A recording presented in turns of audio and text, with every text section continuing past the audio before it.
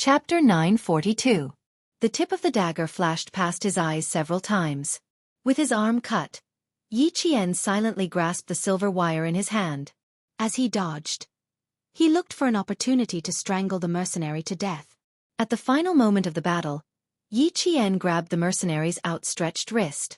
When he took a step back, he stepped on a tree with one foot and jumped behind the mercenary. At the same time, he wrapped the silver wire in his right hand around the mercenary's neck. Fuck! The mercenary cursed in broken Chinese as he felt something wrapped around his neck. He threw a punch at Yi Qian's head. If Yi Qian was hit by his fist, he would definitely die at the hands of the mercenary. After 3 years of training, Yi Qian's sensitivity to danger was higher than in his previous life. His reaction was also faster. He jumped, grabbed a tree branch with both hands, and dodged the heavy punch. The silver wire wrapped around a tree branch, and as he dodged, it wrapped around another tree. That was enough. It was enough to eliminate the target in an instant. The silver wire was extremely thin. Once it was wrapped around the flesh, it would not be easy to pull it out.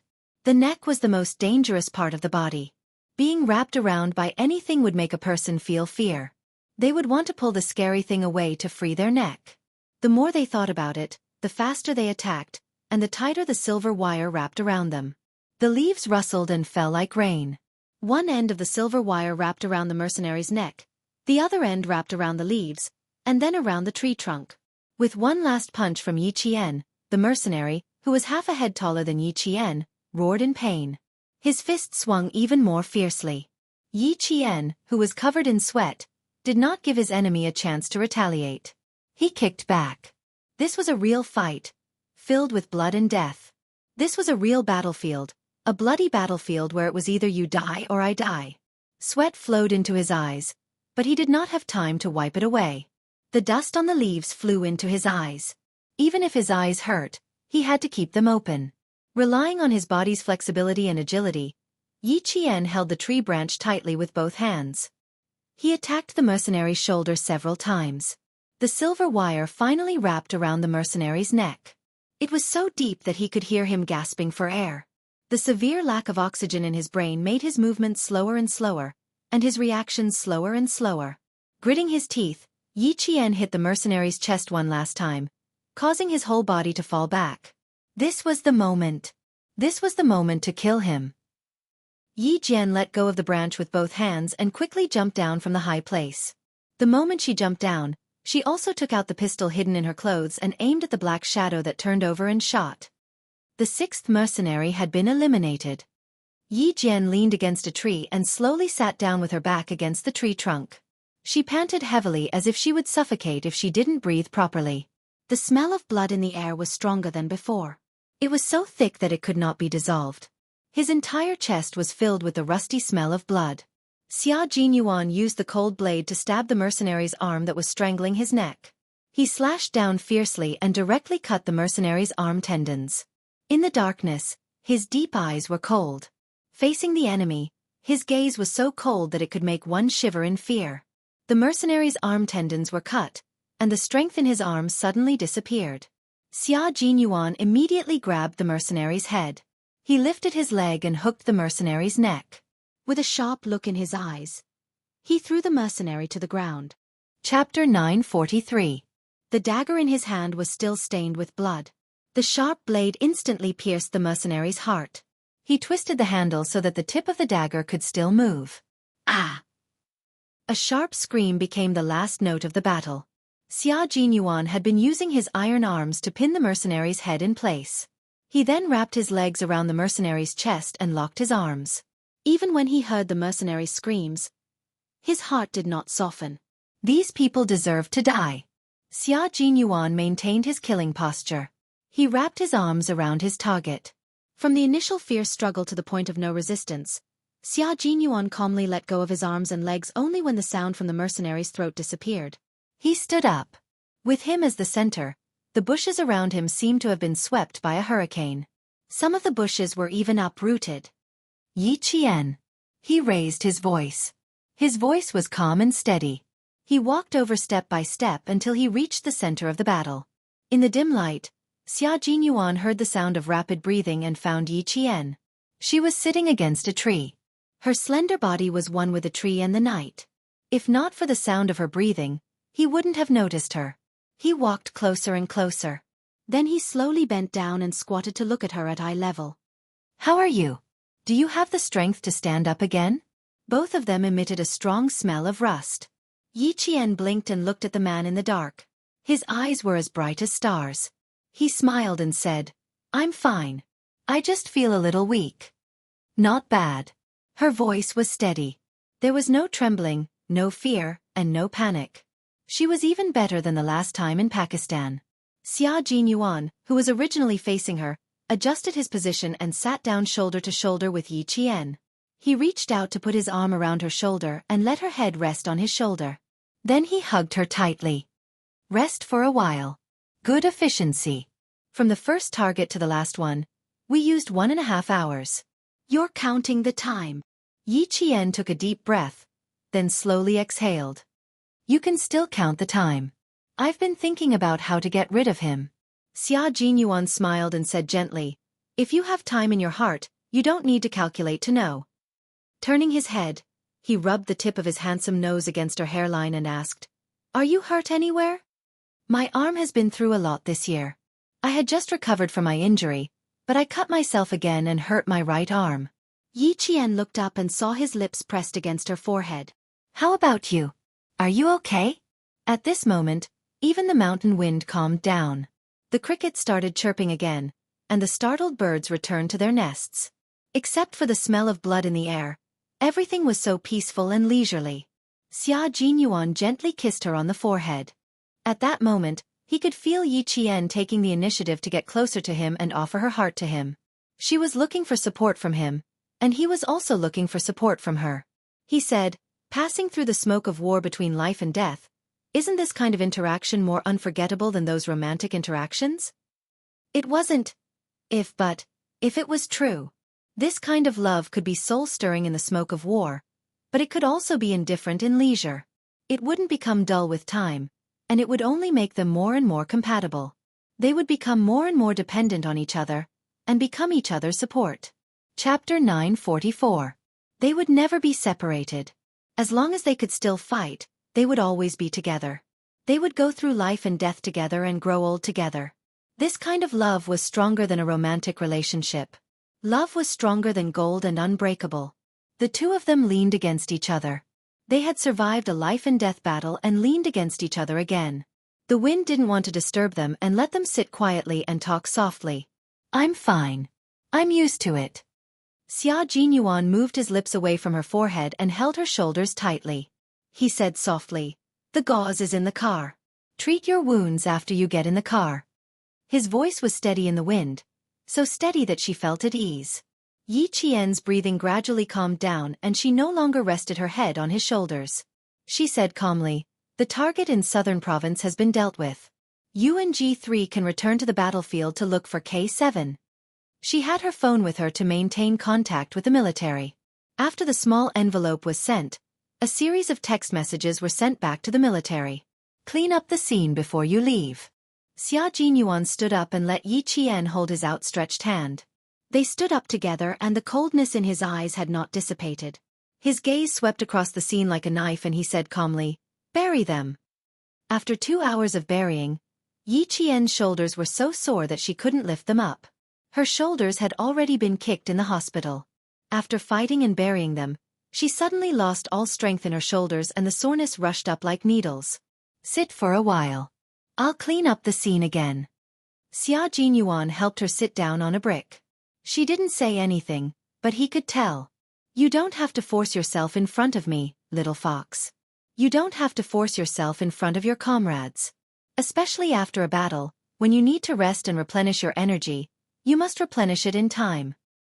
We didn't just fight once. We fought countless times." Yi Qian gritted her teeth and didn't force herself. She sat down and tried to relax her shoulders. "My shoulders are sore, but I still have the strength to walk. Give me 10 minutes to rest." "Okay, I also need 10 minutes to clean up." Xia Jinyuan patted her on the shoulder lightly. There was a touch of gentleness in his cold and hard eyes. "You're great, Yi Jian. You're really great." Yi Qian raised his head and smiled at him. His smile was light, as clear and bright as the wind in the mountains. I still need to work harder. I can't become a burden to my comrades. How could this be? Are you now thinking that you've become a burden to me? Xia Jinyuan frowned slightly and said solemnly, Our bodies are not made of iron. There will always be times when we are tired.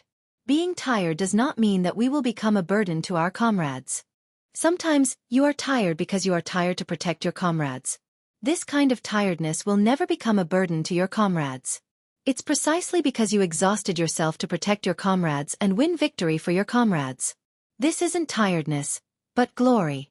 He did not want her to put too much pressure on herself. If there was pressure, she had to remember to face it properly. She didn't understand burden in this way. The correct understanding of burden was that she didn't do anything during normal times, delayed opportunities on the battlefield, and caused failure to control the battlefield. This kind of person was a burden. Think about it carefully, but remember, don't let your imagination run wild. Xia Jinyuan rubbed the top of her head heavily and reminded her in a gentle and serious voice. Think about what a burden is. After he finished speaking, Yi Qian couldn't help but laugh as she watched his tall figure turn and leave. Chapter 945. Captain Xia really cared about her in all aspects, even her psychological development. She had never met such a man before, but she knew that she had met a very good and outstanding man. The night passed quietly when they returned to the car from the mountain. It was 5 o'clock in the morning in autumn. Xia Jinyuan took out the first aid kit from the car. Yi Qian had already taken off his jacket and was sitting in the grass wearing only a short-sleeved shirt. The knife wound was a little deep, but it was not so deep that the flesh was torn apart. However, because it was not bandaged, the area around the wound was red and swollen. Xia Jinyuan was no stranger to disinfecting and debridement. He disinfected, stopped the bleeding, sprinkled anti-inflammatory powder, wrapped the arm with gauze, and added another injury to Yi Qian's arm. This wound is not too deep. No wonder you can endure it. Xia Jinyuan did not ask if it hurt. There was no need to ask. It definitely hurt, but compared to staying alive, this kind of pain was nothing. He had seen too many terrible injuries. Facing Yi Qian's injury, even if it was his little fox who was injured, he did not feel the need to hug and comfort her. As a soldier, you have to be patient with pain and injuries. Crying out in pain is a coward in the team. Yi Qian picked up the bloody sports jacket and said with a pained expression, It's brand new. You can't wear it again. I don't know how to wear camouflage.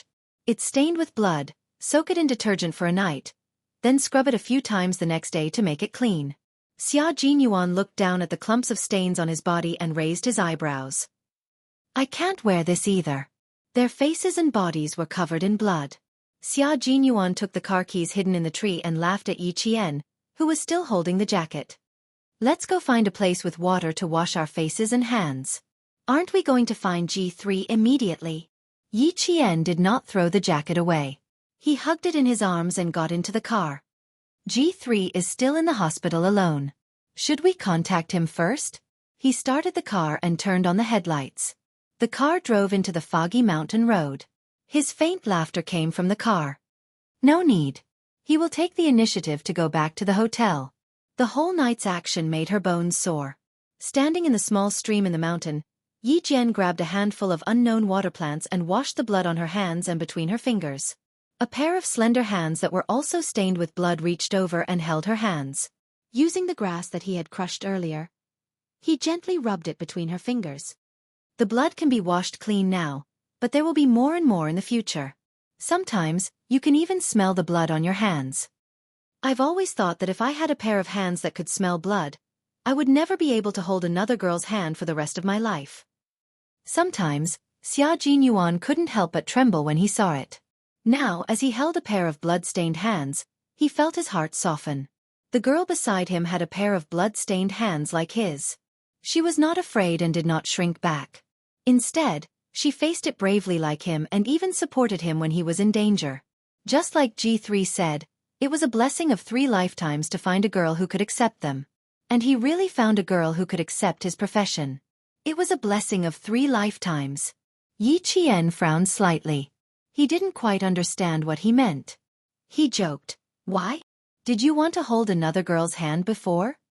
Chapter 946. Although he was joking, Xia Jinyuan did not dare to take it seriously. He answered seriously, I never thought that you were the only girl I wanted to hold hands with. You were also the only girl who dared to take the initiative to hold my hands when my hands were stained with blood. His reaction made Yi Qian chuckle. Not even when you were young and frivolous?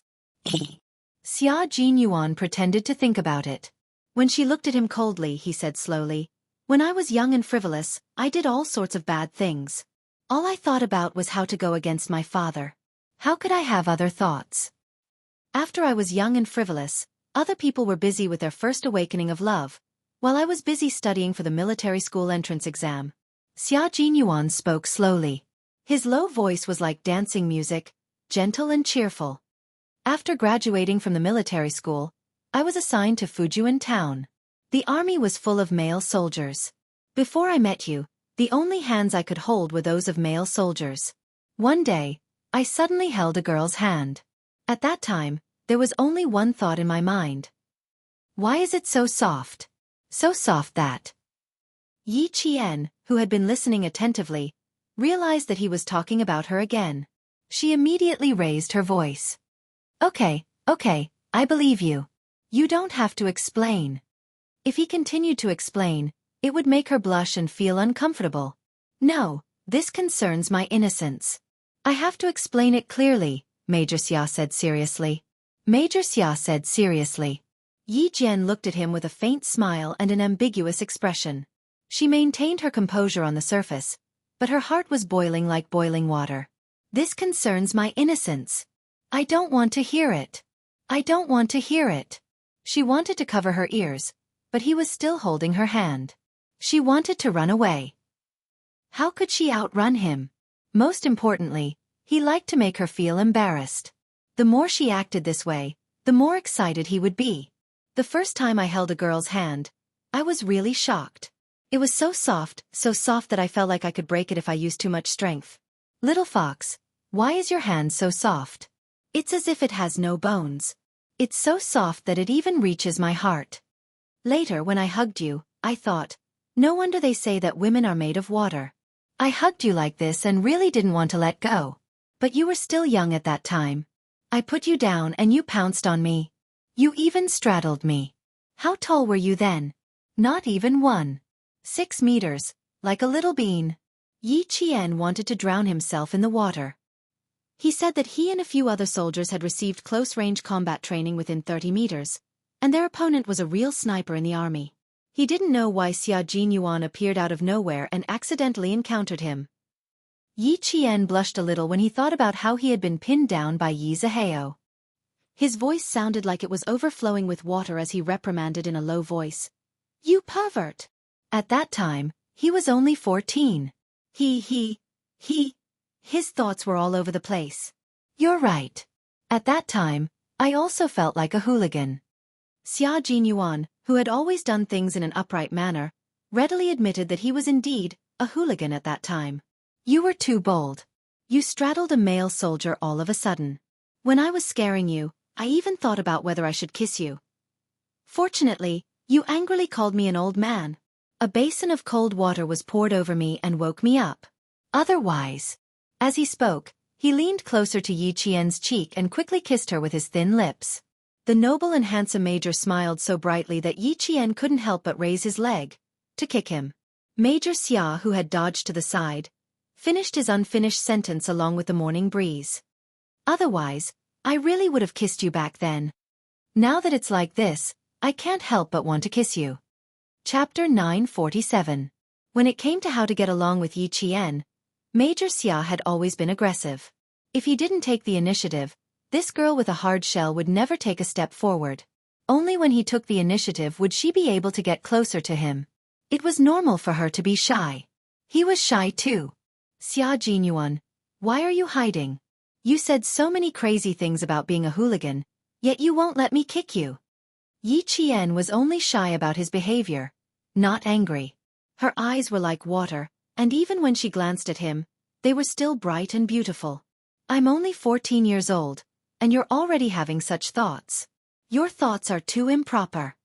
He had long realized that his thoughts were improper, but realizing it and wanting to correct them were two completely different things. However, he was really glad that his thoughts were improper at the time, and that he didn't miss out on such a good girl. If you only act like a hooligan and don't take responsibility, then that's called improper. Mine doesn't count. My thoughts are proper, my attitude is serious, and I can withstand the test. Looking at Yi Qian, who was so shy that her face was as red as rouge, Xia Jinyuan's eyes were so gentle that there were whirlpools in them. His laughter gradually subsided. He held her hand tightly, stared at the girl he liked, and said slowly and seriously, "Yi Qian, you're the only girl I want to hold hands with. You're the only girl who doesn't mind holding my blood-stained hands, and who is brave enough to hold them. As for other girls, if I were to hold out my blood-stained and reeking hands to them, I'm afraid they would faint before I could even open my mouth." His serious words made Yi Qian feel helpless and bitter. Who would dare to hold a pair of blood-stained hands? She lowered her head and looked at her own hands. They were also stained with blood, and even the gaps between her fingers were stained with blood. It took a lot of courage to hold a pair of hands that reeked of blood. After a few hours, the blood that had dried between the fingers was difficult to remove. It needed to be washed carefully. Yi Qian looked at the man who had been looking at her with a gentle expression. The invisible layer of coldness in her eyes slowly softened, and there was a hint of affection in her eyes. "Let me tell you a real story. One day, after training, J5 mentioned something in the chat. He said that one of our retired soldiers had just returned to the company after completing a mission. Just as he was changing out of his blood-stained clothes, one of his comrades told him that a girl was looking for him. The old soldier was so happy that he ran out excitedly and saw his girlfriend standing at the entrance of the camp like a flower. The soldier held his girlfriend's hand, but before he said anything, he heard his girlfriend frowning and asked why he reeked of blood on his body. And then he saw the blood between his fingers, so he immediately retracted his hand. Later, the soldier said that he would never be able to forget the expression on her face at that time. She was disgusted, very disgusted. She was disgusted by the smell of blood on his body, the bloodstains on his hands, and even more disgusted by how dirty he was. The bloodstains between his fingers were gradually cleaned, and then she rinsed them with water. Xia Jinyuan held the hand that reeked of blood as well as his own. He slowly looked up and fixed his gaze on her. His sorrowful voice was as clear as a flowing stream, trickling over. Later, the soldier broke up with her and took the initiative to end their 2-year relationship. Later on, the soldier retired from the army. It was said that he found a nurse who also had to deal with blood. This was the story I heard on the 4th day I joined the army. It was a sad story. I've been thinking about what I would have done if it were me. Chapter 948. Yi Qian also looked at him and asked with his eyes, "If it were you, what would you do?" I thought about it for a week. At that time all I could think about was you. I thought that I needed to find a girl like Yi Qian. I needed to find a girl who could understand me, and I could understand her. Otherwise, if I appeared in front of her one day covered in blood, how scary would that be? Yi Jian smiled. She thought of herself. If one day, she appeared in front of the other him covered in blood, the other him who lived in peace would be scared half to death. Who would be willing to find a girlfriend whose hands were covered in blood, and who was nowhere to be seen at the end of the year? Even if he could accept it at the time, after a long time, he would be annoyed and tired. He would not want to continue, and break up would be a foregone conclusion. A boyfriend who did not understand her, and she could not tell him about the hardships and dangers she faced. That kind of love was not strong and could hit the rocks at any time. Only by finding a boyfriend who understood her, who had experienced the smoke and fire of war, who had been tempered so many times that they were inseparable. Only this kind of love was true love. Suddenly, Yi Qian understood why Xia Jinyuan wrote in his love letter. They all said that the love of a special forces soldier was the most bitter love. It was a darkness that could not be seen under the sun. It could only struggle painfully in the dark and cold corners. Even if it was lovesickness, it would hurt to the bone. Because no one could understand them, no one could truly understand them, and no one knew how dangerous their profession was. All kinds of things such as this were because the Special Forces soldiers could not tell their loved ones that they were Special Forces soldiers. Therefore, their love struggled painfully in the corner, and their lovesickness hurt to the bone. Love that could not be seen under the sun was like a small bean sprout that sprouted in the dark. It was so delicate that it could be broken with a light touch. It was too tiring to protect such a love. It would be very, very tiring. The veteran soldier was tired.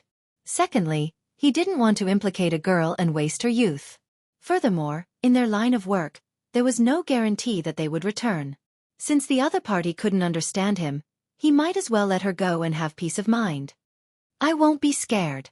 Look at you, you're covered in blood. Your face, the tip of your nose, your eyebrows, and your forehead are all covered in blood. Yi Qian removed her hand from his and caressed his face with her clean hand. She stopped at the corner of his eyes and smiled. Also, I can see that my face, nose, eyebrows and forehead are all covered in blood. The way you are is the way I am. We are all the same. We don't need to be afraid of anyone, and we don't need to carefully protect anyone. You brought me up, and I'll follow in your footsteps. This is our love. This is the love between the two of us. Xia Jinyuan felt his blood boil because of her words. In the past 23 years, he had finally tasted what it felt like to be touched by words of love. He felt as if there was a fire burning in his chest. Because of her words, he was willing to burn to ashes in a sea of fire. It was not over yet. Yi Qian's words of love were not over yet. She smiled and looked at him deeply. Her gentle voice blended with the wind and fog, and she whispered softly in his ear, "We won't struggle in the dark, and we won't cry in cold corners. The love that I want, the love that you want, is the kind of love that we have now." Chapter 949. I won't be afraid of you, and you won't be afraid of me. If you appear in front of me covered in blood, I will say, "Well done, my major." If I appear in front of you covered in blood, you will say, "Well done, my comrade." Look, neither of us will be afraid of the other. We understand each other, and we understand each other. You're right. Compared to romantic love, our love is much stronger. Xia Jinyuan, I believe that our love will always be this strong. Our love will always be this strong. Xia Jinyuan smiled. Little Fox really knew how to talk. Her words touched the bottom of his heart and sweetened his heart. That's right. This is our love. It can be exposed to the sun and wind. Our love is the kind of love that we have now. This is our love. It's a one-of-a-kind love. She wet her hands in the water and gently washed the blood off his handsome face. She saw the gentleness in his eyes and the bright smile on his face. Xia Jinyuan was really good-looking. He was as elegant as bamboo and as proud as a pine tree. His features were like an ink painting on a master's paper. There was a hint of his handsomeness, and there was also a hint of coldness when the ink was splashed. There was no part of him that was not exquisite and elegant. The young major who made her feel a sense of majesty when they first met lived in her heart just like that. No matter how unwilling she was, she could not resist his gentleness. She was washing the blood off his face, and at the same time, he was washing the blood off her face. Both of their eyes were so focused that they could only see each other's faces in their deep eyes until they were clean. Xia Jinyuan's hands pulled the watergrass growing in the stream and rubbed it until it was pulp. Then he washed the blood off his fingers bit by bit. Yi Qian washed his face very seriously. He pursed his lips slightly and gently washed the blood off his fingers. The gurgling stream washed the blood off his face and hands until there was not a trace of dirt left. Yi Qian looked up and smiled. It's very clean. It smells like green grass. In the faint morning light, her face was like a pearl with water droplets on it. It was bright and clear. Her dark eyes looked at him with a smile. The coldness in her expression had quietly faded, leaving only gentleness for him. At this moment, Xia Jinyuan felt that her gentle smile was branded in the depths of his heart. Xia Jinyuan, did you slack off during training? You're too fair standing in the middle of the V8 team. Your face and hands are so fair. If I didn't know better, I would really think that you were slacking off. With his head lowered, Yi Qian teased him with a smile. Under the washing of the green grass pulp, his strong hands became even fairer. His fingers were delicate and slender. They were even prettier than a pianist's hands. Xia Jinyuan smiled and replied calmly, "This problem has been bothering me for a few years. When I first entered the military academy, I even thought about going to the hospital to get my skin tanned." Yi Qian, who was secretly praising him, did not notice the change in the owner of these hands. Because of her seriousness and concentration, Xia Jinyuan's eyes became darker and darker. You want to become darker when you want to become fairer? How hateful. Letting go of his clean hands, Yi Qian scooped up some water and splashed it on her face. Xia Jinyuan, who was squatting beside her, stood up and shouted in a deep voice, Yi Qian. Yi Qian smiled and looked up. I can. Chapter 950. No matter how fast she reacted, it was too late now. Xia Jinyuan, who was already mentally prepared, smiled and stretched out his long arms to hug her waist. His laughter was low and deep beside her ear. It was soft, sexy and hoarse. You want to run away now? It's too late, my little fox. Xia Jinyuan, you're going crazy again. Yi Qian, whose legs were lifted into the air, struggled. The more he struggled, the tighter the arms around his waist became. It made it hard for him to breathe. Put me down. It's uncomfortable for you to hold me like this. Was it uncomfortable to hug her like this? Then changed to a more comfortable position. His arms were very strong. He lifted her up gently, allowing her legs to spread across his strong waist. His hands held her buttocks firmly, as if he was holding a child. How is it? Do you feel comfortable now? Indeed, it wasn't as comfortable as when he hugged her waist, but this made her even more embarrassed. I want to kiss you, can I? Xia Jinyuan's eyes darkened as he took a step forward and asked, Can I kiss you right here? I really want to kiss you. I can't control myself at all. May I? May I? The autumn morning sun peeked out of the clouds, passed through the thin mist, and gently fell on his elegant brows, making Xia Jinyuan's gentleness even clearer in Yi Qian's eyes and heart. Taking a deep breath, Yi Qian bit his lip and said helplessly, How many more times do you need to ask? Ask until you agree. He hugged Yi Qian firmly. The smile at the corner of his mouth was graceful, and there was a hint of laziness that made Yi Qian's heart beat faster. What if I don't agree? Ask until you agree. Yi Qian was exasperated. He stared at him with his clear eyes. You're being shameless. Idiot, I've always been such a scoundrel. Did you just realize? Laughter seemed to come from his chest. Xia Jinyuan stepped out of the stream and walked to the flat grassland. Next, I'm going to do something that I didn't finish yesterday morning. As he spoke, Yi Qian fell into the misty grass. His gaze darkened bit by bit under the faint morning light, causing Yi Qian's heart to race and even his fine eyelashes to tremble slightly. Xia Jinyuan, you, be careful. His voice was trembling. As he turned around, Yi Qian was completely flustered. I've always been very careful, but there are times when I lose control. The young major lowered his head and lowered his tall and imposing body. His hot and dangerous aura made Yi Qian hurriedly use her uninjured hand to support his chest. Even though her voice was trembling slightly, she still asked, How far do you want to go? Let's see how far I can control myself. Be good. Move your hand away. I'm afraid I'll hurt you. The sunlight shone through the mist. His dark eyes seemed to be shining brightly, burning both himself and Yi Qian. His slender hand grasped Yi Qian's hands that were pressed against his chest. Slowly, gently, and forcefully, he removed them bit by bit. Trust me, I'll control myself. I won't do anything that you can't handle at your age. He put her hands to the side and pressed them against the grass. The last thing Yi Qian saw with her eyes closed was his handsome face. His pitch-black pupils reflected the face of a woman with watery eyes. Chapter 951. That was her. That was her own face. Her eyes were like autumn waves, and her face was like the rosy clouds of the morning sun. Everything was silent. It was as if all sounds had been blocked out. She couldn't hear the gurgling of the running water or the chirping of the morning birds. All she could hear was her own heartbeat. It was so fast that it felt like it was going to jump out of her chest. Relax, relax, be good, relax a little. I'm nervous too.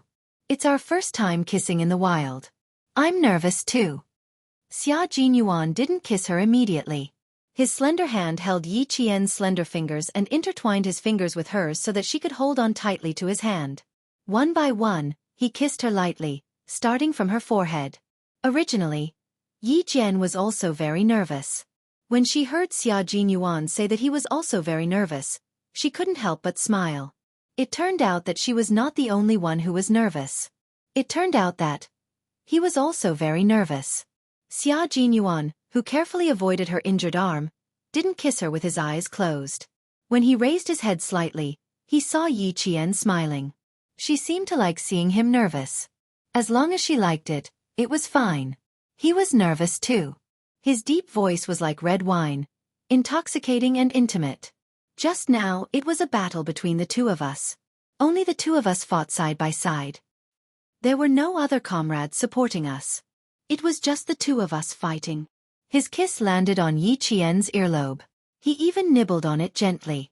Also, I found a girl who wasn't afraid of my hands being stained with blood. She even told me what kind of love our love would be. His voice was very warm. It was so warm that one would gradually relax from their nervousness. It was very gentle and warm. One could slowly let down one's guard.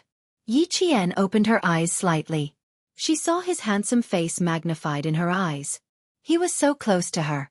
She also saw the joy in his eyes. Xia Jinyuan liked Yi Qian. There was no doubt about that. Hold my hand. Don't be afraid. Believe me. Believe that I won't lose control and do anything to hurt you. Close your eyes and enjoy our victory. The way we enjoy our love. As he lowered his body, the long grass rustled. Through the gaps in the grass, she could see that he had placed Yi Qian under his body and was kissing her passionately. His love would not grow in the dark and struggle in a cold corner. The love he wanted was to be righteous like this. It was just that open and above board. In winter, he could be his neighbor with snowy mountains. In summer, he could be his companion with the sea. In autumn, he could dance with the yellow sand. And in spring, he could spend time with the jungle. This was his love. There was no such thing as premature death, and there was no such thing as fear. She could wash the blood off his body, and he could do the same for her. They wouldn't ask why they were so dirty or why there was so much blood. They could understand each other and encourage each other. They wouldn't hide things because they were afraid, and they wouldn't run away because they wanted to hide things. Xia Jinyuan and Yi Qian's love would grow in the sunshine and eventually become a towering tree that bore many fruits. Yi Qian had already closed her eyes and accepted his kiss. She could see her reflection in his dark eyes. She could clearly see the expression on her face. There was no resistance, no panic. In his deep voice and gentle kiss, her heart had already accepted him. Accepted. The man who made her feel safe. Her heart that had been tightly closed for 2 lifetimes opened little by little. One day, she would completely accept him. Chapter 952. With the sky as the cover and the ground as the hut, Xia Jinyuan finally finished the bad thing he didn't manage to do last night. Without any resistance, Yi Qian followed her heart and accepted his passion. But this time, she could clearly feel how fast Xia Jinyuan's kissing skills had improved. Just a second ago, she was still thinking about reminding him not to laugh, but in the next second, she was kissed until she felt dizzy and her whole body went limp on the grass. The long grass was pushed down piece by piece, and the rustling sound told the world how intense the actions of the lovers who were in intimate contact would be.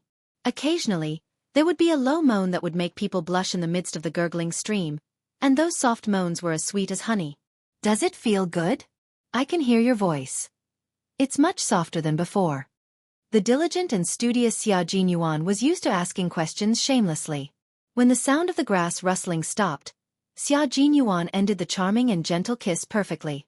He let Yi Qian lie on top of him and opened his arms to hug her tightly, pressing their bodies together intimately. The restlessness didn't stop, but he controlled it. His chest rose and fell, and even the breath he breathed out was hot to the touch. Yi Jian had already carefully avoided the most obvious part of his agitation. Her upper body was close to his chest, and she quietly opened her legs and placed them on both sides of his waist. She was afraid that if she was careless, she would accidentally make herself flustered and cause him to draw in a breath of cold air. She was so careful and didn't even dare to breathe loudly.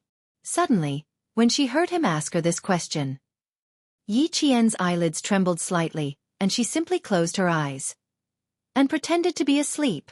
She was asleep and didn't hear him. Bastard! He always liked to ask questions that made her feel embarrassed to answer. How was she supposed to answer him?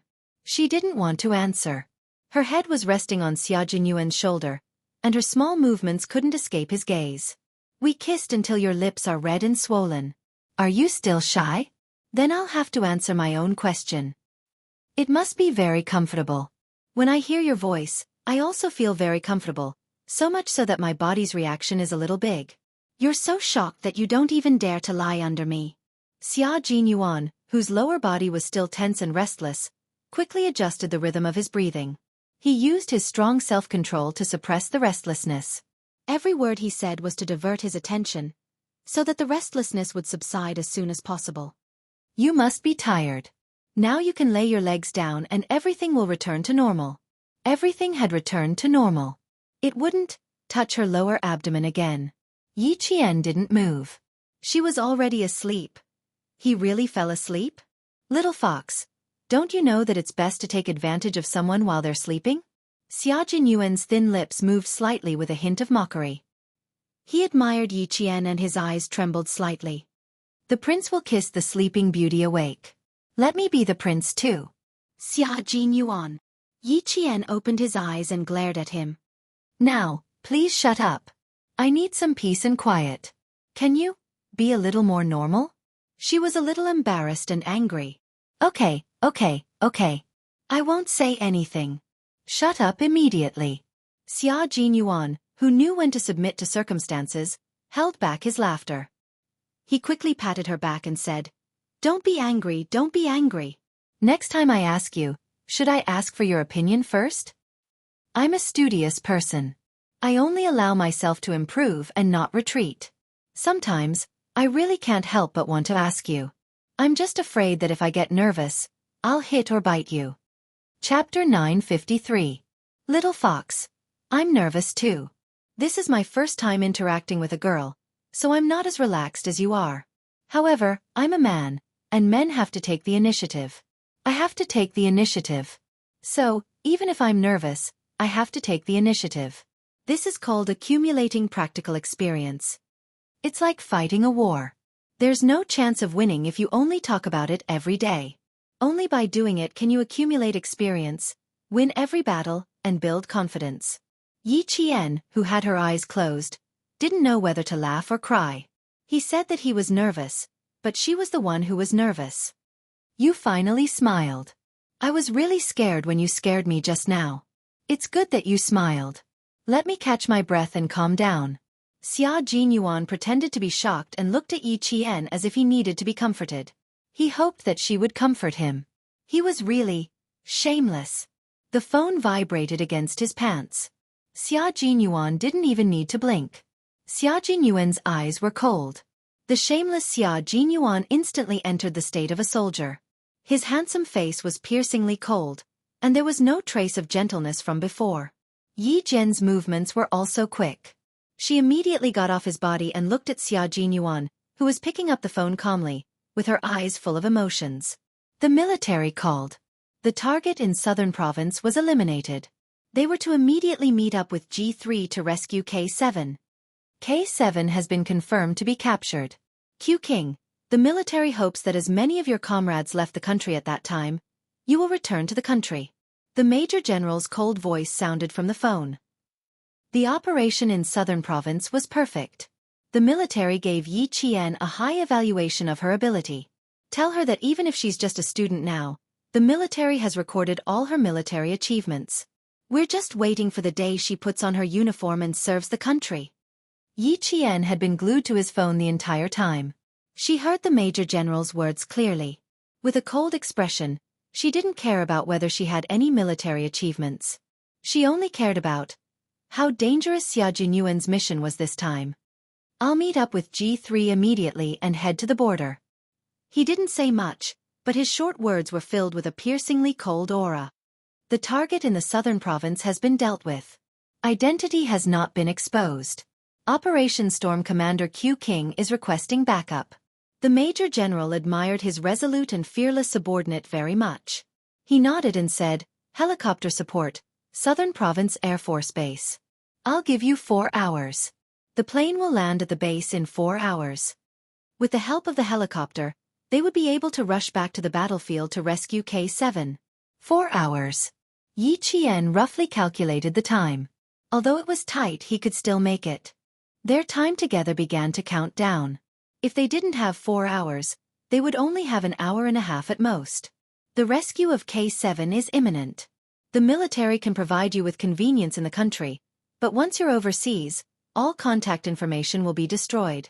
Q King, K7 who entered ST is very likely to have sacrificed himself. It will be very difficult for you to find out his specific direction. ST mercenary group has always welcomed women. The major's voice gradually trailed off. Xia Jinyuan's expression instantly turned cold. 1 minute later, he rejected without hesitation. Sir, I reject the military suggestion this time. Rescuing K7 is our team's task. I don't want anyone else to get involved. You know how high the danger level is. We sent a total of 8 people, and now only 7 have returned. No one can guarantee that there won't be any accidents during the rescue, and... Chapter 954. Xia Jinyuan's gaze fell on the figure walking towards the car, and his voice became even colder. Also, Yi Qian has never been in danger alone. Although she is excellent in all aspects, she is still a student. I object to the military suggestion this time. The military thinks that sending her abroad is not just to rescue K7, they also hope that she can provide. I don't agree. End of report. Without waiting for the Major General to finish speaking, Xia Jinyuan said, End of report. Very forcefully, he ended the conversation. The Major General on the other end of the phone choked. He wanted to curse, but he couldn't. They had to discuss it. Q King, the military will not make a decision that is disadvantageous to your operation. Yi Qian has worked with you many times, and as a female soldier, she is the most suitable person to infiltrate the ST mercenary group. Why do you? Xia Jinyuan would gladly accept Yi Qian's participation in an operation like the one in Pakistan, but this time, he refused without any discussion. The ST mercenary group is notorious around the world. Female captives who have fallen into their hands have never walked out in one piece. Major General, it is precisely because Yi Qian is a female that I don't agree. The ST mercenary group was a mercenary group that only worked for money. They were cruel, heartless, bloodthirsty, and tortured captives. Falling into the hands of such a mercenary group would depend on how many lives K7 could survive. Even male soldiers had to survive a few times, but female soldiers would always end up much worse than male soldiers. Not only would they be tortured, but they would also be humiliated. With such a mercenary group, Major General, I don't know why the military would make such a suggestion. Every word in the last sentence was mixed with hostility. He used a completely doubtful attitude to deny the military's decision. Luckily, Xia Jinyuan had good self-control. If he had a more explosive temper, he would probably directly say, Did water get into your brain? After he finished this sentence he said, End of report. Then, he unilaterally ended the conversation. Letting Yi Qian go to the ST mercenary group alone to scout the way? How could he agree? In Pakistan, at least the other party was a group of people who had faith and would never humiliate a female captive. As for the ST mercenary group, as long as one knew a little about them, the color of their faces would change. After hanging up, Xia Jinyuan thought for a while and turned off his phone. Since the military had said that it was a suggestion, it was a suggestion. It was clear that they had discussed it carefully. They were only telling him to sound him out. Perhaps they wanted him to ask Little Fox. Xia Jinyuan could not help but shudder when he thought of Yi Qian's fearless attitude. If the Little Fox knew about this, she would definitely agree. She agreed, but he really didn't. After turning off his phone, Xia Jinyuan walked to the front of the car with a carefree expression. He patted Yi Qian's shoulder like a comrade and praised him with a smile. The military is very satisfied. They've recorded all your achievements. You now have 3 military merits. Well done, Little Fox. Once you graduate from the military academy, you won't be promoted to major, right? According to the military rank regulations of China, students who graduated from junior college or university would generally be given the rank of second lieutenant after they were assigned to a post in the military. Those who graduated from undergraduate studies would be given the rank of first lieutenant. Some would first be given the rank of second lieutenant, and after an internship period, they would be given the rank of first lieutenant. Those who graduated from graduate studies would be given the rank of captain.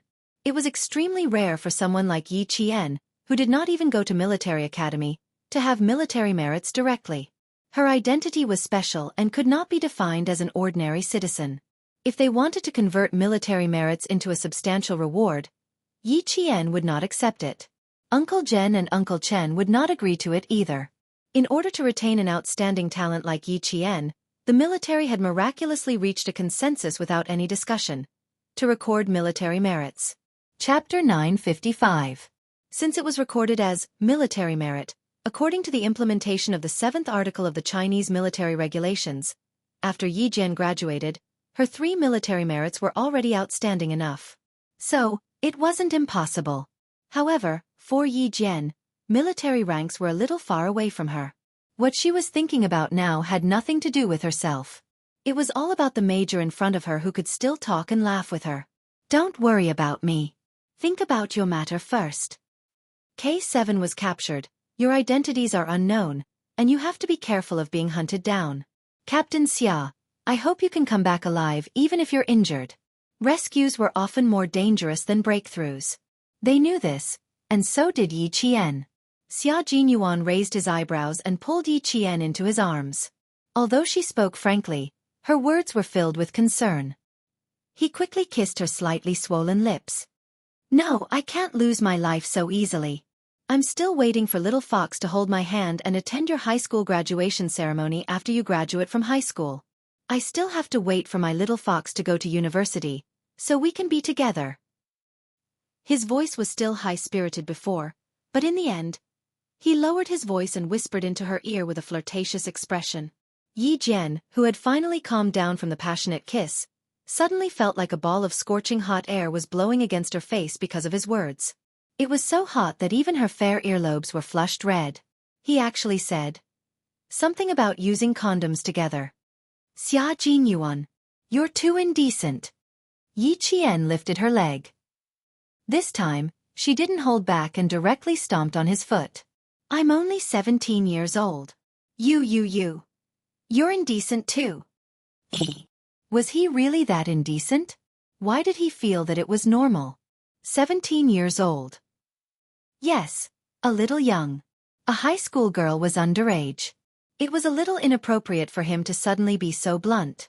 However, Xia Jinyuan endured the pain in his foot and maintained his gentlemanly demeanor. He said elegantly, your actual age is 17, so according to the nominal age, you're 18 years old. Also, little Fox, your maturity always makes me overlook your actual age. Your mental age is definitely 20 years old. Although it was painful, seeing the bashful look on her face made it painful again. It was worth it. Because he had been holding a gun for a long time, his rough and slender fingers were gently caressing her cheeks. He looked at her with a deep gaze and said in a low and sexy voice, I'm not being indecent. It's all very normal. You're not 13 or 14 years old, at the age where you don't know anything. When you're 17 years old, you should know what you should know. I hope that I'll be the one to tell you these intimate things. I'll tell you openly, and I hope that you can accept it with a healthy mindset, because sex will become an indispensable thing in our lives in the future. I'm telling you now not because I'm not being serious. I just want you to know and understand. Don't you think it's more appropriate for me to tell you, little Fox? Yi Qian was speechless. What he said, she had no way to refute it. When it came to reasoning, Major Xia was extremely talented. Even if she had lived 2 lifetimes, she was still not his match. In terms of shamelessness, he wasn't as good as him. She was not as thick-skinned as him. When it came to reasoning, there was no one better at talking than him. Thinking about it carefully, Yi Qian was a little dumbfounded. She realized that in terms of life, she was no match for Xia Jinyuan. Chapter 956. Think about it carefully and see if what I said makes sense. Letting go of her hand, Xia Jinyuan opened the door and got into the car first. As he bent over, the young and scheming major, who had lured the innocent Fox into his trap step by step, curved his lips into a meaningful smile. He had to let the little Fox get used to it and know in advance. 17 years old was not young. How could she not know what she should know? Wait until she was in her 20s to understand? That would be a little too late. When they were in their 20s, success would come naturally. He did not want the two of them to experience any unpleasantness during normal physical interactions to enhance intimacy. He liked her and only wanted her to be happy from the bottom of his heart.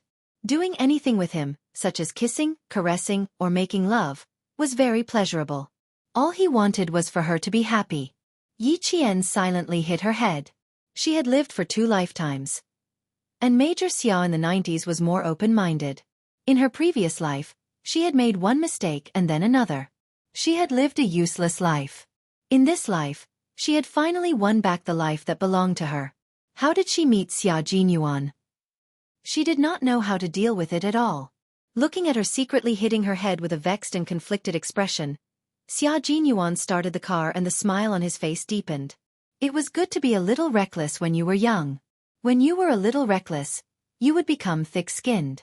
Once you were thick-skinned, you would be able to do anything as a matter of course and not feel guilty at all.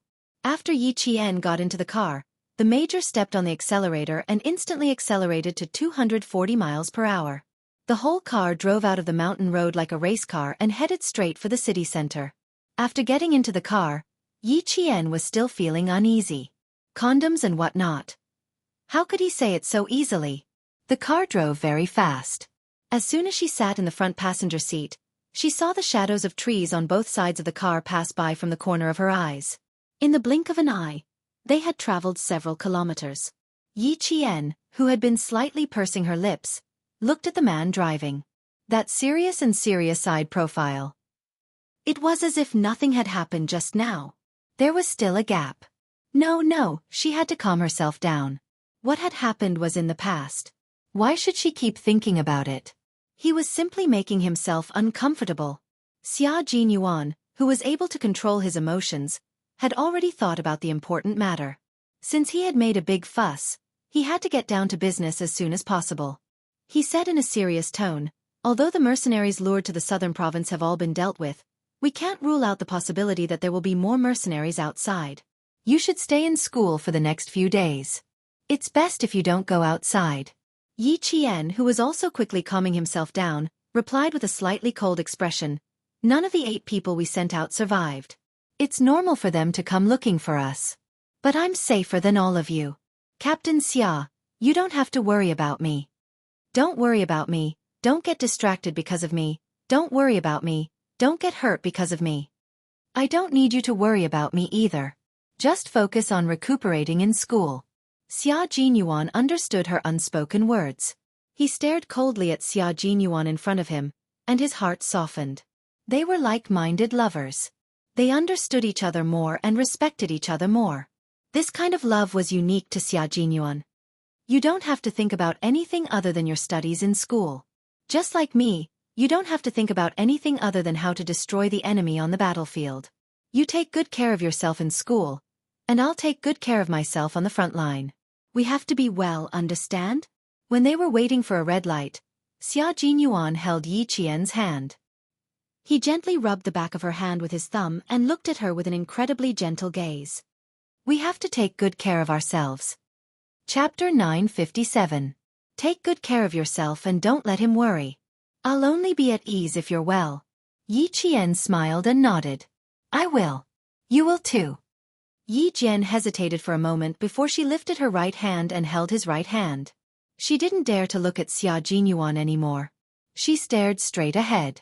She didn't dare to look at Xia Jinyuan anymore. She wasn't used to taking the initiative. She always felt like she was doing something naughty.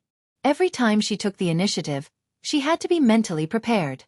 She took a step towards Xia Jinyuan with embarrassment and shyness. She took the initiative, but Xia Jinyuan's gaze deepened. Yi Qian shifted uncomfortably and said dryly, Drive. Why are you looking at me? Little fox, even if I want to drive, I need to be able to drive. Xia Jinyuan looked down at his right hand that she was holding tightly. He was in a good mood and smiled. For the time being, I can't shift gears and drive with one hand. Yi Qian immediately let go of his hand as if he had been electrocuted. How awkward. Since when did I hold his right hand so tightly?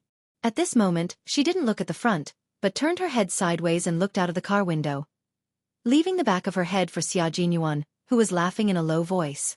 He met a bold yet shy little fox. No matter how he looked at her, she was adorable. Her cuteness had a magical power that made him reluctant to part with her. Sometimes, he even felt that just listening to her voice could dissipate the fatigue of the day. Yi Qian listened to his deep chuckle and thought about her behavior just now. She couldn't help but raise her hand to her forehead. Why did she keep acting so childishly in front of him? He even kissed her neck by the stream. What was there to be embarrassed about? Neck. Yi Qian quickly touched her neck. It wasn't red from the kiss, was it?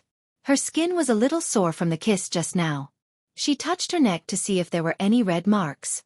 Xia Jinyuan, who knew what was going on, smiled and said, 2 red marks, symmetrical on the left and the right. The size is even and the shape is not bad. You did it on purpose, Xia Jinyuan. Yi Qian glared at him and immediately let go of her ponytail. Then, she parted her hair to cover both sides of her neck. That should be enough. Just now, it was indeed a bit intense. How did she let him kiss her neck? She even left a kiss mark on him. She didn't know when it would disappear. What if her classmates found out, especially if Injusin found out? How was she going to explain it? Xia Jinyuan did it on purpose. Why would he do that on purpose? Unable to control himself, by the time he realized it, there was already one. 1 strawberry will cause misunderstandings. Why don't we just leave 2 strawberries? With strawberries, people won't misunderstand. Xia Jinyuan's explanation sounded quite reasonable. His smiling eyes occasionally slid across Yi Qian's face. His eyes were so bright that they seemed to sparkle. Yi Qian was already thinking about how to make him leave a kiss mark on her. When she looked up, she saw the sparkle in his deep eyes, which were like stars, shining on her body. Yi Qian's fingertips trembled and she felt her face heat up. The temperature in the car seemed to have risen by a lot. Her back was sweating slightly, leaving his mark on her body. Just thinking about it made his blood boil. Leaving his mark, leaving his scent. It was as if he really wanted to meld her into his bones. Chapter 958.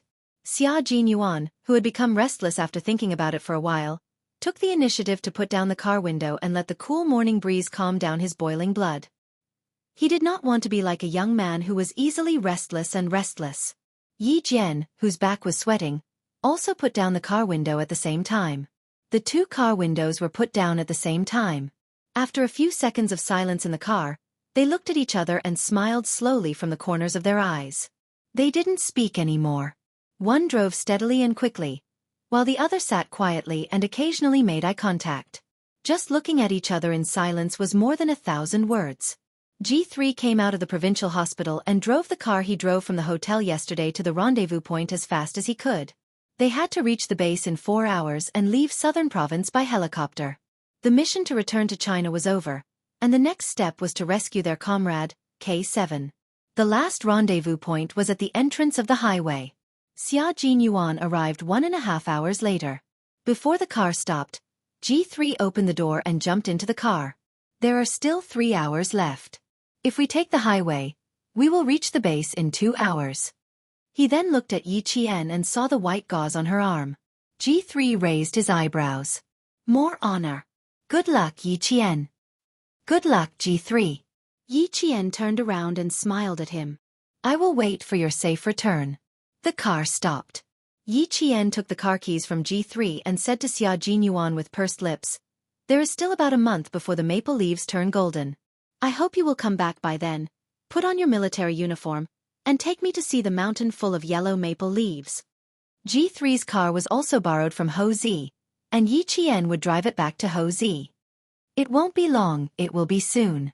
It's still early. You can go back to the 23rd floor to rest after breakfast, or go to the library. You don't have to rush back to school. Xia Jinyuan opened the car door and hugged her gently.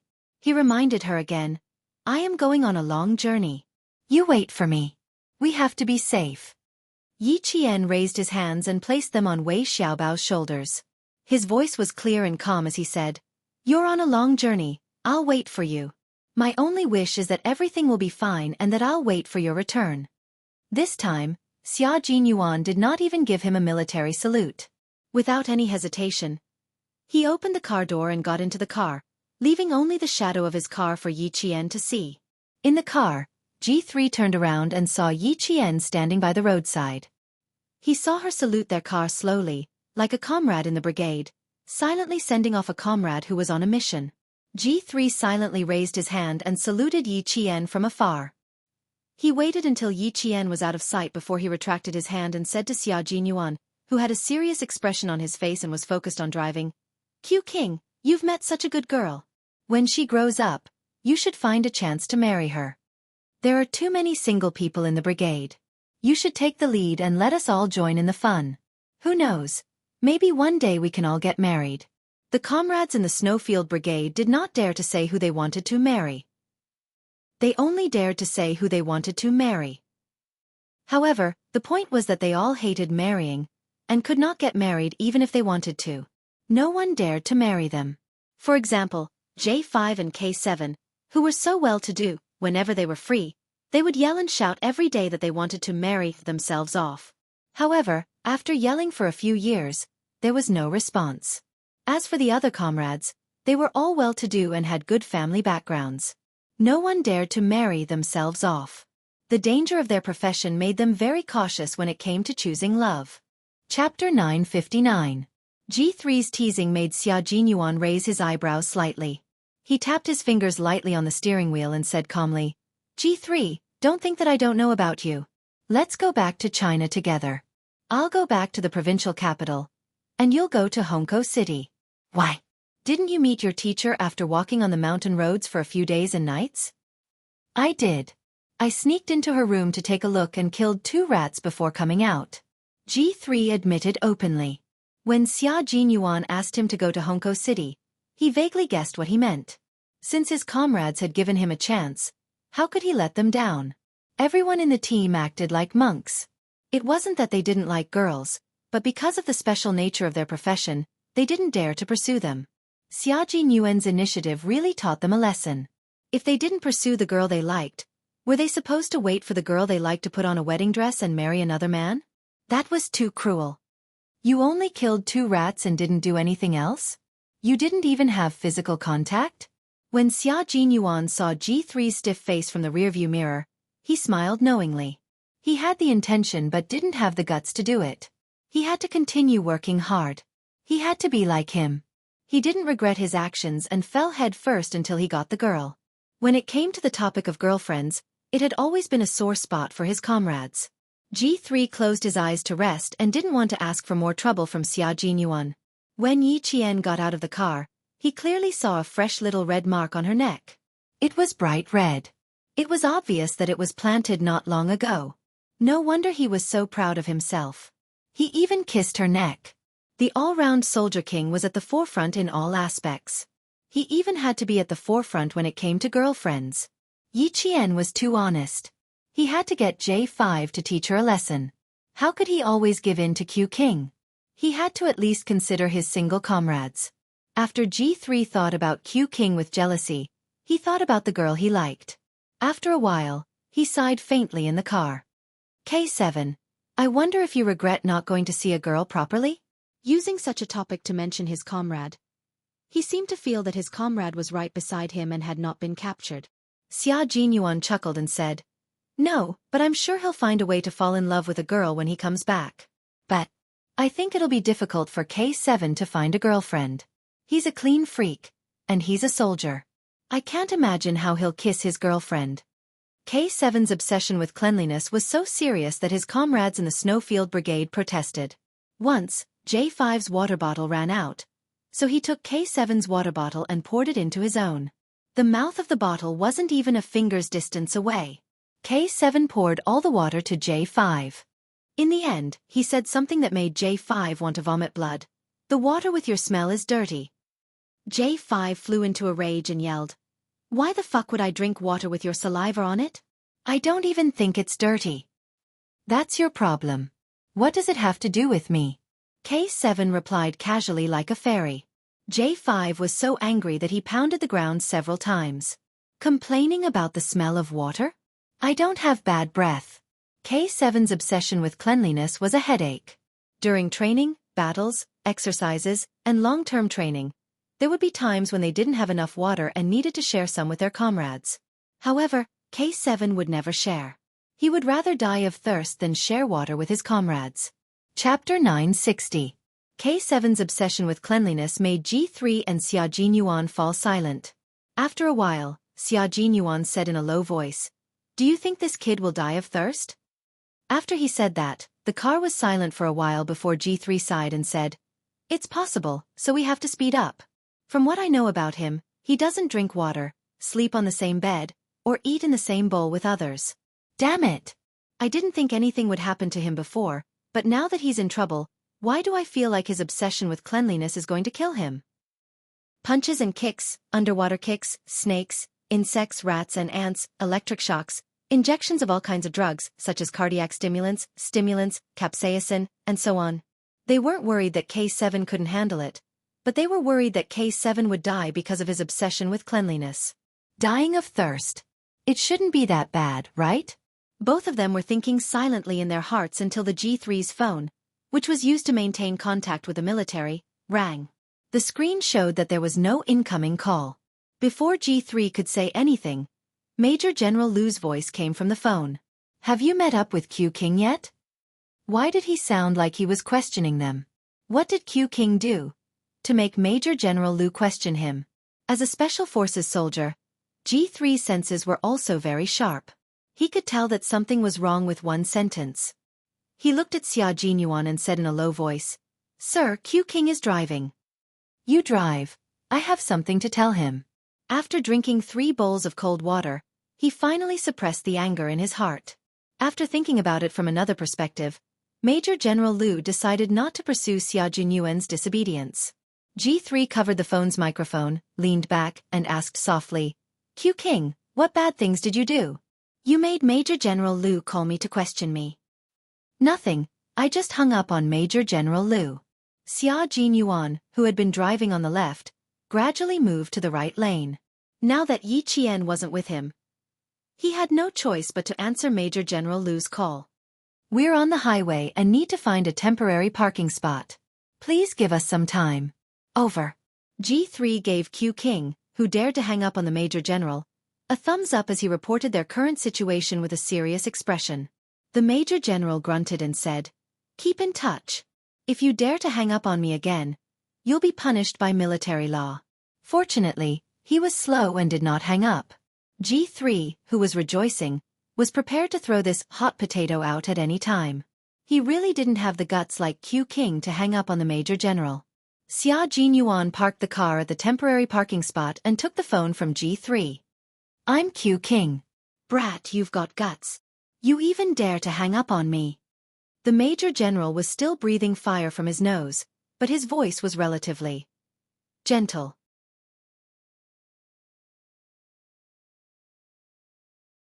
Chapter 961. Q King, the Snowfield Brigade is the embodiment of our country's blood, sweat, and tears.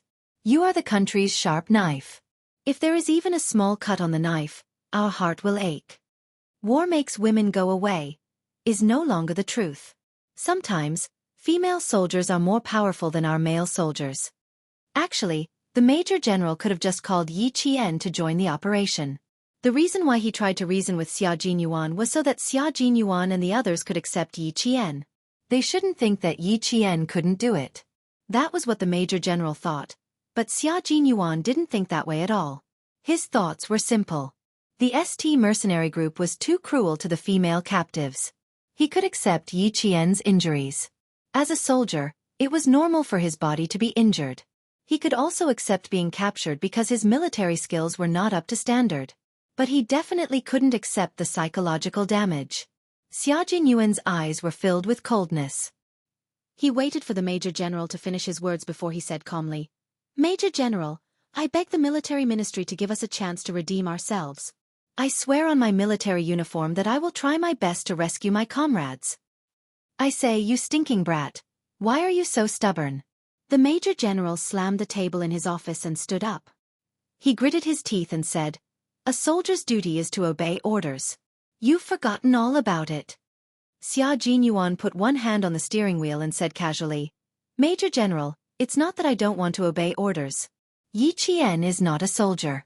She doesn't need to obey orders. He raised his hand to look at the time and said, We are still some distance away from the base. We can't waste any more time. I can't chat with you anymore. Don't you dare hang up on me again. In the face of such a stubborn subordinate, the Major General felt that his hair was about to turn white. What the hell? Based on his understanding of Q King, It was impossible for him to refuse such an order that was beneficial to his comrades. Why did he refuse so strongly today? K7 was sent in. For safety reasons, they couldn't send in any more members of the Snowfield Brigade. More importantly, Yi Qian needed to get a list of names from the ST mercenary group. No matter what, Yi Qian must participate in this operation. Fine, since I can't do anything to him, I can only ask Commander-in-Chief Xia to step in. Commander-in-Chief Xia did not object to Yi Qian joining the operation. Let G3 drive. Wait for our call. This time, Major General did not give Xia Jinyuan a chance to hang up and hung up the phone first. The G3 was already waiting by the driver's seat. As soon as Xia Jinyuan moved the phone away from his ear, he immediately opened the door and said, "I'll drive. You can rest in the back. How dare you hang up on a Major General? When I get back, I'll write the word, 'convinced,' on a piece of red paper and nominate it for you. I'm not interested in your 'convinced' word. If my little fox writes the word, 'convinced,' I'll put it in a waterproof bag and put it next to my chest to look at every day." Xia Jinyuan pushed open the car door and got out. He seemed to be smiling, but the expression between his brows made G3's heart sink. What did Major General say to make Q King so cold? Hearing this, he immediately mocked back. "You're so useless. Why don't you get a red string and hang the word, 'convinced' around your neck?" "That's a good idea. I can even add a bullet case and wear my little fox's authentic calligraphy every day." G3 heaved a sigh of relief. The omnipotent king's skin was already as thick as a brick. No one could win against him in an argument. He then asked casually, changing the topic, "Major General is looking for you. Why did he look for me first?" Chapter 962. I turned off my phone. Xia Jinyuan said calmly. He took out his phone from his pocket and turned it on. G3, who was about to start the car, almost lost his grip on the steering wheel. "Q King, our entire team respects you. You're too strong." Only Q King could have done something as tough as hanging up on the Major General and turning off his phone. Faced with his comrade's praise, the tough Major replied calmly, "Thanks for letting me win." "Thanks for letting me win? We can't have a proper chat." G3 shut up completely and drove the car back onto the highway. The imported Mercedes-Benz performance was pretty good. He stepped on the accelerator and the car sped off. The scenery on both sides of the road flashed by rapidly. In the blink of an eye, they were a few kilometers away from the distant southern province. Xia Jinyuan wasn't in the mood to talk. His fingers unconsciously rubbed his phone. His deep eyes were locked in front of him. He seemed to have something on his mind. It's only 7 in the morning. Little Fox wouldn't have gone to the platoon for training, right? Before getting into the car, he specifically reminded her to rest well, go to the hotel or the library, not to return to school early, and not to rush to the platoon for training. He was afraid that the military wouldn't be able to help him, so he had to change Little Fox's mind.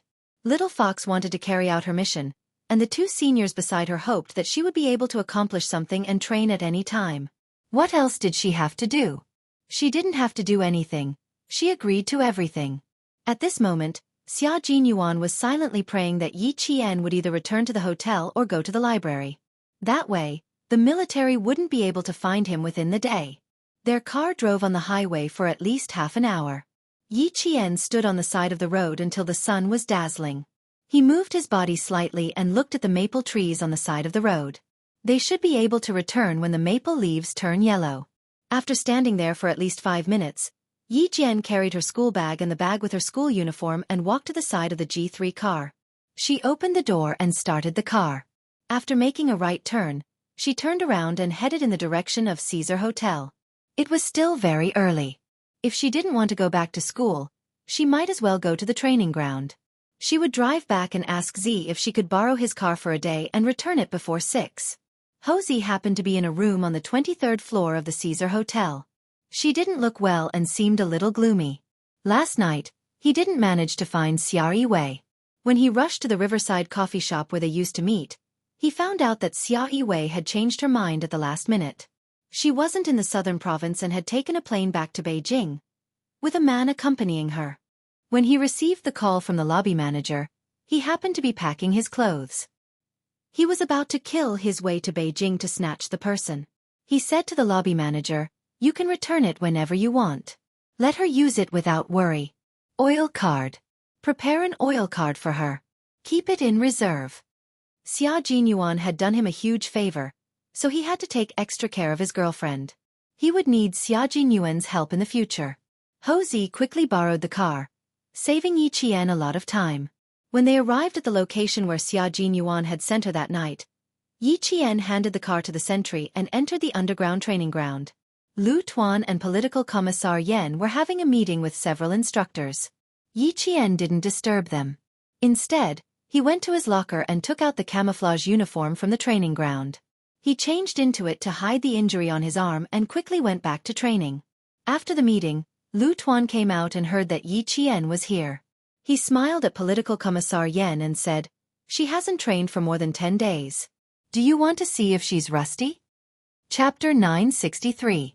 I believe that little Yi won't be out of practice. She hasn't been here for more than 10 days and she's still thinking about it. Political Commissar Yen didn't stop and went straight to Yi Qian's training. She's a natural soldier and can fight. She won't be out of practice. She won't be out of practice. The blowers blew loudly, and the off-road vehicles and sedans sped across the large training ground. The tires screeched as they rubbed against the ground, and the smell of rubber and gasoline filled everyone's nostrils. They didn't find the smell unpleasant, and each and every one of them was focused on wiping away their sweat and training hard. The Great Dragon Country of the late 1990s was no longer the early 1990s where they had to swallow their pride after being wronged overseas. The Great Dragon Country had been dormant all this time, waiting for the 21st century to come and roar again. The reason why China's military power could roar and rise was not only because of the weapons secretly developed by the various bases, but also because of this group of secretly trained, respectable and cute soldiers. Yi Qian drove a jeep this time. She didn't slow down and directly swooped down from a high slope. Then, she went over a high platform and rushed past rows of iron nails. She turned the steering wheel tightly and went through a 180-degree turn. Yi Qian was on an S-shaped training path. When she fought with the mercenaries in the hospital, she said that she was a Chinese soldier. The mercenary obviously didn't believe her and even denied that she was a Chinese soldier with a disdainful attitude. He said that Chinese soldiers weren't that powerful. That's right, they didn't think that Chinese soldiers were that powerful. They weren't even as good as the mercenaries. What did this mean? It meant that in their eyes, our country was a weak country. A weak country that couldn't cultivate outstanding soldiers. No wonder they were so arrogant and came all the way here. It was because they looked down on us and took it for granted that our country was a weak country and couldn't do anything to them. Couldn't do anything? It wasn't that our country couldn't do anything to them. It was that we were secretly accumulating military power. One day, we would shock the whole world and let the whole world know what the rise of a great country meant. We have excellent, advanced, and unsurpassable weapons. We also have a group of brave, fearless, and heroic soldiers. The rise of a great country and the awakening of the great dragon. Let's see who still dares to be arrogant. The car passed by in a flash. Regiment Commander Lu sat in the car and looked at the figure that passed by him. He said to Political Commissar Yen, "This girl will finish her apprenticeship in December. It's a pity that we're not an armored unit. Otherwise, we could take her to drive an armored car or a tank. That way, she wouldn't have to wait until she gets into the military academy to go on missions. Haste makes waste. Everything has to be done slowly." Political Commissar Yen was not as anxious as platoon leader Lu. Instead, he hoped that Yi Qian could take each step steadily and lay a solid foundation. A series of gunshots came from the front. It was Yi Qian walking in an S-shaped path. At the same time, he fired at the live targets that were lying in ambush along the S-shaped path. Empty cartridges were fired continuously. Every time a shot was fired, a DDD sound would be heard. Only when a bullet was fired and the shot hit a live target, the sound would be heard.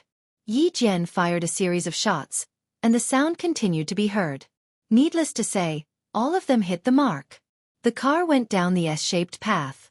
The brakes were steady and the car stopped precisely at the designated spot. 2 hours of training had made her sweat profusely and her blood boil. She had arrived at the training base at 10 in the morning. It was now 12 in the afternoon. The long-awaited training had ignited all of Yi Qian's passion. If she hadn't seen the final parking spot, she probably wouldn't have let go of the steering wheel. Chapter 964. Lu Tuan and Political Commissar Yen walked over and saw that Yi Qian was still sitting in the car. Not only did she not get out, but her hands were still touching the car. She was reluctant to get out. This made Lu Tuan laugh out loud. He opened the car door and said loudly, "Girl, why are you still not getting out? It's time for dinner. Get out and eat. Rest for a while before you practice again." She was not unfamiliar with it at all. She was very familiar with it. "Come, come, come. Eat some cabbage and potatoes with us. Don't be so reluctant to get out. You're giving my soldiers a hard time. At least let the male soldiers catch their breaths." She drove the jeep at high speed and took an S-shaped curve. She held the steering wheel with one hand and shot at live targets with the other. She fired a series of blank bullets that made everyone's blood boil. Yi Qian jumped out of the car and said embarrassedly, "I overdid it. I'm not in a hurry to eat. I'll go check on my results first." "Not bad. All your shots hit the forehead, throat, and heart." Political Commissar Yen smiled and looked at Yi Qian. He observed her for a while and asked, "Girl, you're so hard-working. What happened?" Political Commissar Yen was observant. He could tell that something was wrong with Yi Qian. Yi Qian did not know what was wrong with her that Political Commissar Yen noticed. She smiled and said, "When did you get a pair of discerning eyes? You usually start eating when it's time. You're never later than the male soldiers. Today is different. Why do I need to use my discerning eyes? I can tell just by looking at you."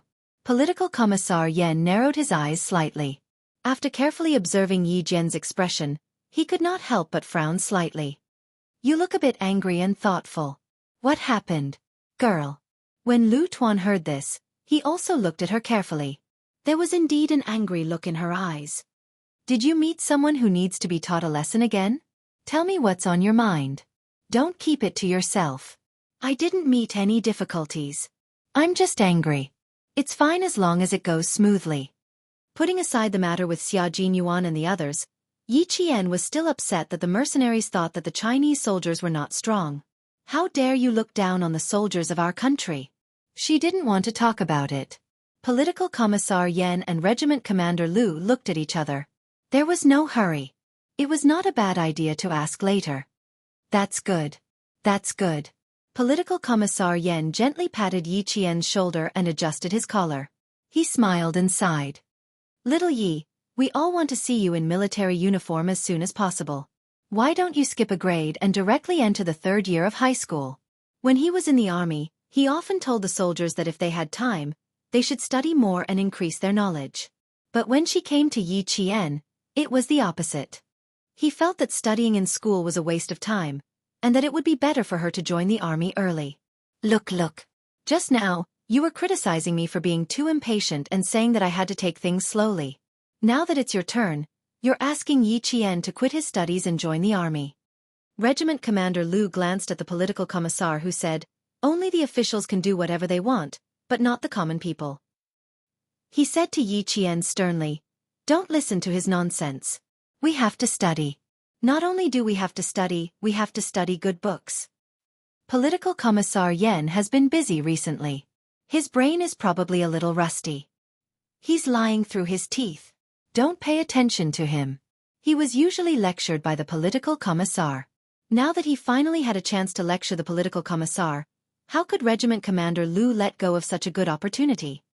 He seized the opportunity to say all the things that he usually couldn't say. People who do ideological work have a lot of tricks up their sleeves. You're not allowed to read minds. You're misleading people. Chapter 965. We need to study and we can't delay our training. But we need to take care of our bodies. Now, we can eat according to the time. How can we miss the time to eat? Yi Qian's eyes turned into crescents when he heard that. It was always Commissar Yen who told Regimental Commander Lu to pay attention to his words. Now that he finally had the chance to lecture Commissar Yen, how could Regimental Commander Lu let it go? "I'll give you a chance to lecture me. Stop taking advantage of me." Commissar Yen smiled and shook his head. He said gently to Yi Qian, "That's right. You need to study. Learn well before you join the national defense. Let's go. Let's eat first. We can practice in the afternoon." To be honest, Yi Qian really didn't have the mood to eat. It was already midnight. She didn't know if they had arrived at the base or if they had caught the support plane. She also didn't know how they would rescue K7. She couldn't help but think about all these things when she was quiet. She could only forget about them temporarily when she focused on her training. She only hoped that each of them could come back safely. Even if they were injured, it didn't matter as long as they could come back safely. There was an hour-and-a-half break at noon. Yi Qian didn't rest after eating. She put away the plates and chopsticks and walked towards Training Area B. Regimental Commander Lu chased after her. "You're too hardworking. I told you to take a break. Why didn't you listen?" Yi Qian was drinking water as she walked. When she heard Regimental Commander Lu's question, she quickly turned around. "I can't relax. My steering wheel slipped when I was driving on Route S. Also, the soldiers under you will be going to Zongnanhai for a change of camp at the end of December. I need to hurry up and learn more." Regiment Commander Lu's car soldiers would train throughout the year without any breaks. Now that the training of this batch of soldiers had entered the final assessment stage, it was also the most rigorous stage. Learning from them would also be beneficial to improving Yi Jian's ability. "Don't give yourself too much pressure. You're not a soldier yet." Commander Lu was just saying that. In reality, he hoped that Yi Qian could excel in all aspects. Otherwise, he wouldn't have come over to monitor Yi Qian's training from time to time. Yi Qian waited for Lu Tuan to come up and continued to walk towards Zone B. He had no intention of stopping. He devoted himself to training so that he could fight back and not think too much about Xia Jinyuan's operation. He then said seriously, "Although I'm not a soldier now, I've always regarded myself as a real soldier in my heart. If I don't put my life on the line during training, it'll be too late when I really have to. Take advantage of the time when you can to fight for your life. Fight for yourself, fight for your future, and fight for your life." I think that's pretty good.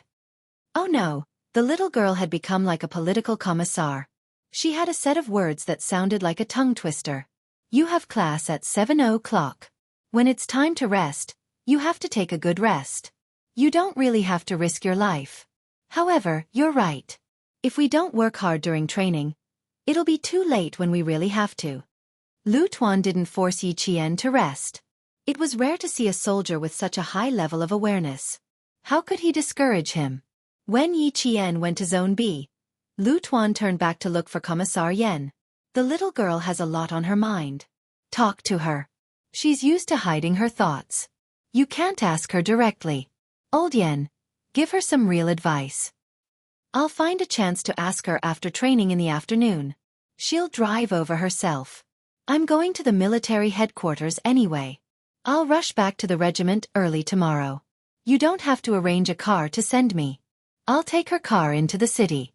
It had become a habit to go to the military headquarters at the end of the month. Chapter 966. That's fine too. Ask her properly. I don't feel confident seeing her like this. You go and keep an eye on her. I'll go to Area C to take a look. After saying a few words, Lu Tuan adjusted his training cap and strode away. At 5 o'clock in the afternoon, Yi Qian's day of training ended.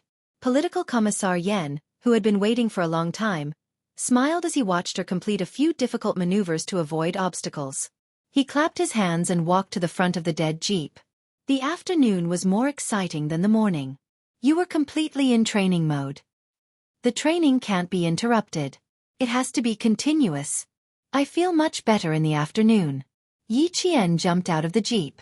The tall military jeep made Yi Qian look even more petite, but the valiance of the military's red makeup hit her in the face.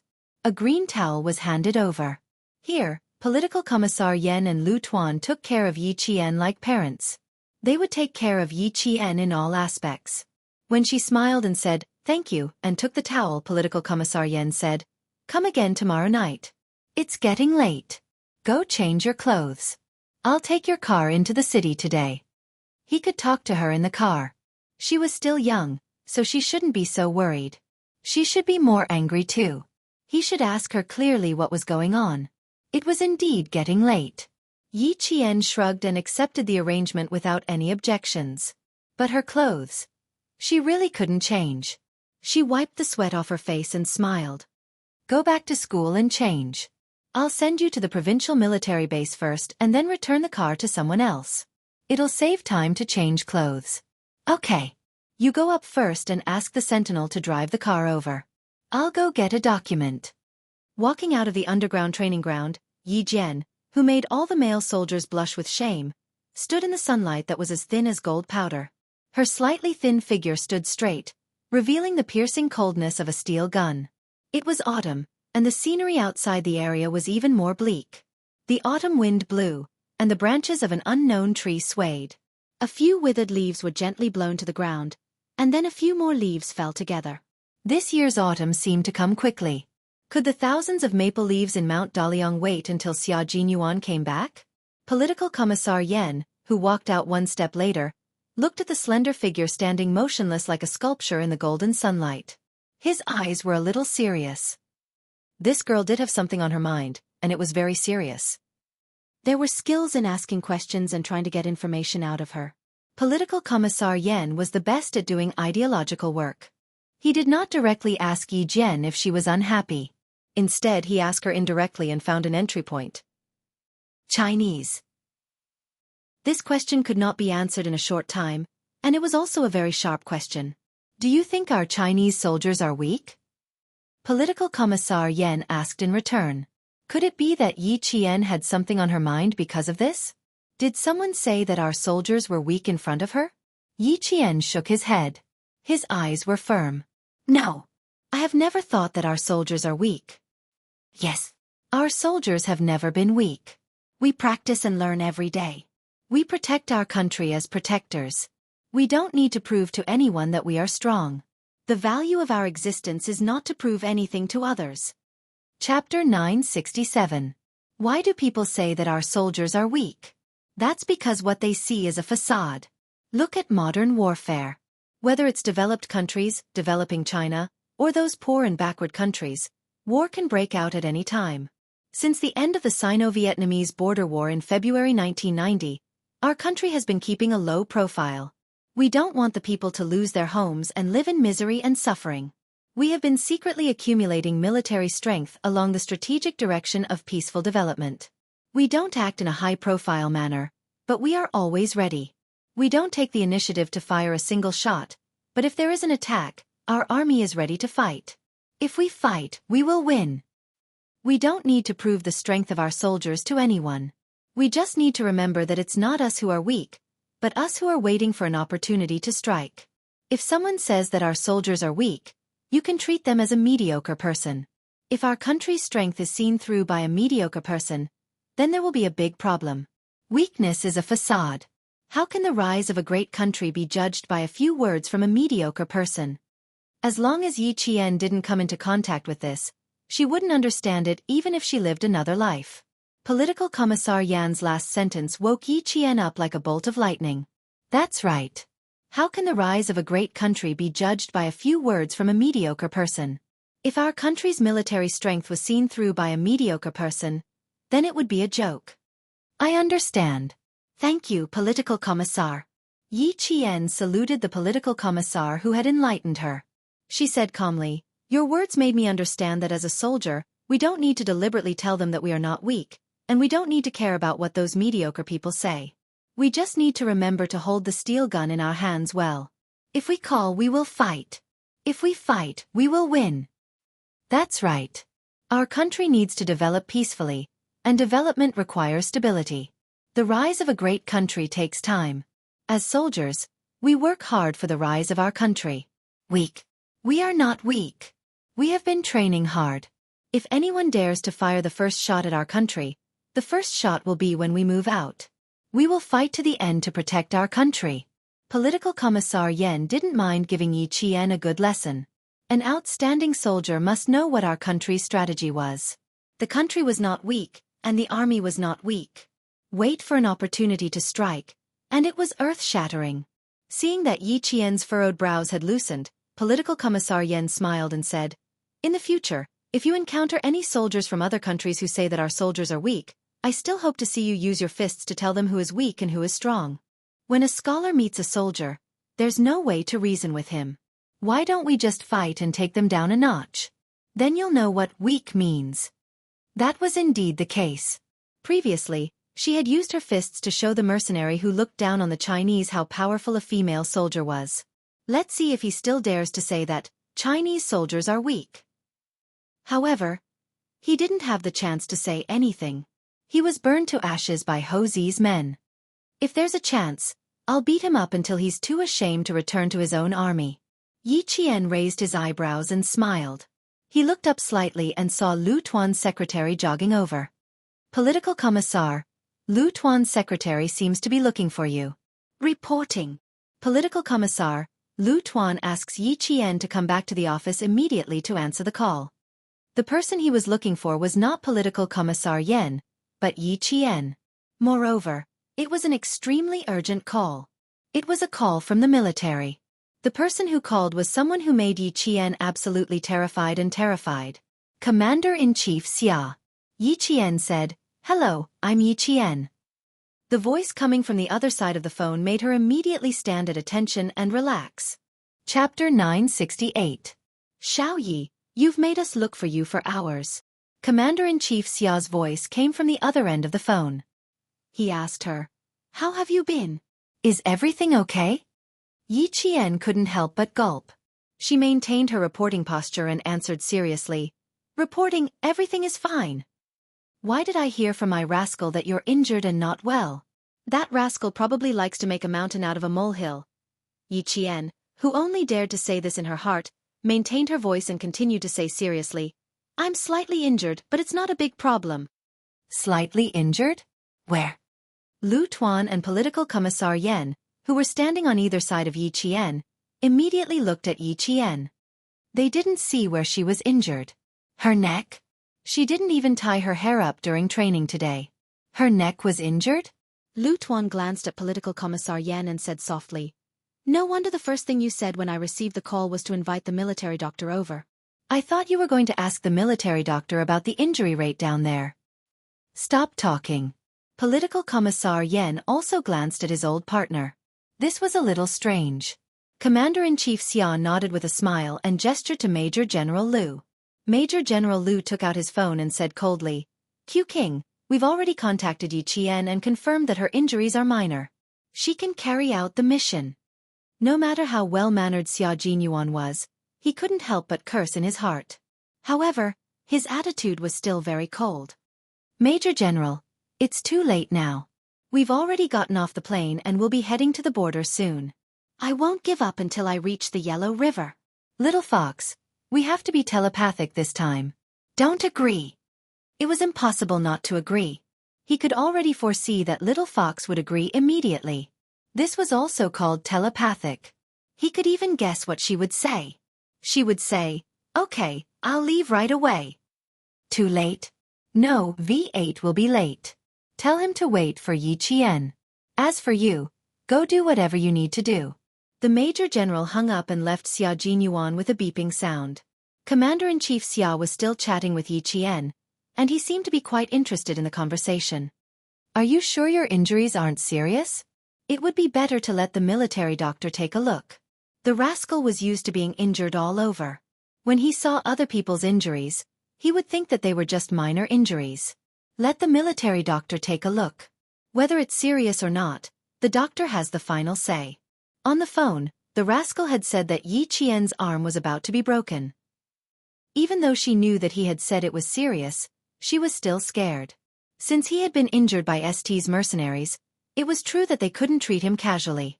They had to let the military doctor take a look at him and report the situation. Whether or not Yi Qian could go would depend on how serious her injuries were. The military doctor had already arrived. Yi Qian took off his camouflage jacket and revealed a section of white gauze on his arm. It was already overflowing with dried brown blood. The military doctor took out the gauze and scissors and carefully examined it. He said, "You didn't hurt the skin. It's really not serious. It's just a minor injury. No matter what, it would require at least 5 stitches to be considered a serious injury." Commander-in-Chief Xia confirmed that it was a serious injury and began to talk about business. He first asked Yi Qian to ask Regiment Commander Lu and Political Commissar Yen to leave. Then he began to talk about the operation.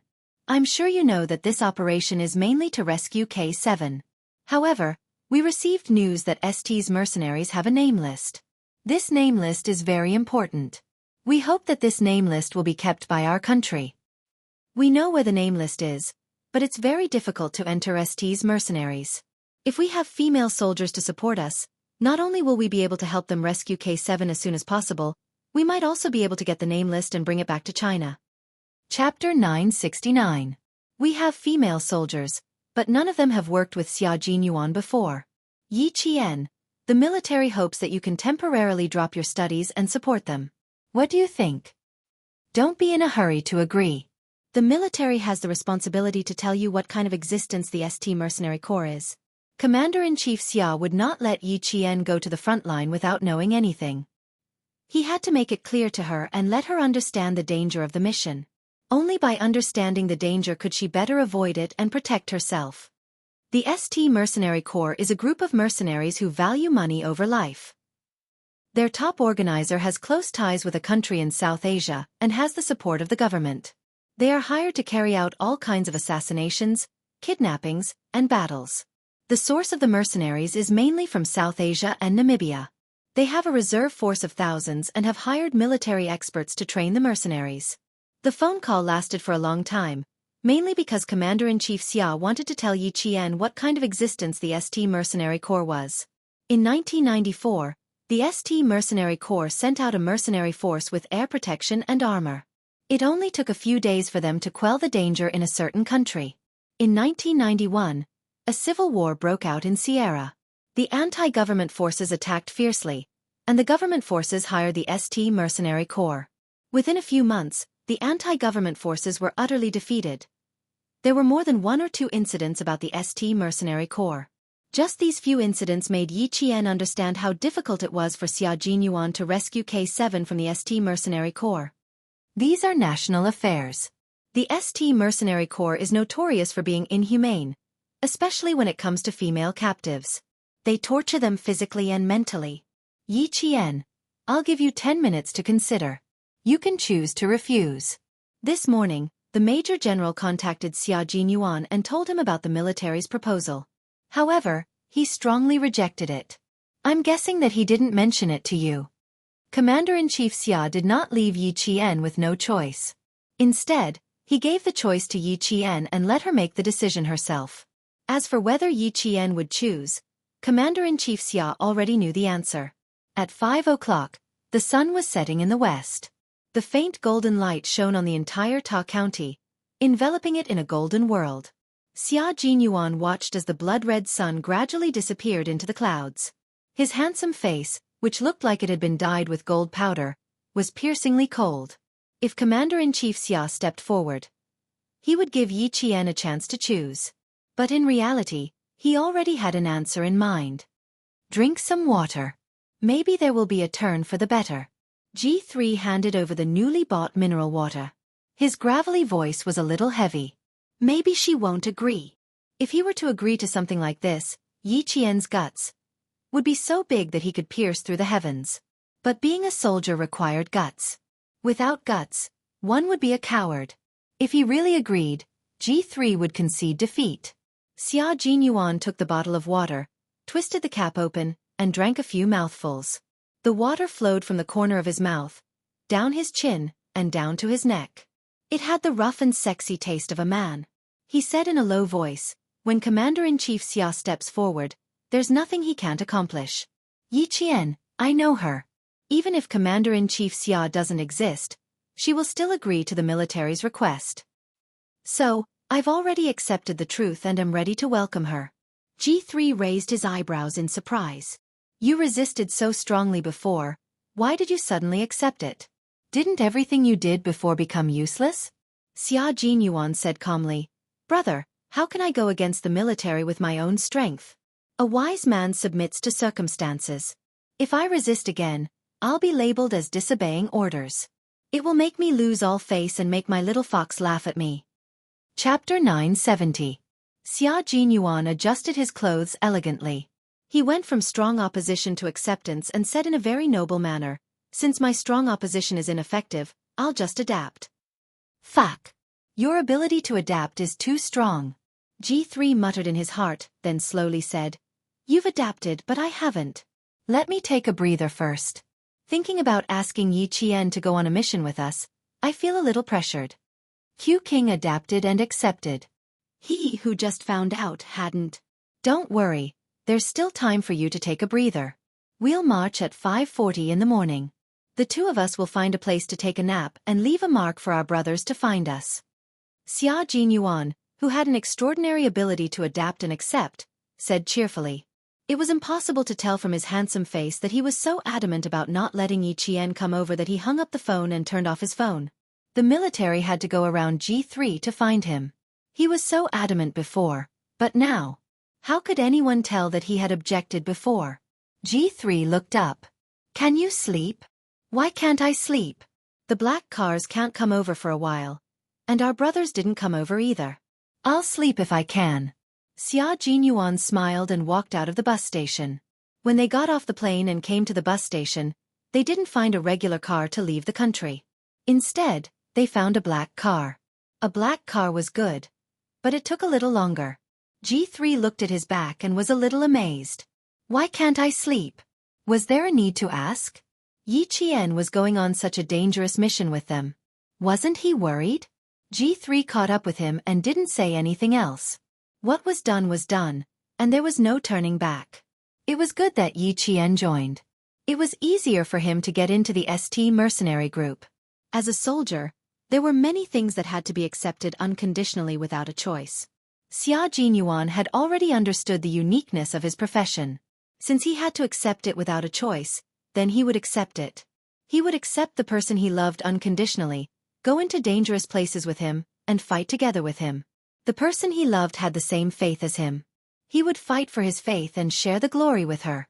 The last ray of the setting sun disappeared, and the sky finally darkened. Yi Jian, who had been speeding all the way from the southern province, got on the highway at 6:30 in the evening. Her speed was so fast that the cars she overtook were amazed. His speed was so fast that he could not even see the car in front of him in the next second. She rushed to the base and took a transport plane to meet up with Xia Jinyuan, who was already waiting for her in Ta County. Time was tight, so she didn't even go back to school. She didn't even ask for leave from her teacher and drove all the way to the base. If they missed the time set by the military, the next transport plane would have to wait until the next day. K7 was still waiting to be rescued. She could not wait until tomorrow. Principal Chen already knew that Yi Qian had gone to war again. After he finished the call, he sat quietly for about half an hour. Principal Chen chuckled softly and then sighed softly. "Girl, you have to work hard." The military only said that Girl Yi had to leave school for a period of time, and the date of her return was uncertain. The date of her return was uncertain. Principal Chen picked up the calendar on the desk, picked up a red pen, and made a tick on the date of October 19th. From today onwards, he would wait for Girl Yi to come back. He also had to ask for leave from school for her. What excuse should he use? Chapter 971. He didn't know how dangerous this mission was. Although he and Uncle Jen were training Yi Qian to be a Special Forces soldier, it was inevitable that they would be worried if they encountered a mission with an uncertain return date. It was a good thing that the military valued Yi Qian, and it was also what he and Uncle Jen hoped for. However, if they really sent their own child to the front line, they would be reluctant and worried. After all, he was young and inexperienced. He couldn't be compared to a professionally trained Special Forces soldier. He only hoped that Yi Qian could successfully complete the mission and return to the country safely. The military didn't say what mission Yi Qian participated in, but Principal Chen used to be a world-class sniper and had carried out countless infiltration missions. He could see the danger of the mission just by looking at the uncertain return date. Principal Chen was responsible for the school, so Yi Qian didn't have to worry about it. At 8:14 p.m., Yi Qian parked her car outside the base. A sentry trotted over with a gun on his back. They had already been notified that they needed to quickly let in a car from the southern province. After the sentry saluted, he took Yi Qian's identification from the provincial military and her student ID. 3 minutes later, he confirmed that Yi Qian's identity was correct and waved his arm to open the valve. Yi Qian, who couldn't even say thank you in a hurry, calculated the valve's opening speed in her mind. When her car sped past, the valve's opening width was just enough for the car to pass through. There was only a gap of 1 centimeter between the left and right sides. Looking at the car speeding into the base, the sentry carried 5 live bullets on his shoulder and muttered, "Amazing. It's like a fighter jet missile hitting the ground." It hit the target perfectly. From the southern province to the base, Yi Qian precisely timed the journey down to the second. She didn't take a sip of water or rest for even a second. At 8:25 p.m., she was ready to board the transport plane to meet up with Xia Jinyuan. Xia Jinyuan's boarding time was 8 in the morning. Yi Qian received the call at 5 in the afternoon, which was the time when Xia Jinyuan got off the plane and arrived at the bus station. Therefore, Yi Qian now boarded the plane at 8:30 a.m. After an 8-hour flight and an hour-long car ride, it would take another 9 hours to meet up with Xia Jinyuan. They would arrive at 5:30 a.m. She would arrive at 5:30 p.m., which was enough time for Xia Jinyuan and the others to get some sleep and rest up while waiting for her. It was difficult to fall asleep on the transport plane even if she wore earmuffs with good sealing. Yi Jian forced herself to fall asleep for 4 hours. When she opened her eyes, it was already 4 o'clock in the morning. There was still half an hour before the transport plane would arrive at the landing point. Yi Qian, who was awake, looked down through the window of the plane. It was pitch black, and there was not even a single light.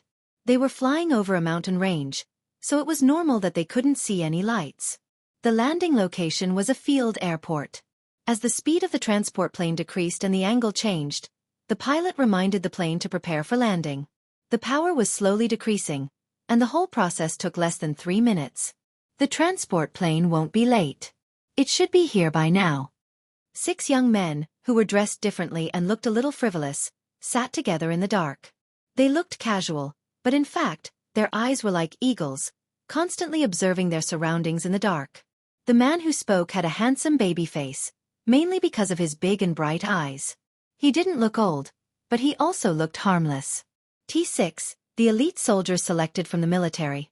They looked harmless on the surface, but when they were ruthless, they could kill until their eyes turned red. Chapter 972. From time to time, he would raise his head to look in the direction of the bus station to see if the shabby car from the field airport had arrived. In V8's words, was this guy thinking of Yi Qian? Xia Jinyuan glanced at the time. It was 5:20 in the morning, so he should be arriving soon. The sound of a car could be heard. The 6 of them raised their heads almost at the same time and looked in the direction of the car. He's here. Yi Qian had arrived. Dressed in camouflage, he appeared more military-like than the 6 people who had come to greet him. It turned out that the 5 of them had done the same thing. They subconsciously adjusted their collars and tugged at the hem of their clothes, waiting for Yi Qian to come over as if they were waiting for a review. Except for Xia Jinyuan, his comrades were waiting in place. As for him, he held a large backpack filled with thick clothes and went over to greet him. "We meet again less than 24 hours after we parted, little fox." It was unclear if he did it on purpose, but his tall figure blocked the view of the people behind him. When Commander-in-Chief Xia is involved, there is no target that he can't take down. "Little fox, you're really brave." Yi Qian took the large backpack from the man who was dressed like a traveler. He raised his eyebrows and said with a half-smile, "If you had told me this morning, I wouldn't have been so nervous and would have come over together. That would have saved me 9 hours. It was different then. Let's go and get to know our brothers. You know G3, T6, V8, and Z7, but there is one more comrade that you haven't met." Xia Jinyuan immediately changed the topic, in case she wanted to settle the score with him later. He opened the backpack and took out a thick coat for her. "You must be cold. Put on the coat first." "A little, but it's still okay. Let's go. Don't let them wait too long." Yi Qian put on the thin coat inside. It was much warmer to wear a windproof coat. Xia Jinyuan zipped up the coat for her. His eyes were full of tenderness. This little fox. She really dared to come. He tried his best to stop her, but it still ended up like this. "Then my lover, my comrade, it's time for us to protect each other's lives." Z7's Han Zheng had already waved at Yi Qian, but unfortunately, he was blocked by Xia Jinyuan. When Yi Qian came over, he stood up and said, "He's not nice. He's deliberately blocking our enthusiasm. I'm giving you time to tidy up your clothes. Don't let Yi Qian see your ugliest side." Xia Jinyuan retorted with a good reason. he said to a man who was about 186 meters tall. Pigeon, he was in charge of the leader's internal security last time. Hello, Yi Qian. I'm Dove. I've met you before. You're a very outstanding female soldier. I'm looking forward to fighting alongside you. It was 5:30 in the morning and the sky was still dark. Yi Qian was stunned by Dove's voice when he opened his mouth. His voice was so pleasant to the ears. Just like the ancient musical instrument, Sun, one sentence had an elegant softness and a touch of sadness. It would make people want him to say a few more words so that they could savor his voice. Hello, I'm Yi Qian. It's my goal to be able to fight alongside you. Yi Qian reached out and shook his hand gently, then politely let go. That's why I'm here to pursue my goal. This was the first time he heard a girl say that her goal was to fight with the special forces. Surprise was written all over Dove's face. It was so strange. Fighting as her goal. Wasn't she a little too courageous? Chapter 973. How is it? I told you Yi Qian is interesting, didn't I? V8 raised his hand and put it on Pigeon's shoulder. He smiled until his white teeth looked like a beast's teeth under the faint sky. It was fine when he didn't smile, but when he smiled, he gave off a ferocious aura. Pigeon looked at Yi Qian for a while and smiled. You are indeed interesting. Pigeon was a special forces soldier. He joined the army because he had a good voice. After singing a song, he immediately became a special forces soldier.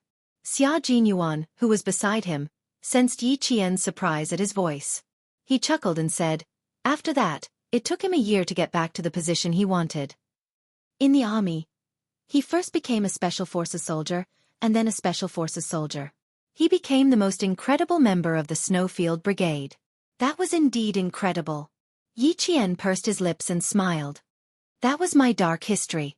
I applied to go to the border, but I was screwed by my own voice. When I received the notice of enlistment, my parents laughed and I cried. Pigeon was a talkative person. He was the assaulter and explosives expert in the army. Yi Qian did not know him, but he had heard of Yi Qian. Therefore, he did not feel unfamiliar when they talked. He had met his other comrades before and had even fought side by side. When they met again, they both punched Yi Qian. They smiled at each other and felt an indescribable sense of familiarity. At 5:30 p.m., the small county was still asleep. Even the street lamps on the narrow streets were lit up, making the small county seem even quieter. It was as if the night had just begun. The sound of a truck came from afar, breaking the silence at the station. The truck is here. Cover Yi Qian and get on. Xia Jinyuan raised his hand slightly. G3 quickly picked up the travel bag and ran towards the truck that flashed 3 times. They stumbled as they ran, as if they were not fully awake. They were not very fast either, which made the driver in the truck curse in a low voice. Now, they were bold stowaways who wanted to make money from the war. The truck driver had seen many such people. When he saw them, he counted them and took the money from Xia Jinyuan.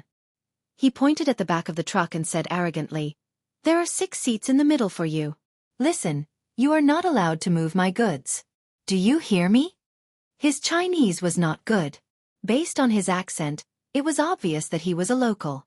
The 6 of them carefully tried to please him and said softly, we know. The bearded driver glanced at the 6 of them with what he thought was a fierce gaze and snorted softly. Until the truck started moving again, the driver didn't notice that there was an extra person in the truck. Taking advantage of the fact that it was still dark, he headed towards Princess Castle. A total of 8 of our comrades went to Operation Storm. K7 was captured. J5 was injured and hospitalized. Now the 6 of us, including you, are going to St. Xia Jinyuan first told Yi Jian the number of people in the previous operation. Then, he spread a map on a nylon bag that was filled with something unknown. He drew on the map with his finger and said, "From here, follow the Zhongba Highway for 60 kilometers and enter the Karachi Ancient Mountains. There is a border guard post in the middle. We need to hide here." After leaving the Karachi Ancient Mountains, the truck will go directly over the frozen river. 30 kilometers to Princess Castle. Then enter the walk-in corridor. As Xia Jinyuan pointed out the route one by one, the 6 of them looked solemn. The walk-in corridor was their only way out. The walk-in corridor is about 400 kilometers long. The truck driver can only send us out of the 100-kilometer walk-in corridor that belongs to the Chinese side. We need to find our own way out of the remaining 300 kilometers. Chapter 974. Q King. We have to find a shorter route for a 300-kilometer journey. Otherwise, it's impossible to make it on foot. Xia Jinyuan glanced at the T6 combatant who asked the question and smiled faintly. That's true, so I asked around and found out that there's a place where we can go. He pointed at the mountain range on the map. We'll go from here. Someone will lead the way for us. Several pairs of eyes stared at the mountain range he pointed at. They needed to hike up an iceberg 6,000 meters above sea level and cut into the desert country where the ST Mercenary Corps was located as quickly as possible. The time is 1 day, 24 hours. What do you think? When he finished speaking, Xia Jinyuan's gaze slid past Yi Qian's face. Little fox, you chose a mission that was difficult from the beginning. Do you regret it? Regret? Yi Qian's lips curled into an extremely light smile, and there was a hint of provocation in his eyes. Major Xia, when she was running for her life, her endurance, leg strength, and perseverance had been accumulated over 2 lifetimes. Climbing icebergs was no problem for her. In the days in the no man's land, she and Principal Chen had climbed icebergs and snowy peaks the most. Sometimes, they would walk through the snow all night while carrying a 13-kilogram sniper rifle on their backs. That was how she got through it. After preparing for so many years, no, it could be said that she had been preparing from her previous life to this life. She had walked through her previous life with tears of blood. Even if there was a way out, she would still look down on herself. Receiving her provocative gaze, Xia Jinyuan's thin lips curled up slightly. Good girl, the more she fought, the braver she became. Can we choose to ride a horse? Look for a Kyrgyz rider? Han Zheng, who was holding a flashlight, whispered. We can ride a horse first. At least it'll save us some time. G3 shook his head and said, the ST Mercenary Corps is a disaster in the eyes of the civilians. We can't bring disaster to them. I'm in favor of walking. Also, the iceberg is not suitable for riding a horse. No, I mean to ride a horse in the walk-in corridor. We can borrow the local nomads' horses. Before Han Zheng could finish his sentence, G3 interrupted him. The walk-in corridor belongs to the high and cold mountains. Every year, except for the 3 months of June and August, the mountain is covered by heavy snow. The nomads' horses have already been fenced up and raised. Where can we borrow them? Even if we do, the horses won't be able to pass through the deep snow. In the end, we'll be wasting our own time. We have no choice but to hike the iceberg. That's right, so we have no choice. Right now, there's a civil war in this country, and the savagery of the ST Mercenary Corps makes the civilians even more afraid. Choosing to walk on foot can hide our identities, and we won't implicate the civilians. V8 Chinling said. The storm mission was not in the battlefield that they were heading to. This time, in order to rescue them, they had entered the war-torn countries that the soldiers of various countries did not want to enter easily. Therefore, caution became the first choice for everyone. The strategy of this rescue operation was to not alarm or implicate them, to only ambush them, and to quickly retreat. Han Zheng's expression turned solemn as he nodded and said, All right, I agree to walk. I'm in favor of walking. I'm in favor of walking. Several voices rang out in succession, low and steady. Yi Qian's voice was also among them. Xia Jinyuan did not ask Yi Qian if they could walk the iceberg at night. There was no need to ask at this time. Since they were here, they had to accept the hardships and dangers of the conditions without any conditions. He had already sorted out the entire route, and the follow-up arrangements and operations had all been drawn up. In the shaking truck, the low voice clearly reached everyone's ears. We need to disguise ourselves as locals. After entering the war zone, we need to quickly count our equipment, enter the black market to buy weapons, and rent a car to go to Registan. Chapter 975. His voice was low, like a moving blade. It was frighteningly sharp. G3, Z7, V8, T6, and Pigeon all listened with serious expressions. They didn't miss a single word he said. We need at least 3 days on the road. K7 won't give us that much time. We also don't think that the ST mercenaries and the government behind them will have enough patience to deal with K7. So we don't have much time. We can't delay the progress of the entire team because of personal problems. Do you understand? Understood. Several voices came in unison. Their morale was high, and there wasn't a trace of fear in them. Yi Qian's dark eyes reflected the cold light of the flashlight.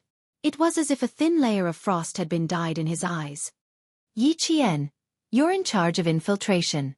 The military will send someone to bring you into Saint. You only have 2 days. 1 day, find out the exact location of K7's imprisonment. 1 day, find out where the name list is. The remaining day, launch a sneak attack. Everyone will retreat the next morning. After Xia Jinyuan finished speaking, he looked up at Yi Qian. There was no longer any gentleness in his deep eyes. There was only impartiality and coldness. He didn't give Yi Qian any special treatment because of her identity. Is there a problem, Yi Qian? No, I'll listen to the command. Yi Qian's expression was cold and resolute.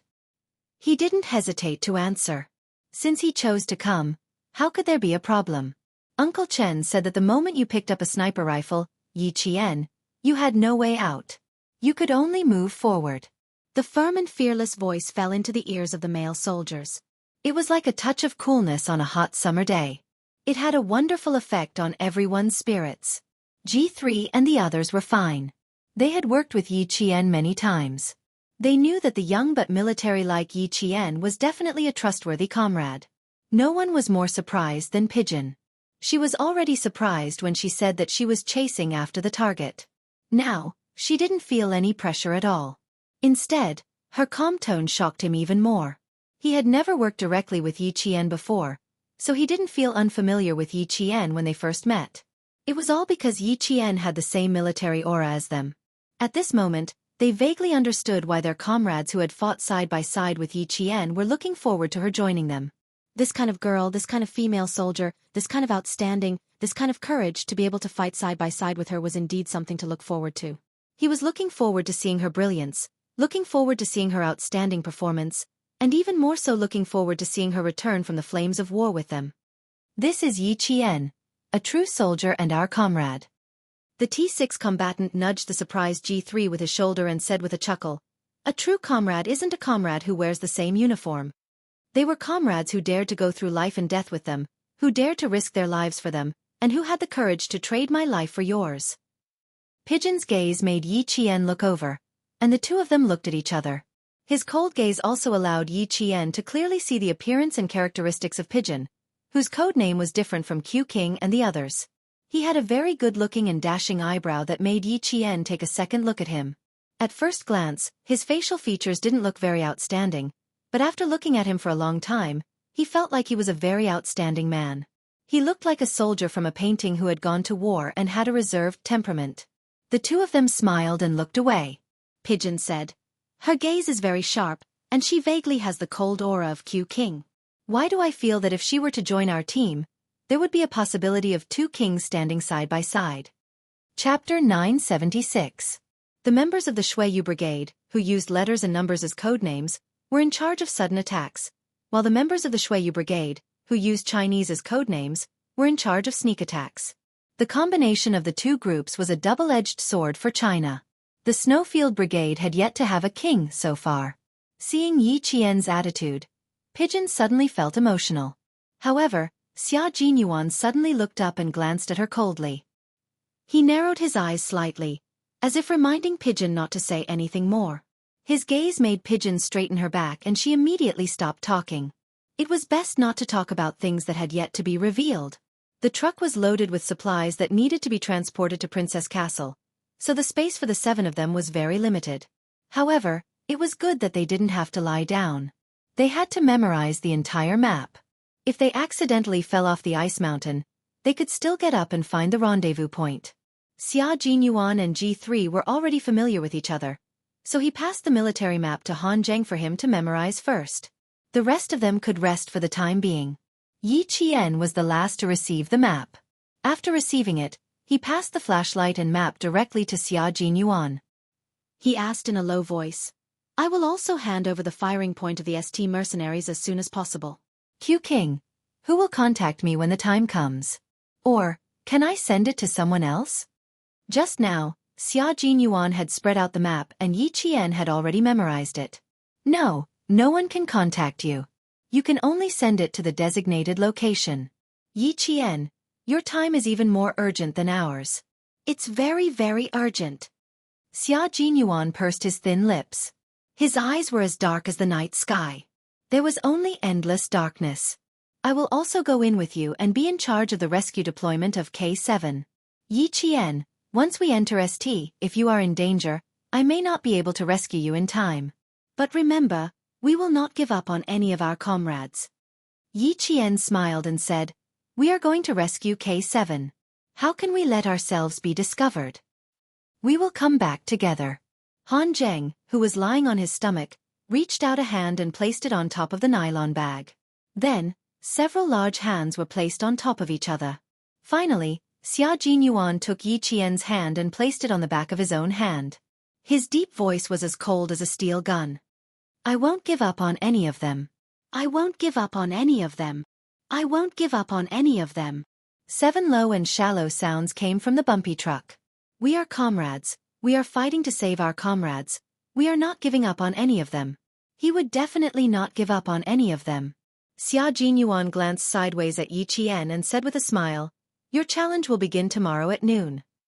I look forward to every new challenge, especially with all of you. It's very rare. Yi Qian's expression did not have the slightest hint of gloominess. Instead, his eyes sparkled with a dazzling brilliance, as if they were filled with water. When he saw the other 5 people, he was slightly stunned. Then, he silently shifted his gaze away. A good girl will always belong to someone else. You. As the flashlight suddenly went off, Xia Jinyuan sighed. Then, his warm lips gently kissed Yi Qian's cheek. Are you stupid? Why did you chase after us? Because all of you are my targets. I'm chasing after my targets. Yi Qian's fearless laughter came from the darkness. It was faint and gentle, and it floated into Xia Jinyuan's ears. Then, it slowly fell into his heart and was engraved in his heart. The girl he liked was just that outstanding. She used her own fearlessness to write a magnificent legendary poem. Her name would not be forgotten with time, even if 100 years had passed. Chapter 977. Yi Qian didn't expect him to be so bold as to turn off the flashlight and kiss her in front of so many comrades. She glared at him in the dark and wanted to move away from him, but there was only so much space. He was on her right, and G3 was on her left. If she moved, she would have to move closer to G3. Yi Qian had no choice but to bury her head under her arm to prevent another kiss. Not only did he steal a kiss, Major Xia, who was acting like a boyfriend in the dark, put his arm around Yi Qian's shoulder and let her lean on him. Rest for a while. At least you can lie down. Yi Qian froze. He was so stiff that he didn't dare to move at all. He even held his breath, afraid that his 5 comrades would notice something. This bastard! How dare he! Not only that, his warm lips were pressed against Yi Qian's earlobe, and his breath was hot. Old Luo, who brought us into the iceberg, told me to give you more money and suffer less. Brothers, the money you took out just now won't be reimbursed. You know that the money a man saves is for his wife. Remember to return it all to me. It's not much, just 5 fingers. I'm sleeping. Wake me up when we reach. I don't think we've reached the plateau yet. Why do I have altitude sickness and tinnitus? You too. Me too. Do you want to take some pills? I'm already deaf. I can't hear what you said just now. After the 4 people in front of them finished talking, they heard faint snoring sounds. G3 seemed to have slept for a long time. Fuck. This is a real master. 4 pairs of eyes looked over at the same time. They all agreed that G3 was too cunning. Yi Qian buried his head in his arms and laughed until his shoulders trembled. It would be difficult for Xia Jinyuan to get back the money he took out from his personal wallet. Who would want to marry him and be his wife? Dream on. Just as he thought this, he heard Xia Jinyuan's soft voice that only the 2 of them could hear. You have to marry me and be my wife. There are 5 of them. Each of them is 500 yuan, so 2,500 yuan. It's all for my wife's money. If I don't get it back, my heart will ache. What should I do? My heart aches. Why don't you rub it for me? My heart won't ache anymore if I rub it. At a time like this, Yi Qian was even more helpless against him. She couldn't do anything to him when they were together. Now that there were so many people around, she couldn't do anything to him. Sleep. Ignore her. Fortunately, Xia Jinyuan knew the gravity of the situation and didn't say anything more. His fingers on her shoulder tightened slightly, and his deep eyes were dark and turbulent, as if the sky had changed color and the sea had surged with waves, vaguely containing a ferocious force that could destroy the world. Follow in our footsteps, little fox. You will become a very outstanding female special forces soldier, the best in the military. After at least 10 minutes, when Yi Qian was about to fall asleep, Xia Jinyuan suddenly said, I'm waiting for you to become my comrade-in-arms, a comrade-in-arms who can really fight side by side with me and command the battle. Yi Qian's gaze paused for a moment, and he finally lifted his head from the crook of his arm. Aren't we comrade-in-arms now? We are comrade-in-arms now, but not the kind of comrade-in-arms I want. I want a comrade-in-arms who can stand at the same height, in the same position, and who can sweep away thousands of enemies. Xia Jinyuan said softly, This is the kind of comrade-in-arms I want. I want you to become this kind of comrade-in-arms. Can you do it, Yi Qian? His gaze was close to Yi Qian's. Although he couldn't see, Yi Qian could feel it. Chapter 978. That gaze was like a pair of hands that forced you to move forward and not back down. It also gave you the feeling that you had boarded a pirate ship and couldn't get off. Don't give up, don't abandon me. I will always take you with me. I will never let go of your hand even if we have to overcome all obstacles until we reach a height that belongs to both of us. Do you dare to continue like this with me? For me, for you, for the sake of not letting down this life, do you want to continue like this? Originally, he wanted to give her some time to slowly understand him, to let her know what kind of unit he was in, but it seemed like that was no longer possible. She knew in advance how dangerous the situation he was facing was, so he had no choice but to bring it up quickly so that she could understand and accept it as soon as possible. Yi Qian didn't say anything. She didn't know how to continue. One thing was for sure. Even if he wasn't holding her hand, she wouldn't let down this life. He was her goal, and she once wanted to surpass him. And now, this goal was telling her that he wanted to bring her to the same position, to the same height. Think about it. It wasn't that it was difficult to think about. Instead, it was that a flood had formed in her heart. She couldn't calm down, and her entire body was boiling up. In her previous life, she was mediocre for too long. In this life, there were so many opportunities, and she didn't want to miss any of them. She didn't want to lose any of them. Yi Qian nodded, gently, and then slowly nodded. He said, Okay, but I'm not doing this for you. I'm doing this for myself, so that I won't let down this life. I'll stand beside you, and you'll stand beside me. The same place, the same height. We'll be comrades for life. Comrades for life. Brothers for life. Never leave, never abandon, never give up. All the members of the Snowfield Brigade swore that they would be comrades for life. No matter what, they would never give up on their comrades. Never leave, never abandon, never give up. K7, who was tied up and tossed in the corner, raised his eyes slightly and looked towards the narrow window. Someone was coming. Not just one but more than 10 people. The footsteps got closer and stopped outside. K7 closed his eyes again, pretending that he was still unconscious. It was useless even if he opened his eyes. Blood flowed into his eyes and stained his eyelashes, blurring his vision. He even saw double when he looked outside. The next day, other than drinking a mouthful of water, the captives did not eat anything else. It had been 52 hours since he woke up from his coma and struggled to open his eyes that were covered with blood. There was no interrogation or interrogation. It was so peaceful that he could not hear any clues, nor could he determine whether his comrades were coming. K7 was heavily injured. Even so, ever since he woke up, he had been on high alert. He had been looking for a chance to escape, and he had been trying to figure out a way to escape. The only weapon he had on him was the belt that was still tied to his trousers. However, this thing had no way of cutting the rope. It was more like strangling someone's neck.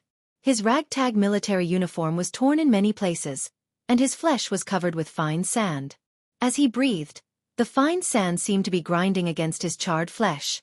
No matter how strong his body was, if the fine sand was not washed out, there was no hope for his wounds to heal. K7, who hadn't moved for 52 hours, moved his head slightly. It was this slight movement that made people feel like he was still alive. Chapter 979. Damned thing, he still hasn't said a single word? You guys are the worst mercenaries I've ever seen. You guys are the most useless interrogators I've ever seen. Someone yelled angrily in English. It was already the third day, and his patience was running out. He was about to explode at any moment. The man with a beard that reached his chest looked at the government official who was yelling angrily at him. A hint of viciousness flashed in his eyes. Oh, so it seems that your government has a way. Then, sir, I'll hand him over to you. The man was wearing a white robe and white wide-legged pants. His facial features were Central Asian. He just raised his hand, and a few mercenaries wearing desert camouflage bulletproof vests walked over. They were tall and strong, and all of them were holding AK-47 assault rifles and standing behind the man. When the government official saw them, he immediately took a step back and looked at the high-ranking ST mercenary warily. With a serious face he said, "No, we don't need him. We just need to ask which country he's from. Sakra, that's all we need to know. That's all. I know. I've been working hard. But sometimes, we can't get what you want just by working hard." Sakra was still able to smile as he spoke.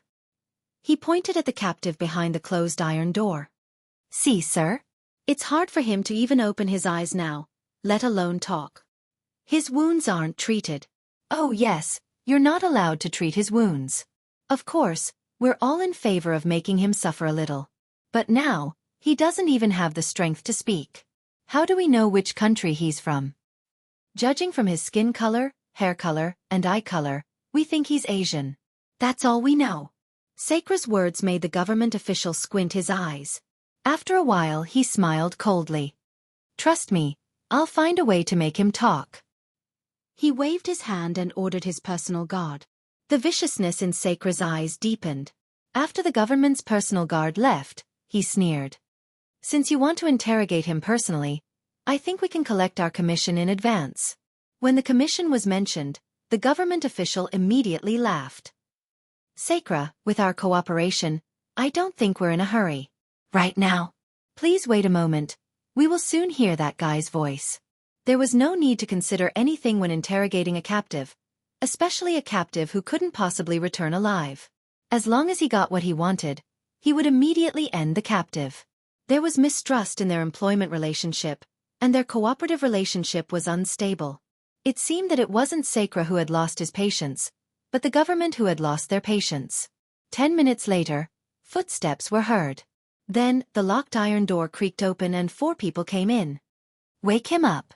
When he saw the wound on K7's shoulder, a cruel smile appeared on his face. He lifted his leg and stepped on the wound with the heel of his leather shoe. Then, he twisted his ankle and let the heel of his shoe crush the wound. This wound had originally stopped bleeding, but after being crushed by the hard heel of the shoe, the bright red blood and the layer of scab were crushed into wisps of blood, revealing a bright red, ferocious wound. K7 did not move. It was as if he had lost consciousness, but his brows were furrowed.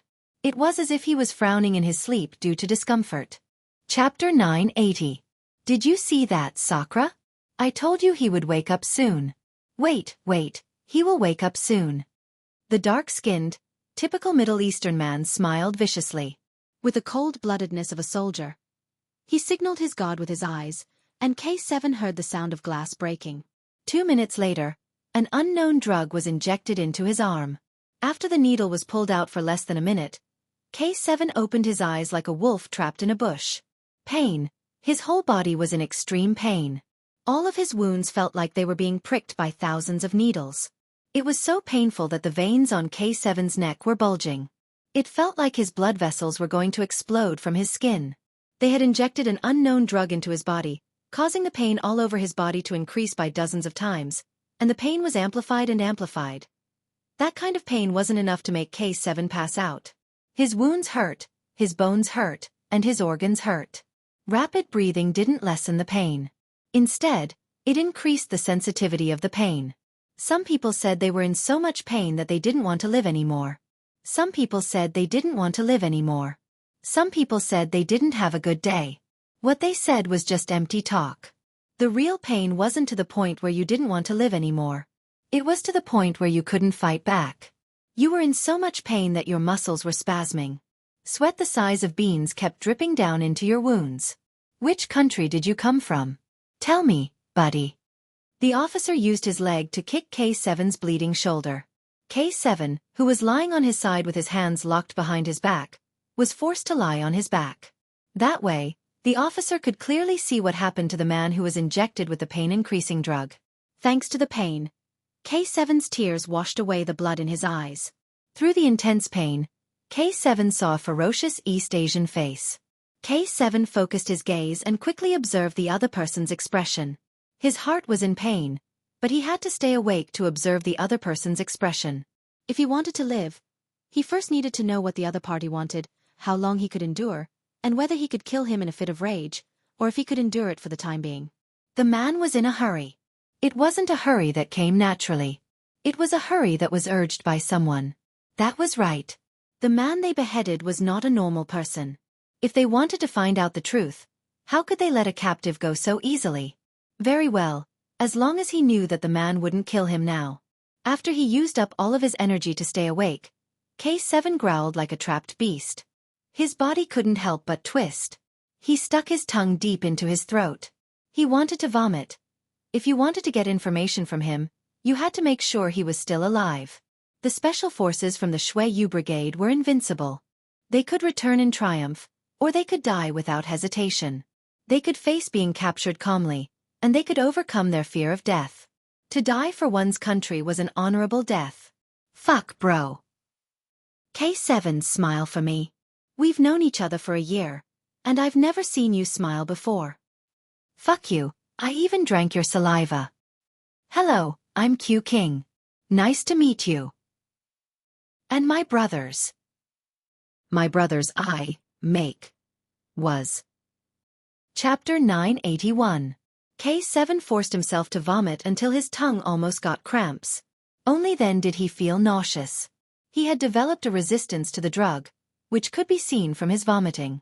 He was a forensic doctor, so he had to know what he needed to know. Since the other party couldn't do anything to him, then the real game had just begun. On the ground, K7, who was tied up in a bow shape, was convulsing violently. When he started to vomit from the pain, the military officer panicked.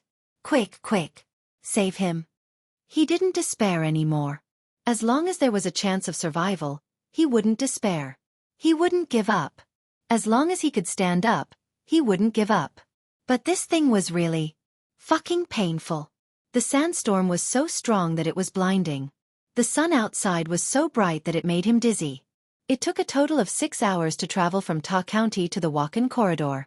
The Snowfield Brigade packed their luggage and took the supplies that the military asked the border guards to store in the Princess Castle, towards the iceberg. Since the military is providing the supplies, they should at least give me a gun. Z7 Han Zheng rummaged through his backpack. There were windproof and cold-resistant items in his backpack, but there were no weapons. He picked up 2 wooden sledges that could be used to ski on the iceberg. He wanted to say a few more words, but when he turned around, they were all gone. Fuck. They didn't wait for him.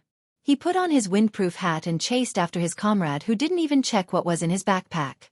Yi Qian caught up to Xia Jinyuan with the wooden sledge. I need to learn how to ski. I've never skied before. Okay, you only have 10 minutes. If you don't learn how to ski, grab the rope and I'll bring you down. Xia Jinyuan, who was using a compass to determine the direction, said faintly. He was wearing a windproof suit and standing in the snow. His figure didn't look bloated. He was still tall and straight. Yi Qian smiled.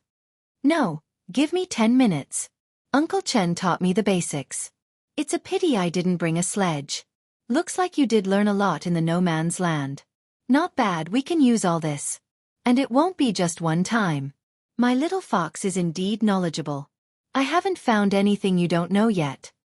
Xia Jinyuan smiled at her. The curve of his thin lips made Yi Qian look away. She didn't want to see him smile. After a few hours of driving, whenever he had time, he would kiss her and shamelessly say, "Relax, relax." Was there anyone who could calm down and relax like him? Did he still need to calm down and relax? He's obviously being shameless.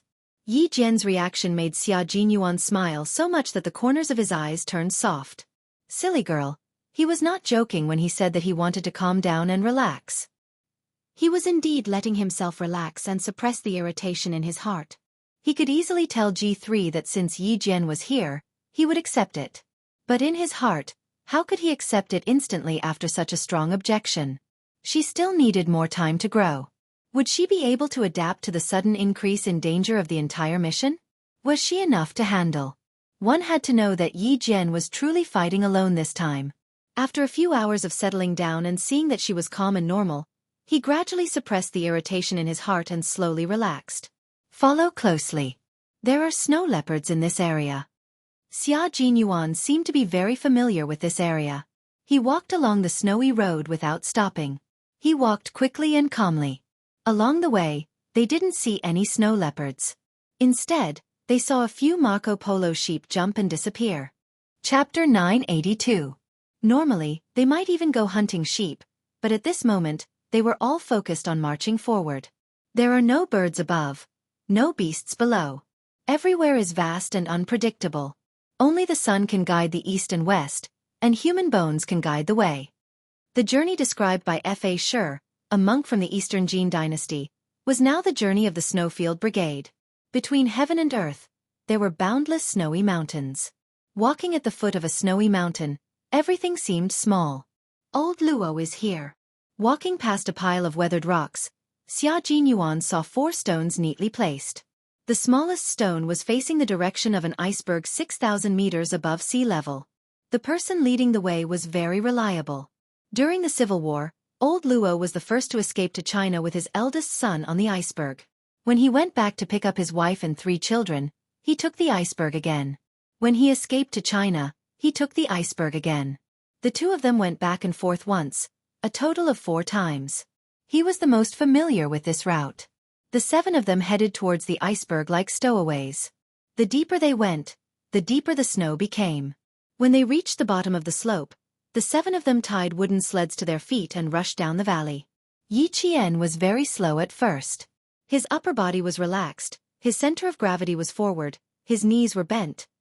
His eyes were looking forward, and his ski poles were pointing outwards. He didn't even need Xia Jinyuan's guidance. After he went up, he started to paddle. Yi Qian was not proficient in paddling from top to bottom. With Xia Jinyuan escorting him, he was a few minutes later than the other members. Before he reached the bottom, he suddenly saw a few horses raising their front legs from time to time in the snow. Horses? How can there be horses? Xia Jinyuan raised his eyebrows. He, who had been at the back, took the lead and whizzed past her. With a beautiful turn, he stopped beside a nomad. This was their guide, Old Luo. Old Luo was Tajik. When he saw Xia Jinyuan, he immediately opened his arms warmly. He didn't look like an elder, but more like a brother. Without too many warm words, Old Luo looked at Yi Qian and pointed at the 7 horses he brought. If you had told me earlier, I would have prepared another horse. No need, this is good enough. Xia Jinyuan was pleasantly surprised by the fact that he had brought a horse that could travel on the ice mountain with him. The pigeons had already mounted their horses. Let's hurry up and set off before dawn. They had to travel at night tonight, but it was better to travel early in the morning than late at night. Past the snowy mountain at 6,000 meters above sea level was another country. At the end of October, the Wuxia corridor was still quite sunny, and the bad weather had yet to arrive. From day to night, they stepped on the snow and braved the knife-like wind that could cut their faces as they persisted in entering the war zone. The ability of the special forces to withstand harsh conditions was not something that ordinary soldiers could imagine. They could stay on the snowy mountain for a year and a half, just like the locals. At night, the horses could not walk as well as they could during the day. They walked on gray stones that were not covered by snow, and their legs were numb from the cold. When their blood reached their hearts, it was still cold. The people could not rest, and neither could the horses. With the horses riding during the day, the whole day and night journey was shortened to no more than 20 hours. Yi Qian walked in the middle from the very beginning. At 4 o'clock in the morning, she was still walking in the middle. Her thighs were wrapped in Old Luo's fur jacket and tied with straps. She pulled one foot out of the snow and then the other, and walked like this for less than half an hour. Chapter 983. Half an hour of rest was because the horse was disobedient. The path they took was not the most difficult one. Old Luo had climbed the iceberg at night 4 times. He took off his gloves and put some snow into his mouth. His tongue was frozen stiff, but it also stimulated his brain to wake up. "We'll be there if we go from here." At 7 o'clock in the morning, when there was a glimmer of light in the sky, old Luo, who was standing halfway up the iceberg, laughed and said, "It's still the same path I took 4 years ago. The weather is very cold, and it didn't snow at night. Once it snowed at night, the march would only be slower due to the strong wind and heavy snow." Looking at the endless winding road below, Xia Jinyuan's dark eyes narrowed slightly. "Rush down in one go, rush to the bottom of the mountain, and rest for an hour before we set off." They chose the most difficult path because they were all illegal mercenaries. Because they couldn't expose themselves and let the country they were protecting have a trace of stain. From 11:40 p.m. to 7 o'clock a.m. a full 20 hours passed through the iceberg 6,000 meters above sea level and arrived at their destination. Old Luo didn't go back immediately. He went to a Tajik house to rest. Except for Yi Qian, who just shook his hand and said, "Thank you." All the members of the Snowfield Brigade gave this 43-year-old brother a warm hug. 84 hours after K7 was captured, the members of the Snowfield Brigade changed into the local clothes of this war-torn country and drove a jeep to the desert. From the snow mountain to the desert, this was their journey of war. They arrived at Registan in the early morning of the 6th day after K7 was captured. The 7 of them couldn't be seen as human anymore. They were covered in yellow dust and a layer of dust could be seen in their hair. Registan, the arid plateau area in the southwest, was divided into deserts and sand ridges, and there was a desert plain in the middle. There was no vegetation and no rain. Yi Qian separated from the Snowfield Brigade at 4 o'clock in the morning on the 6th day. She jumped directly into a truck and entered the St. Mercenary Corps, leaving the Snowfield Brigade with a slender and fearless back. "Yi Qian, she is a good soldier," Dove said softly. The dove spoke softly, as tears began to form at the corners of her eyes. This journey was filled with unpredictable dangers, yet she had chosen to leave without a trace of hesitation. His low voice fell into the ears of his comrades, and they all looked up at Xia Jinyuan, who was standing in the middle of them. "Why are you looking at me?" Xia Jinyuan retracted his gaze and a cold glint flashed across his eyes. His handsome face was cold as he quickly ordered, "Z7, establish communication. Explosives personnel. Prepare more explosives. G3, follow me to the market. The rest of you, stay alert." He was worried about Yi Qian, but he still needed to be one step behind Yi Qian to enter Saint. The sun had just risen, but the desert still seemed to be shrouded in darkness. There was no vibrant green, only endless desolation. Fine sand and dust were blown over by the wind.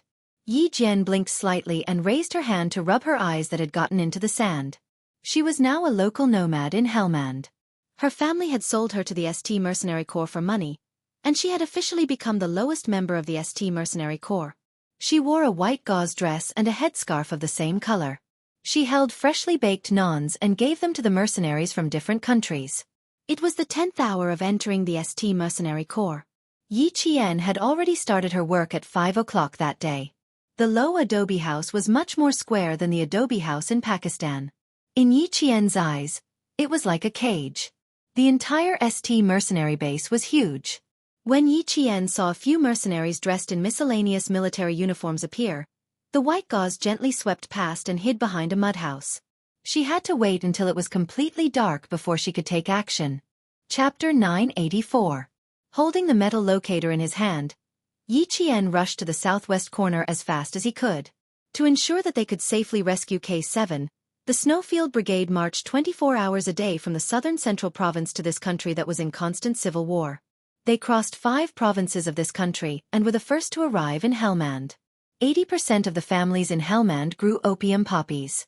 They smuggled the opium poppies out of the country to earn high profits, and most of the money was used to fund the local rebels. A portion of the money was given to the St. Mercenaries. In Helmand and Registan, the St. Mercenaries became the protection of some civilians and officials, but they also became the nightmare of the poor civilians. They only stayed in Helmand for 2 hours. T6, a member of the Snowfield Brigade, obtained information in fluent Farsi. He found out that the St. Mercenaries kept the criminals and disobedient local civilians in the southwest corner, and the executions were also carried out in the southwest corner. Now, Yi Qian only had one thing to do, and that was to hand the metal locator to K7. V8 and the others would then secretly rescue K7 based on his location. Xia Jinyuan would act alone like Yi Qian. He would create an explosion in ST to create a diversion so that Yi Qian could obtain the name list. Then, he would cover Pigeon and the others to rescue K7. They would not engage in a fight with the ST mercenaries.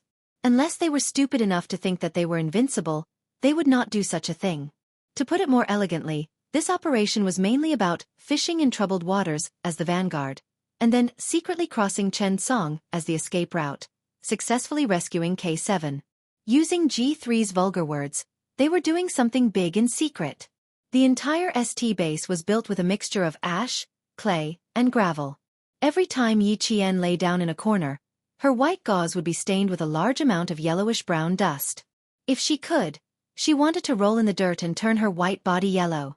It was late at night, and wearing a white gauze that fluttered when the wind blew. It was too conspicuous. What's the situation? Is there any movement? 12 hours after Yi Qian entered ST base, the Snowfield Brigade established communications. The comrades on standby started exchanging information with each other. They were asking the T6 combatants closest to ST base. An hour ago, Z7 had set up a very small ultra-short wave radio base station. Although it was small, the transmission signal was stable. It could even transmit images and data through infrared scanning. The location data of the metal positioning device had already been downloaded onto the portable computer purchased from the Helmand market. As long as Yi Qian found K7 and turned on the positioning device, they would immediately be able to pinpoint K7's exact location. There was no response from the radio waves. Z7 said in a low voice. Nothing. Let's see if Q King is doing anything. He's in electromagnetic silence.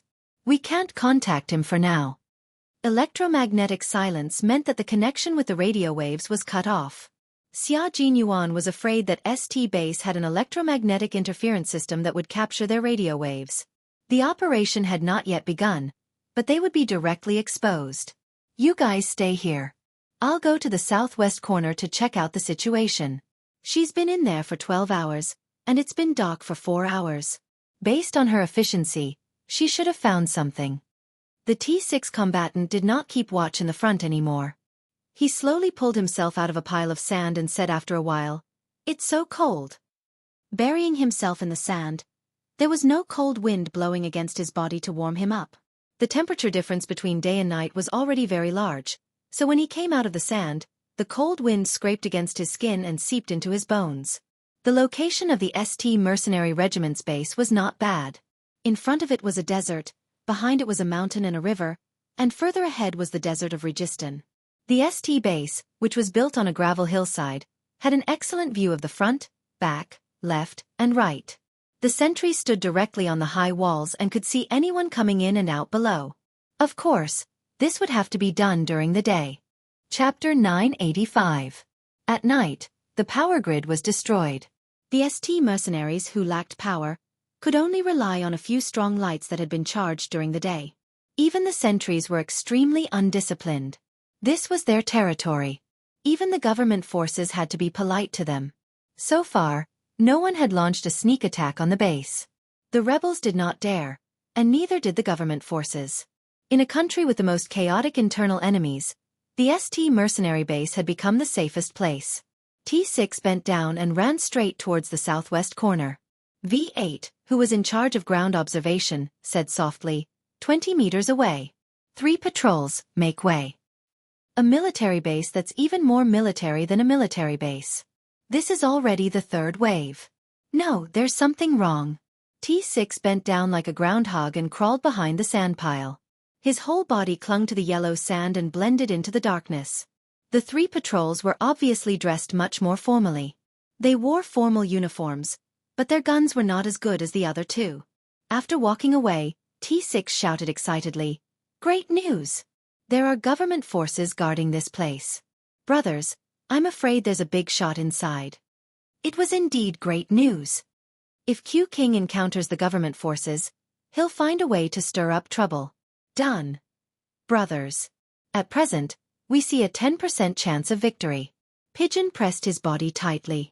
He was also lying in the sand, motionless like a rattlesnake, waiting for its prey to pass by. The ST Mercenary Corps, the government forces, and the rebels were in a triangular relationship. The ST mercenaries would not interfere with the rebels for the sake of the government forces, nor would they interfere with the government forces for the sake of the rebels. It had become a delicate triangle in Registan. It seemed that the ST mercenaries had gained the trust of both sides, but in fact, no one could fully trust each other. If there was any movement, the government forces in the ST base, as well as the high-ranking official, would definitely suspect that the ST mercenaries were colluding with the rebels. This suspicion had always existed. And it was not just today. Xia Jinyuan knew about the news that was beneficial to the operation 10 minutes earlier than T6 and the others. He even saw the high-ranking official's face clearly. Now, he was at the place where the government soldiers were resting. The skilled and bold all-rounder was laying out the yellow stripe explosives. Yellow stripe explosive was a relatively safe type of explosive. It could withstand impact and friction, and the detonation point was a sudden explosion caused by heat. At the same time, the poisonous gas released would cause chronic poisoning. No matter what the situation was now, his brother had definitely suffered. Since he had suffered, he had to get some interest back. After everything was done, he turned on the communication device. His low voice suddenly reached everyone's ears. "I've finished the deployment. There are government soldiers inside. Place the yellow stripe explosives at the door where they sleep. What's the situation on your side?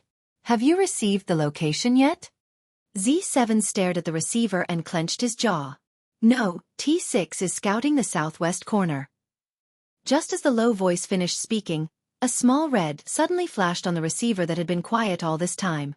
"Holy shit, it's coming, it's coming. I'll locate him in 1 minute." Z7, who was wearing a piece of anti-cold cloth to hide himself in the dark, typed rapidly on the keyboard. "T6. Retreat. It's not in the southwest corner, but in the east." The T6 combatant immediately turned around and came back. "Q King, it's about time. It's about time." Yi Qian threw the HKP-7M8 pistol he had brought over from China into the building through the window together with a dagger.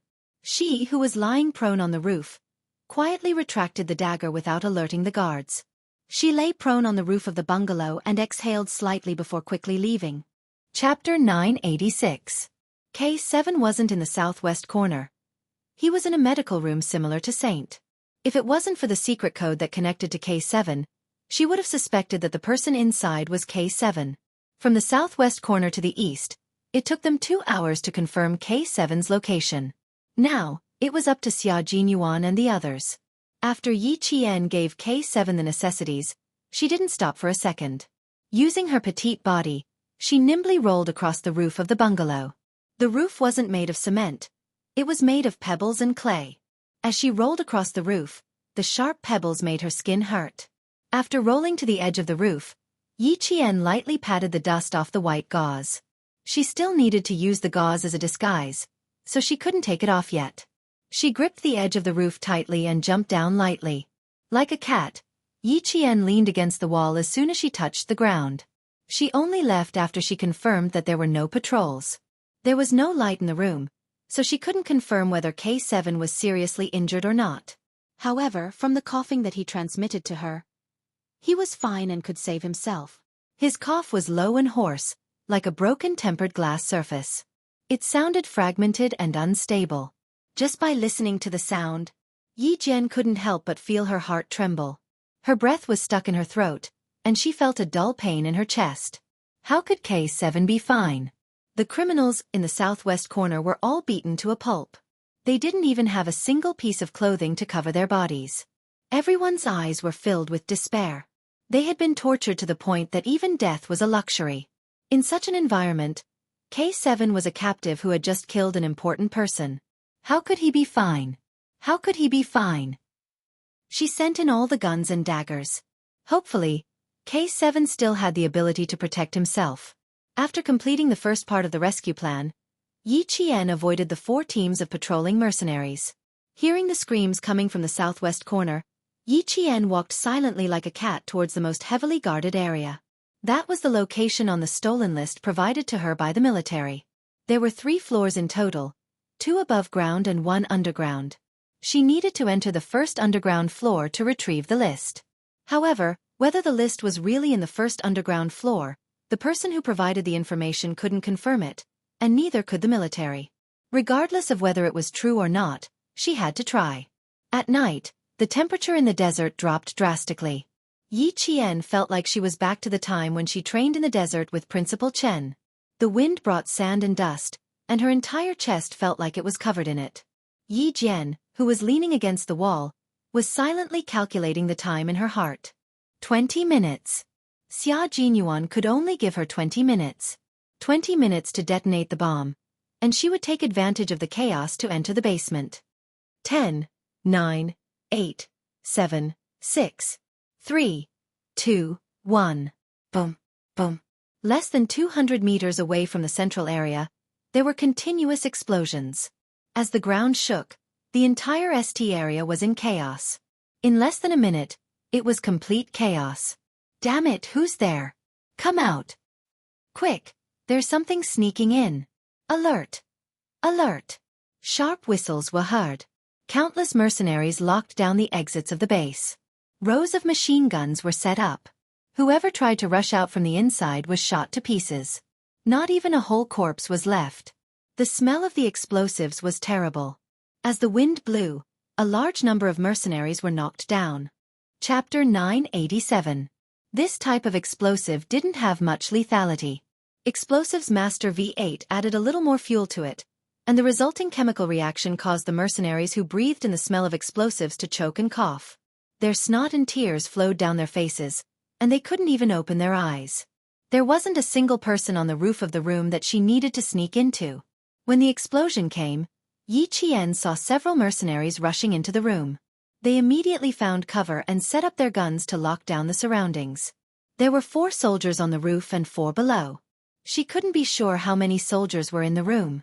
It wasn't easy to get the name list, and she only had half an hour at most. She rushed past several patrols and headed towards the central area where Yi Qian was. Xia Jinyuan couldn't let Yi Qian carry out another dangerous mission alone. With the support of the pigeons and the support of a mercenary in ST, he could free up his hands to help Yi Qian. Her military boots left footprints in the wind and sand, but the footprints were covered by the sand when she lifted her feet. She looked for a possible spot where Yi Qian could break in, but she didn't see him. Instead, she saw a mercenary on the roof flapping his hands as if trying to grab something. Yi Qian went up to the roof. What a bold fox. She actually wanted to break in from the roof. On the roof, she made a collar out of the silver wire and quickly and fiercely wrapped it around the neck of a mercenary. As she jumped down, a black-skinned mercenary didn't even have a chance to struggle. His hands flailed in the air, and his legs kicked a few times before his limbs drooped down and he stopped breathing. Letting go of silver wire, Yi Jian quickly caught his body before he fell to the ground. She held him firmly and slowly let him fall to the ground. She did it quietly and did not alert the other 3 mercenaries who were armed with guns. Xia Jinyuan stomped his feet, and his military boots stepped on the wall mixed with gravel. He quickly flipped onto the roof. Before he could touch her, he felt a sudden chill on his neck, scaring Xia Jinyuan into grabbing Yi Qian's wrist. The moment the silver thread tightened around his neck, Yi Qian was startled and quickly withdrew his strength. Xia Jinyuan. Yi Qian mouthed the words to express his fear. If she had pulled back just a little bit later, there would be 2 marks on his neck. The man who flipped himself over was so shocked that he broke out in a cold sweat. He almost lost his life just now. What a fast move.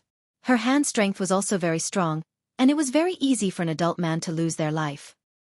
He gestured with his hands to the left and right, then pointed to the mercenaries in the west and south corners. He made a horizontal cut across his neck to express, "You take the left, I'll take the right, we'll take the west and south. In the middle, close the rope." Yi Qian gestured an OK sign, and the 2 of them flanked the mercenary from about the same distance. This time, Yi Qian didn't use the silver wire in her hand. If she wanted to strangle someone's neck within a second and make them lose the ability to resist, she would have to rely on external forces. At a time like this, it would be better to use a dagger to solve the problem. It would be faster. On the right, Xia Jinyuan's hands were around the man's neck. After the sound of bones breaking, in less than 2 seconds, He twisted the man's entire cervical vertebrae in a strange 180-degree angle. It was quite terrifying. Yi Qian forcefully withdrew his dagger from the back of the man's neck to his throat. The dagger had to grind against the cervical vertebrae before it could be pulled back. Chapter 988. To strike from this angle, one had to be fast and accurate.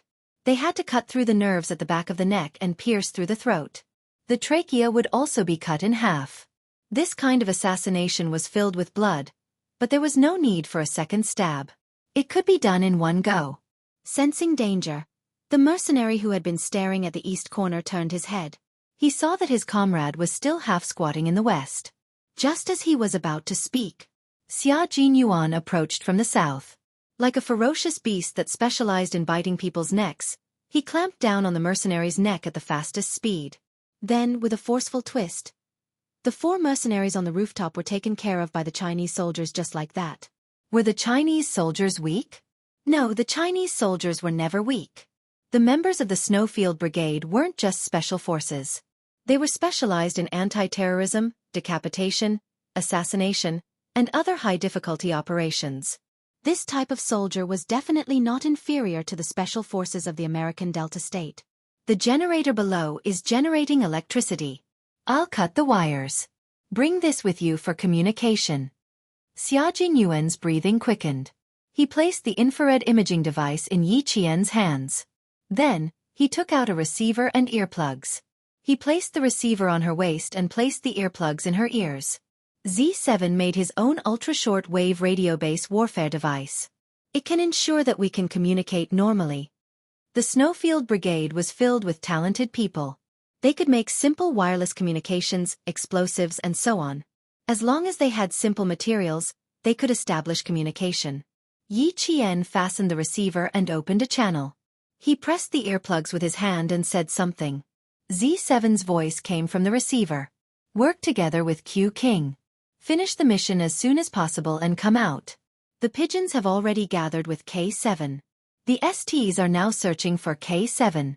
Yi Qian, you and Q King should finish the mission as soon as possible and support them.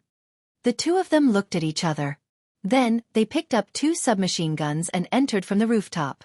The wire cutters cut through the main wire, and then there was the sound of someone pulling the trigger. Yi Qian jumped up from the top of the stairs and approached the place where the smell was the thickest. Without the help of infrared and night vision goggles, Yi Qian could only rely on his own intuition and judgment of the source of the smell. He cooperated with Xia Jinyuan at the fastest speed and headed down to the basement.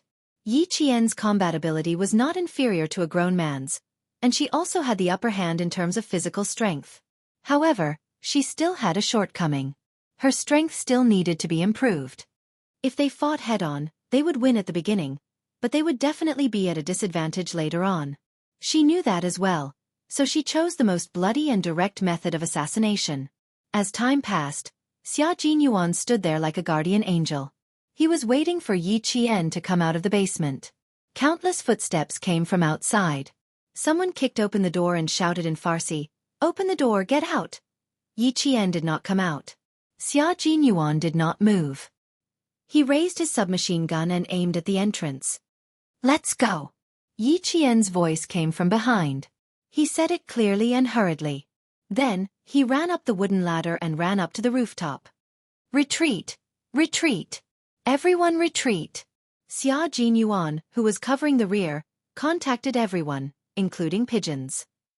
"The location is there. Hurry!" Pigeons carried K7 with one hand. The 2 of them hid in a corner of a bungalow and reported the location. She smiled at K7 and said, "Brother, you can't be a weakling now. Q King and Yi Qian are here to help us. If you came half a day later, I would have died. Sakra is fighting with the government forces. Damn it, I got the advantage, but you got the advantage." K7, who was running a high fever, opened his cracked lips and said coldly, "I didn't want to die here. Since I'm here, I want to go out with you." Chapter 989. Pigeon listened to his brother gritting his teeth behind his back and couldn't help but chuckle. "Brother, you're really lucky to have encountered ST and the government. I let you rest for a few days in vain." But a few figures flashed past his eyes. Pigeon shut his mouth and signaled K7 to hide. The running ST soldiers were all wearing military boots. Pigeon squinted his eyes in the dim light and smirked. The government is here. Looks like we are going to have to fight Saint Brother. Even if you want to sacrifice yourself, you won't have a chance. When did I say I wanted to sacrifice myself? K7 suppressed the itch in his throat and pressed his fist against his Adam's apple. He tried to suppress the itch that was about to come out of his throat. Save my life, I still have a lot of things to do. Being willing to sacrifice yourself did not mean that you had to sacrifice yourself. The country did not raise you to be a soldier for you to think about sacrificing yourself all the time. Even if you were captured, as long as there was a slim chance of survival, you had to try your best to survive. K7 had never given up on him, but he had never thought about asking his comrades to come back either. Therefore, when he heard the familiar secret signal, his entire brain had a 3-second lapse in thought. It was all an ST. Why would he send a fake message?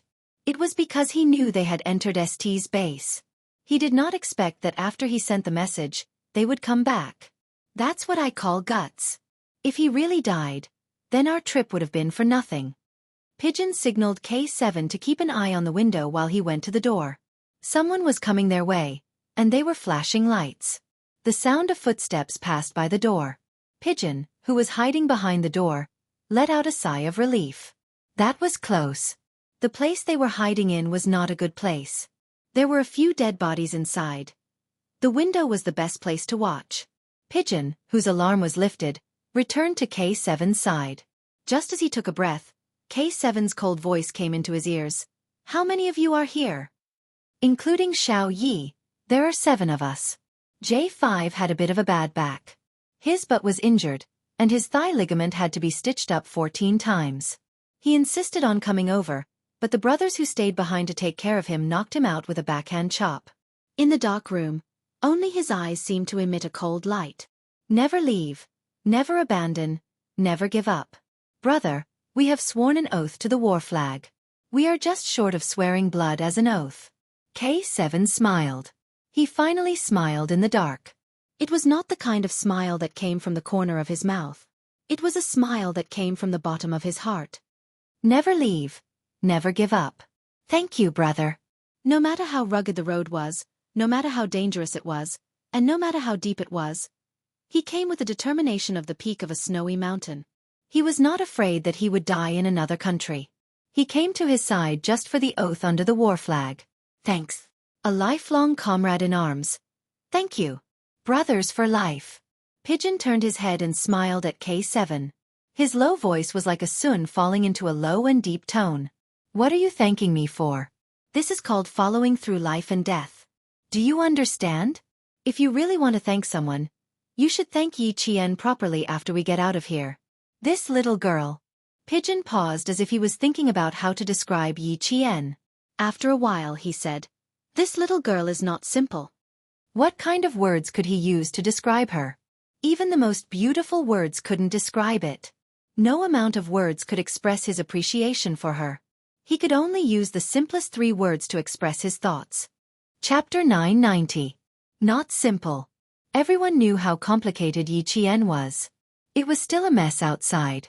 The entire ST mercenary base was in a state of high alert. All the generators were turned on. As the generator roared, it started to spin faster and faster. The lights in the ST mercenary base did not come on as expected. It was still pitch black. 2 silhouettes stuck close to the base of the wall, stepping on the soundless footsteps as they jumped in through the window, landing on the ground and rolling in the air, sticking close to the wall. Yi Qian, be on guard. Xia Jinyuan did not even catch his breath when he came in. He immediately asked Yi Qian to be on guard while he hugged K7 who was panting heavily. He then put his hands on K7's shoulders and said in a low voice, You gave us fake news.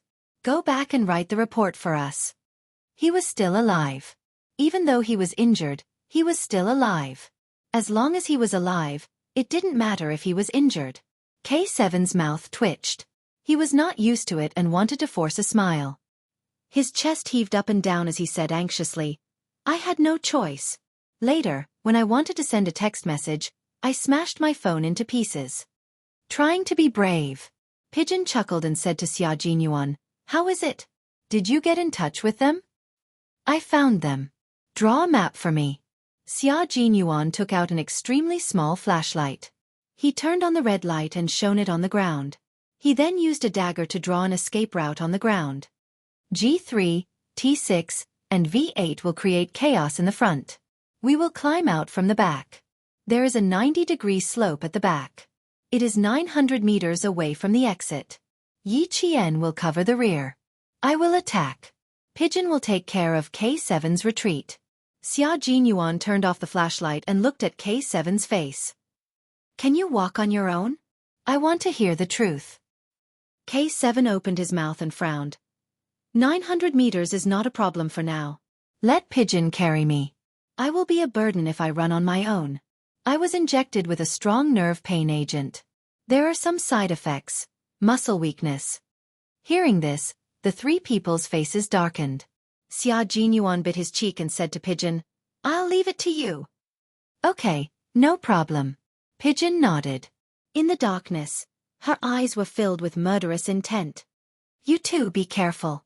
The ST and the government forces did not trust each other at first, but an explosion directly shattered the fragile layer of trust. In addition, a government soldier said that he saw a mercenary in a military uniform leaving before the explosion. The two sides directly confronted each other with guns, and no one believed it. When Sakura found out that the captive he was holding had gone missing, the firepower of the entire scene escalated again. The T6 combatant who was mixed in with the government troops cursed in official Persian and fired a few shots in other directions. And when the high-ranking government officials who were still sitting in the room heard the gunshots, their expressions changed drastically. They took out their guns and pointed them at Sakura. This was the kind of scene that Xia Jinyuan and the others were happy to see. This was also why they said it was great news when they saw the government troops appear. How could it not be great news when a third party retreated while the two armies were in a confrontation? What's more, the Chinese side did not think of directly using firepower to fight ST head-on, nor did they think of becoming enemies with Saint. At least for now. Of course, the premise was that ST did not provoke the Chinese side. Chapter 991. The fight was a little fierce.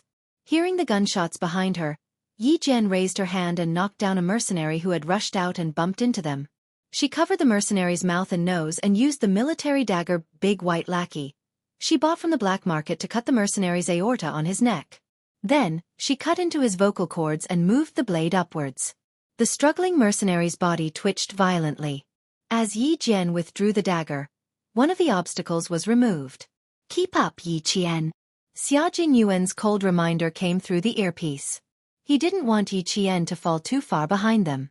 He didn't want the four of them to split up and allow ST to take the lead. They saved one, but lost another. Yi Qian grunted softly and dragged the corpse in the middle of the road to a dark corner. His feet swept across the blood-stained ground and covered the bloodstains with a thin layer of yellow sand. He didn't stop at all and chased after the pigeon that was protecting K7. Dodge to the right. Dodge. Xia Jinyuan, who was in charge of assault and reconnaissance, saw a strong light coming from the corner. He rolled on the ground and hid behind a pile of protruding gravel. The pigeon was a bit slow with K7. It didn't jump or roll elegantly. 1 second before the strong light shone on it, it jumped into the darkness with K7. He didn't even know where he landed. Move another 10 centimeters to the left. Quick! Yi Qian's urgent voice came into their ears. Based on the maximum width of the strong light, the pigeon and K7 had to move another 10 centimeters to the left to avoid being hit by the light. K7 rolled on the ground, and the gravel hit his back and shoulders. There were multiple wounds on his body, but he didn't even make a sound. It was a group of 3 mercenaries. They were probably a patrol team. They rushed out from the back to support their comrade who was firing from the front. Their footsteps were hurried. The strong light swayed left and right and shone on K7 who was 1 step slower. Yi Qian was like a leopard, pouncing from the darkness. He grabbed the barrel of the K7 and twisted it violently. With the help of the pigeons, he knocked out the enemy's flashlight. All that could be heard was the sound of fighting coming from the dark corner. They shouted loudly, trying to attract the attention of their companions, but the sound of gunfire in front of them drowned out their shouts. Yi Qian stabbed a mercenary's inner thigh with his Big White Lackey military dagger. As the mercenary screamed in pain, Yi Qian quickly pulled back the hunting knife and used the full sharp edge of the knife to cut the mercenary's thigh artery. Bang! Bang! 2 gunshots were heard. The pigeon that fired the gun shouted, "Take the K7 and leave." In front of them, Xia Jinyuan dragged 2 mercenaries to death. Yi Qian's eyes darkened. He said angrily, "I'll drag these 2 obstacles away. You take K7 and leave. Quick. Q King, speed up." If they were discovered by the patrolling mercenaries, they would be in danger. Xia Jinyuan's face was covered in blood. His eyes were bloodshot. He clamped a mercenary's neck with his legs and twisted it. He broke the mercenary's neck with the strength of his legs. After getting rid of the 2 mercenaries, he smiled in a low voice and said in a warm voice, "I've finished cleaning up here. There are still V8 and T6 fighters disguised as government soldiers and mercenaries behind. They will clean up for us while they are at it. So there's backup." Yi Qian was relieved.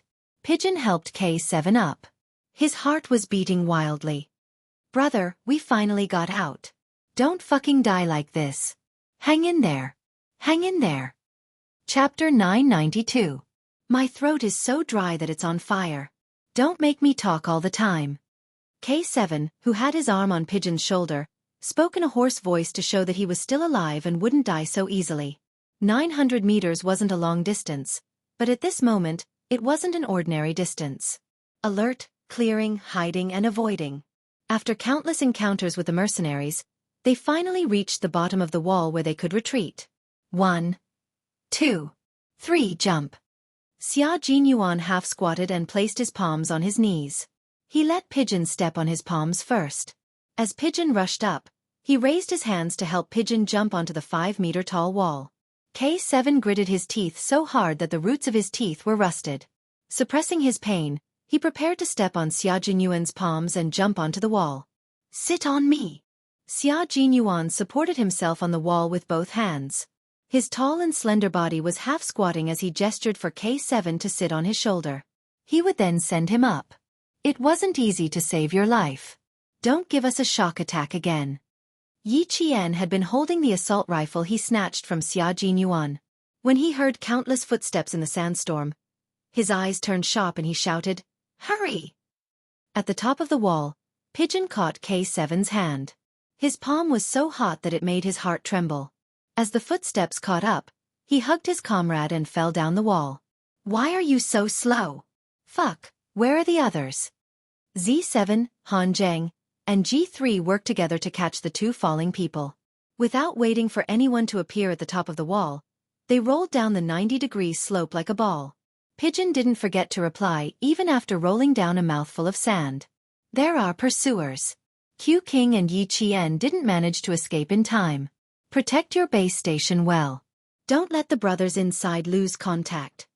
How did it feel to stuff a mouthful of sand into your mouth? If you ate too much, you wouldn't feel anything. Rolling down the slope, you wouldn't even have time to vomit. Yi Qian had also eaten a mouthful of sand. At this moment, she secretly used her tongue to clear the sand. The pursuers suddenly appeared. She pulled Xia Jinyuan and ran wildly. When she saw a cover, she didn't think much of it. She jumped into the pile of sand and ate a mouthful of it.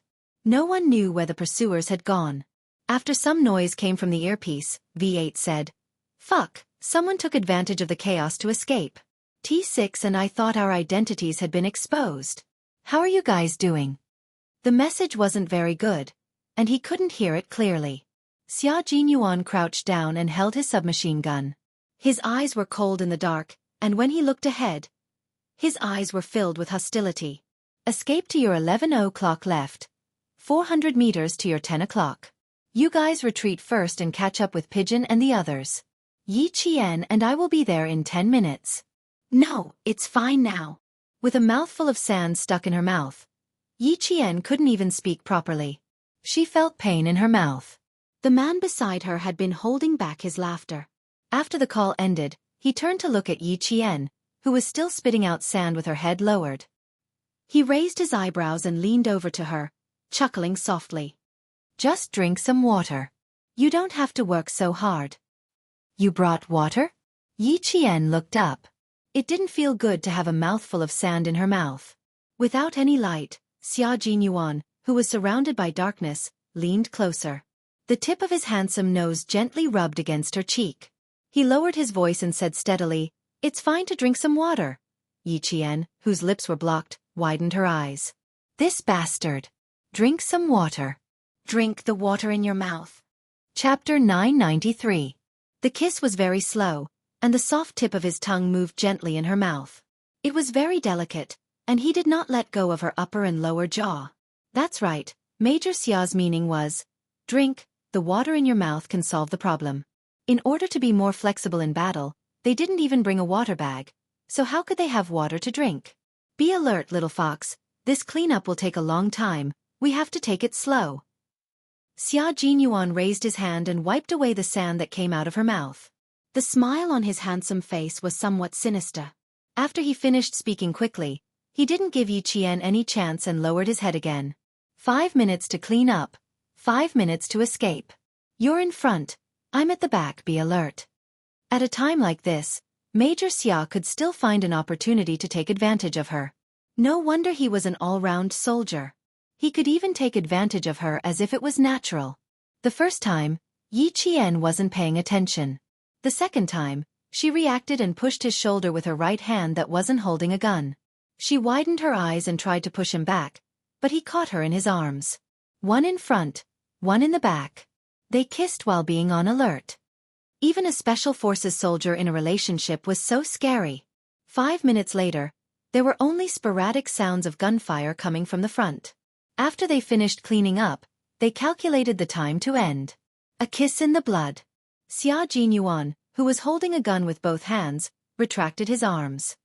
His dark eyes that were looking straight behind him restrained the coldness in his vigilance. When he smiled at Yi Qian, the coldness dissipated slightly, revealing the gentleness that came after a tough battle. "How is it? Did we clean up well?" As soon as he let go, Yi Qian immediately squatted and held his gun to the back to be on alert. Hearing this, Yi Qian, who was blushing, pursed his lips and said, taking advantage of the situation, "I think it's not bad." Xia Jinyuan wiped away the last bit of sand from the corner of his mouth, then bent over and stood up. The gentleness that he showed just now also disappeared when he stood up and bent over. On the battlefield, he adjusted his emotions in a second and said to Yi Qian behind him in a low voice, "Charge you first, I'll follow." When he was with him, Yi Qian also felt that he could control his emotions freely. After 20 minutes of intense fighting, both sides refused to back down. Yi Qian stepped on Xia Jinyuan's knees and jumped onto the wall that was several meters high. The walls were high and the line of sight was far away. Lights began to come on in the pitch-black ST base. Yi Qian's pupils constricted as he said in a low voice, "Power is restored. Quick, Xia Jinyuan." The restoration of power meant that they had found the cut in the power line. Then they would discover that there was a third party. Plus, K7 had rescued them. How could the leader of the ST mercenary group and the government officials not realize this? The only bright spot on the edge of the desert was the ST mercenary base. This base, which was claimed to be unbreakable, appeared to be in a mess tonight. The captives, whose identities were a mystery, had disappeared. After a cleanup, a total of 14 mercenaries were assassinated. Yi Qian rolled down the 90-degree vertical slope. She hugged the receiver tightly and rolled along with herself. She was afraid that the receiver would break and she would lose contact with Z7 and the others. Z7 and the others were waiting for the last two people to appear. When they heard voices in their earpieces, the few of them who had been tense all this time were overjoyed. They couldn't wait to ask, "Where are you?" She rolled down the slope until she couldn't tell north from south. Her head was still dizzy and she only knew that she was heading towards the river. At this time, it wasn't a river. It was just a dry riverbed. Chapter 994. Xia Jinyuan patted the dust off his face and supported Yi Qian, who was unsteady on his feet, with one hand. He glanced at the dry riverbed and said, "It's about 100 meters to the west. Don't move. We'll meet up with you soon." Before he could finish, Yi Qian bumped into Xia Jinyuan with his shoulder and shouted, "Get down! Get down!" The power on the high wall had been restored, and strong lights that could illuminate hundreds of meters shone down from above. The 90-degree vertical slope was not close to the sand surface, so the top was exposed. They had escaped with great difficulty, so how could they go back in again? The The strong lights kept sweeping back and forth until the patrolling soldiers confirmed 3 times that they did not find anything.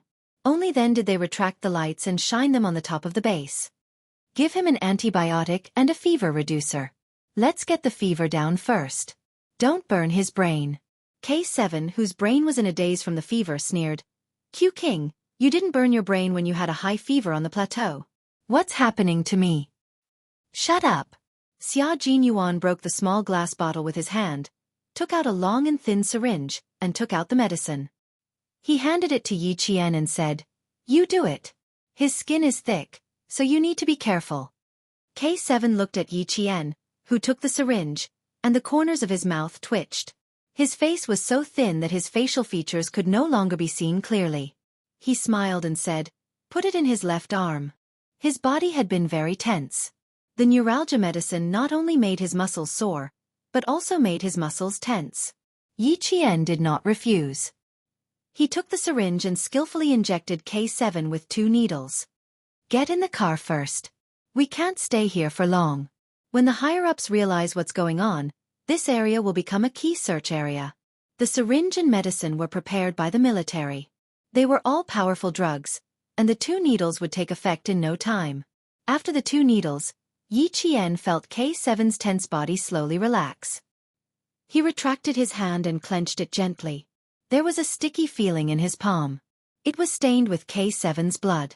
He turned his head and whispered to Xia Jinyuan, K7 is still bleeding. We have to leave as soon as possible. Let him catch his breath before we leave. Xia Jinyuan was not calm when he heard that his comrade was injured. Even his voice was a little tense when he answered. They finally met again after being held captive for 6 days. No one wanted such a thing to happen. Once it happened, they would do their best to rescue him, even if they were injured. Yi Jian tilted her head and looked at the man who had fallen silent. Then, she raised her hand and patted his shoulder gently. There was gentleness in her low voice. It's over. Leave this place. Everything is over. Before she could withdraw her hand from his shoulder, it was held by the man whose shoulders were tense. His rough fingers gently caressed her hand. After a while, Xia Jinyuan said in a deep voice, This is our profession. Little fox, look at your goal. The goal you are pursuing is sometimes more dangerous than this. I only hope that you can always hold my hand and never let go. No, I've never regretted what I've chosen, and I've never given up. Although it is dangerous, it is even more admirable. Yi Jian answered him. Just like before, she answered him softly, calmly, and with incomparable determination. Behind them, G3 touched K7's forehead. Did you drink any water? You sound like smoke is coming out of your throat. You're not obsessed with cleanliness, are you? Did you refuse to drink water? Chapter 995. I've only drunk 2 mouthfuls of water in 6 days. I don't even have the chance to commit the crime. K7's lips were dry and cracked. He gritted his teeth and said, Did you bring a needle and thread? I'm afraid there are a lot of places on my body that need to be stitched up. Sakura was afraid that I'd die, so he removed all the shrapnel from my body. Damn it! He didn't even stitch me up. When the T6 combatant who was on guard heard that, he cursed and laughed. Don't be too greedy. If you were in ST, you'd definitely be the first captive they'd give preferential treatment to. The group of 8 people moved forward by following the clues given to them from the inside and retreated towards a safe zone. Which country are the mercenaries who contacted us from? I was wondering why the military was so sure that K7 had entered Saint. So it turns out that there's a spy. I don't know which country they're from, but in a place like this that's no different from a terrorist base, there has to be someone from our own side. If something big happens, at least our country will know immediately. The dry and cold wind blew across the yellow sand, stirring up sand and covering the footsteps of the group of people. The dark figures who were walking towards the light in the darkness did not stop. They continued on their journey back to their country with their rescued comrades. Sunlight appeared at the end of the horizon again, illuminating this land that had been ravaged by war for decades. The golden sand was soaked in the blood and tears of countless people, and there was a sense of desolation and loneliness everywhere. Even though it was daybreak, it was still so desolate. Yi Qian, who had slept for 2 hours, opened her bloodshot eyes and stood on the sand dune.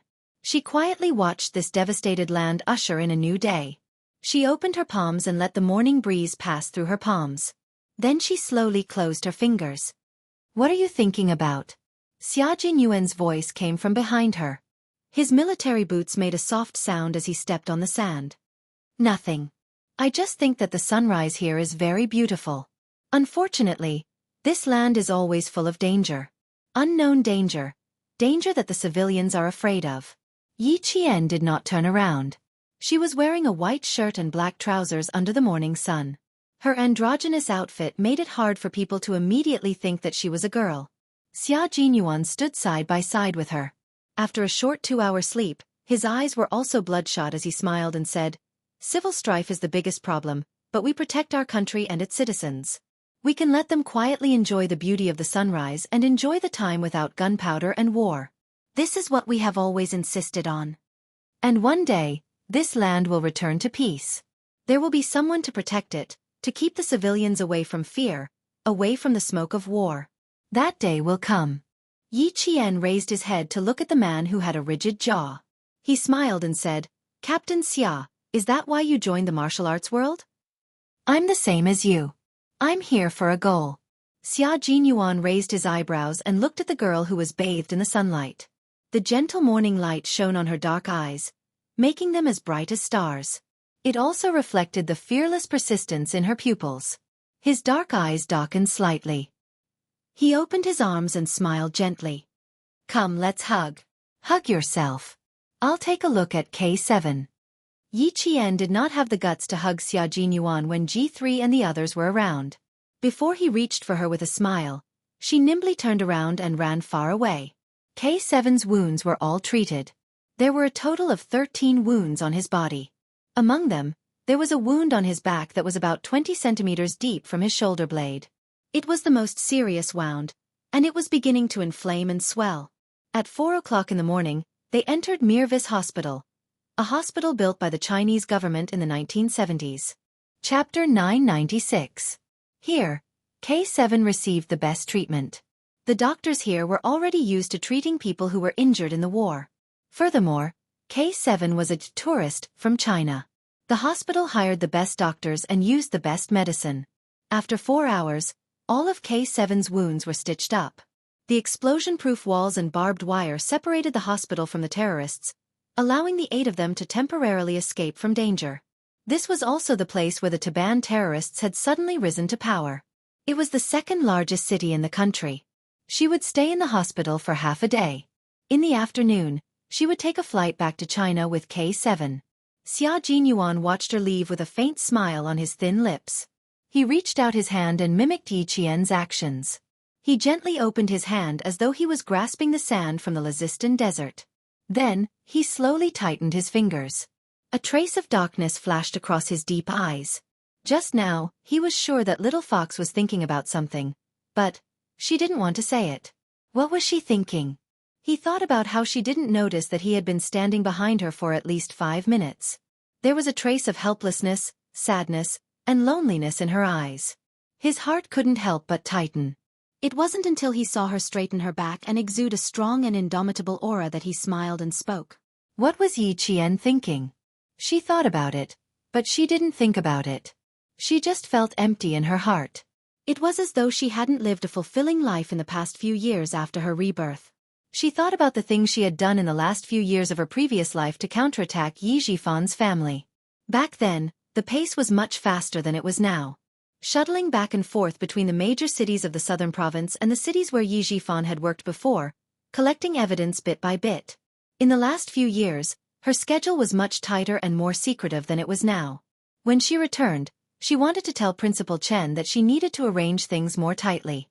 Compared to the civilians who had to find a way to survive in the war, she was too lucky and lived a comfortable life. He could do even more things and improve himself even faster. She didn't want to live up to the good times of her youth.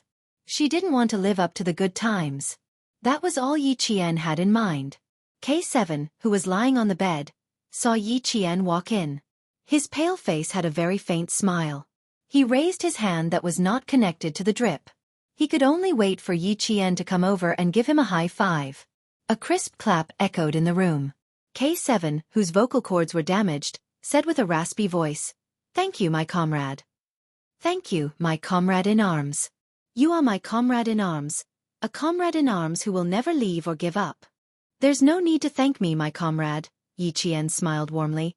I don't think there's a need for thanks between comrades in arms. You were in the enemy camp, so it was normal for us to save you. V8 laughed. Did you hear that? You're a man, yet you're not as broad-minded as a woman. I have to thank everyone who comes in. My teeth are aching. K7, who was being teased, looked up and swept his scalpel-like gaze across the room. V8, who was laughing with his head raised, suddenly stopped. K7, who was a forensic doctor and could dissect anything expressionlessly, had returned. Xia Jinyuan stood outside the room and laughed softly. This time, they could return to the country safely. The Chinese military had already received the news and told J5, who was lying in bed with a gloomy face every day.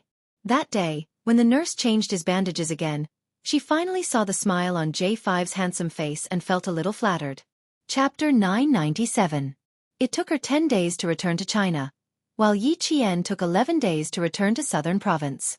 After completing her mission, she signed the confidentiality agreement and returned to Southern Province. She didn't take a civilian plane back to Southern Province. Instead, she took a transport plane. Major Xia, who was sending her to the plane, pursed his lips. Are you sure you want to rush back to school this afternoon? You'll drive back to school when you arrive at the Southern Province Air Force Base? Yes. I've been away from school for so long. If I don't report back to school soon, I'm worried that the school will expel me. Yi Qian looked at him suspiciously as she walked towards the transport plane. I definitely have to go back to school. Why? Is there a problem? Xia Jinyuan looked at her and smiled helplessly. Why is it Wednesday today? If it's Saturday or Sunday, you can take a day off and rush back to school. They could at least rest today, but his little fox still had to run around all day. It was too tiring. Or you can have a good rest tonight and report back to school tomorrow. You don't have to rush back to school today. It's the same if you go tomorrow. Xia Jinyuan persuaded Yi Qian to skip class today and have a good rest. Yi Qian rubbed her forehead and sighed. Captain Xia, you once said that my main task now is to study hard and not to think about other things. I just want to study hard and not waste time on being wishy-washy. How many days have I skipped? 11 days. If I don't report back to school soon, I'm afraid I'll be expelled. Being expelled from school was indeed a serious matter. Xia Jinyuan went silent and sighed deeply.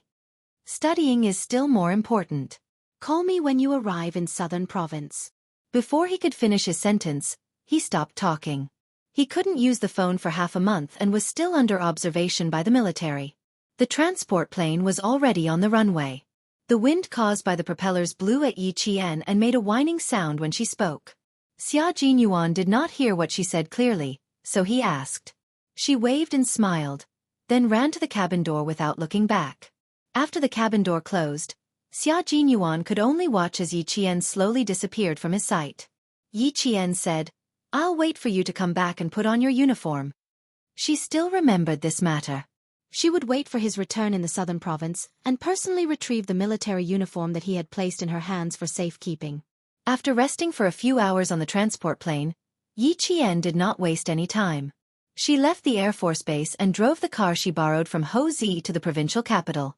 At 5 o'clock in the afternoon, the first class of the province ended for the day. As soon as the bell rang, the whole campus became lively. Wearing a thin Yi Qian shirt, he took out his student ID and walked toward his dormitory under the watchful eyes of the guard. It was November, but she was still wearing a short-sleeved shirt. Walking on campus, she attracted a lot of attention. In addition, there were many people in the school who knew her. When they saw her wearing only a short-sleeved shirt, the first thing they asked was, Where did you go? Wearing short sleeves?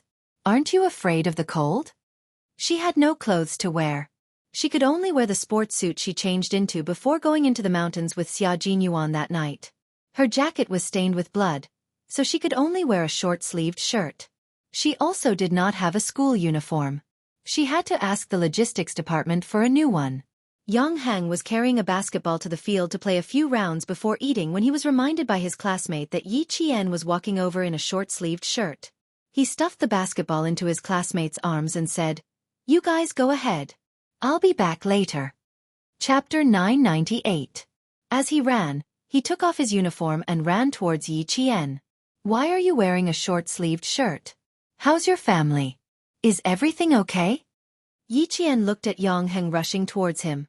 He raised his head and smiled. I was in a hurry to get back to school and didn't have time to change. I came back because everything was fine. It's already been 11 days. You took a long leave this time.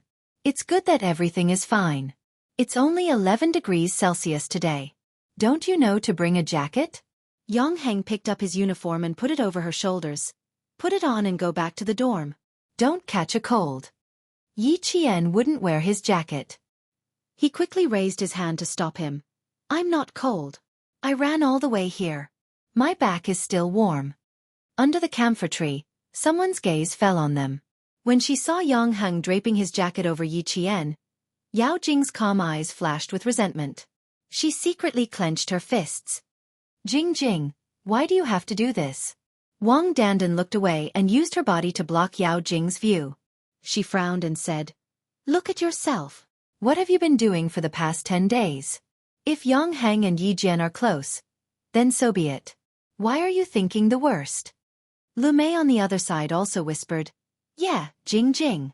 Don't think too much. Yang Heng has known you for more than 10 years. Yi Qian has only known you for a few days. Look, you all know that I've known him for more than 10 years. Yi Qian has only known him for a few days. But Yao Jing looked away and lowered her head. Her voice was so soft that it was strange. But on his birthday he said I was disgusting. He said I made him feel disgusted. This sentence made Wang Dandan and Lu Mei's expressions change. They didn't know about this. After Yao Jing finished speaking, she raised her head and said to her friends, Do you think I'm inferior to Yi Qian? Am I that disgusting? Am I that disgusting? Her expression was not only a little strange. She was clearly smiling, but her smile was filled with coldness, making Wang Dandan and Lu Mei's hearts thump fiercely, and a layer of goosebumps appeared on their backs. Something was wrong with Yao Jing. Her smile. It's too scary. Jing, don't be like this. Wang Dandan, who was braver, pulled her sleeves and resisted the goosebumps. She calmly said, Let's go eat. What's there to look at?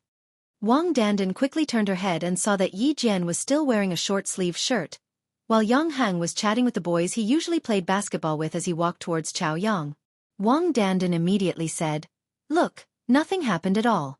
Yi Jian didn't take his shirt to wear. Yao Jing stared at Yi Jian's back and then stared at Yang Heng. He said I'm disgusting. I want to ask him if I'm really that disgusting in his heart. Why do you have to ask? He might have said it in a fit of anger. Wang Dandan was a little anxious. Should I call Auntie Yao? Something was wrong with Yao Jing. But she couldn't tell what was wrong. After standing for a while, Yao Jing took the initiative to go to the cafeteria to eat. Let's go eat first. I'm a little hungry. She wanted to do something big. In front of Yang Heng, in front of Yi Qian, she wanted to ask him if she was really disgusting. If she didn't ask, she wouldn't be satisfied. She wouldn't be satisfied. She wouldn't be satisfied that the person she liked said she was disgusting in front of the person she hated. Yang Heng, I'll give you one more chance. You must seize it. Otherwise, you'll never have peace in this lifetime. Chapter 999. Yao Jing's reaction made Wang Dandan feel that something was amiss. She looked at Yao Jing's cold smile and knew that Yao Jing liked to twist her fingers every time she wanted to do something. Wang Dandan felt her heartbeat quicken. She had to call Uncle Yao and remind Yang Heng. As for Yi Qian, Wang Dandan hesitated. If she told Yi Qian, wouldn't she be letting Yao Jing down? But if she didn't say anything, her intuition told her that Yao Jing was up to something big, and it wasn't something ordinary.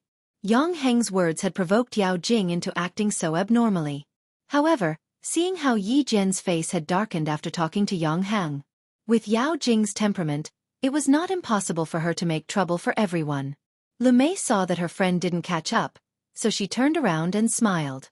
Dandan, what are you looking at? Let's go. The wind blew. Wang Dandan put both of them in the pockets of her uniform and ran to catch up. Forget it. It shouldn't be a problem. The midterm exams were coming up. Jing Jing said that she would do better this time, so she wouldn't cause trouble. At the end of October, the weather changed and the temperature dropped sharply. During military training, it was so hot that they had to wear short sleeves, but at the end of the month, they could wear jackets. Those with weaker physiques even had to wear a thin singlet. Yi Qian came back just as the weather changed. The temperature dropped especially fast. The boys all wore jackets to resist the cold, but she came back in short sleeves. She didn't know how many stares she received from the school gate before she returned to the dormitory. And Jessen, who was about to go to the canteen to get food, saw Yi Qian and widened her eyes. She rubbed her eyes and shouted, "Ah!" She threw herself at Yi Qian. "I thought my eyes were playing tricks on me, but it turns out they weren't. 11 days, you took 11 days off. Jane Eyre, you're so brave. You took 11 days off. I'm so envious. I want to take leave and go back to Fujian town too." Not only wasn't Jessen envious, but everyone who was a little nervous about the exams was also envious. Especially when Teacher Tong said that she might take part in the midterm exams. All the students in Grade 2 Class 1, including those with good grades, were envious. When they were students, there was only one thing that most students wanted to avoid: exams. Yi Qian smiled as he steadied her. He raised his eyebrows and said, "You're considering it on the 3rd, 4th, and 5th. It seems like you're not fully prepared." "Oh my God, you're still thinking about the exam when you're home?" No, it's not that I didn't prepare enough. It's that the few golden flowers in our dormitory didn't prepare enough." And Jessen smiled and turned sideways. She saw Yang Yi, Li Qian, Lu Lizhen, and Zhang Yueyan on the upper bunk of Yi Qian. The 4 beautiful girls were all looking at her eagerly, like puppies that were about to be fed. Their gazes were so pitiful. Yang Yi wiped the corners of his eyes and said with a miserable expression, "Jane Eyre, we heard that your house collapsed and you had to go home for half a month. Everyone wanted to go home with you. Is everything okay at home? Has the house been repaired?" The students in the class all knew that Yi Qian came from the countryside. They didn't think much of it until Teacher Tong mentioned that Yi Qian's house collapsed due to the storm. Only then did they remember that Yi Qian, the absolute #1 genius, was from the countryside and not the city. In 1997, there was still a certain difference between the urban and rural households. Some people in the city even looked down on the villagers. This phenomenon existed everywhere, even in the 20th century. Chapter 1000. Meng Wan, who had always been secretly competing with Yi Qian, sneered, "Yi Qian's house collapsed because of a rainstorm. How poor is his family? No wonder he studies so hard. If he doesn't study hard, he'll be cooped up in the countryside for the rest of his life." Meng Wan's cold words carried the arrogance of a city resident. In the end, she added, "Luckily, I live on the 5th floor, so I'm not afraid of a rainstorm." Meng Wan only sneered to herself. If she really said it out loud, her classmates wouldn't do it. Yi Qian opened the closet and put the bag containing Xia Jinyuan's military uniform in the innermost part. Then he put his few clothes outside. When he closed the closet door, his gaze paused for a moment before he closed it again. "Xia Jinyuan, your military uniform is here. I'll wait for the day you come back." Yi Qian, who was wearing a jacket, smiled and answered Yang Yi, "Everything's fine." As he put on his clothes, he looked at the pitiful golden flowers and said, "You want to study at night, right?" "Sure. I haven't been in class for 11 days, so I have to study at night. But I can't study from Friday afternoon to Sunday. You have to study on your own. You don't have to go to the training base for the next few days. You took 11 days off, and you don't have to study at night when you return to school. It's really not appropriate. At least wait until the midterm exam results are out. You should hurry back to school and rest in the dorm. I'll bring you food." And Jessen, who was also from Fujian town, knew that it would take more than 10 hours to travel from town to the provincial capital. As a good friend, she was more considerate than Yang Yi. Yi Qian didn't refuse. He was indeed a little tired. He hadn't rested much since returning to China. She stayed by K7's side the whole time. Xia Jinyuan, Pigeon, and the others were vigilant all the way back to China. They didn't even close their eyes. When Jessen brought the food down, she saw that Yi Qian was already asleep. Upon closer inspection, she could see that there was a layer of dark circles under her white eyes. "Shoo, lower your voice, lower your voice. She's asleep. She hurriedly gestured for Yang Yi and the others to lower their voices and said, "Let's go to the dormitory next door to eat. You guys go first. I'll warm up her food with hot water." Now that it was winter, the girls liked to go back to the dormitory to eat. And Justin and the others were about to go to the dormitory next door to eat when 3 girls from the dormitory next door walked towards them with lunchboxes. They bumped into each other at the door. Before the girl in front could say anything, and Justin said softly, "Yi Qian is asleep. Let's go to your dormitory for dinner." "Asleep? All right then. Even if you're going to sleep, you still have to eat. Are you going to sleep on an empty stomach? I'll heat it up with boiling water. When she wakes up, she'll still be able to eat hot food." Even outside, and Justin was still suppressing her voice. She then asked Li Qian, who was the last to come out, "Is the door closed?" Li Qian turned to take a look. It's off. Go over quickly. It's so cold.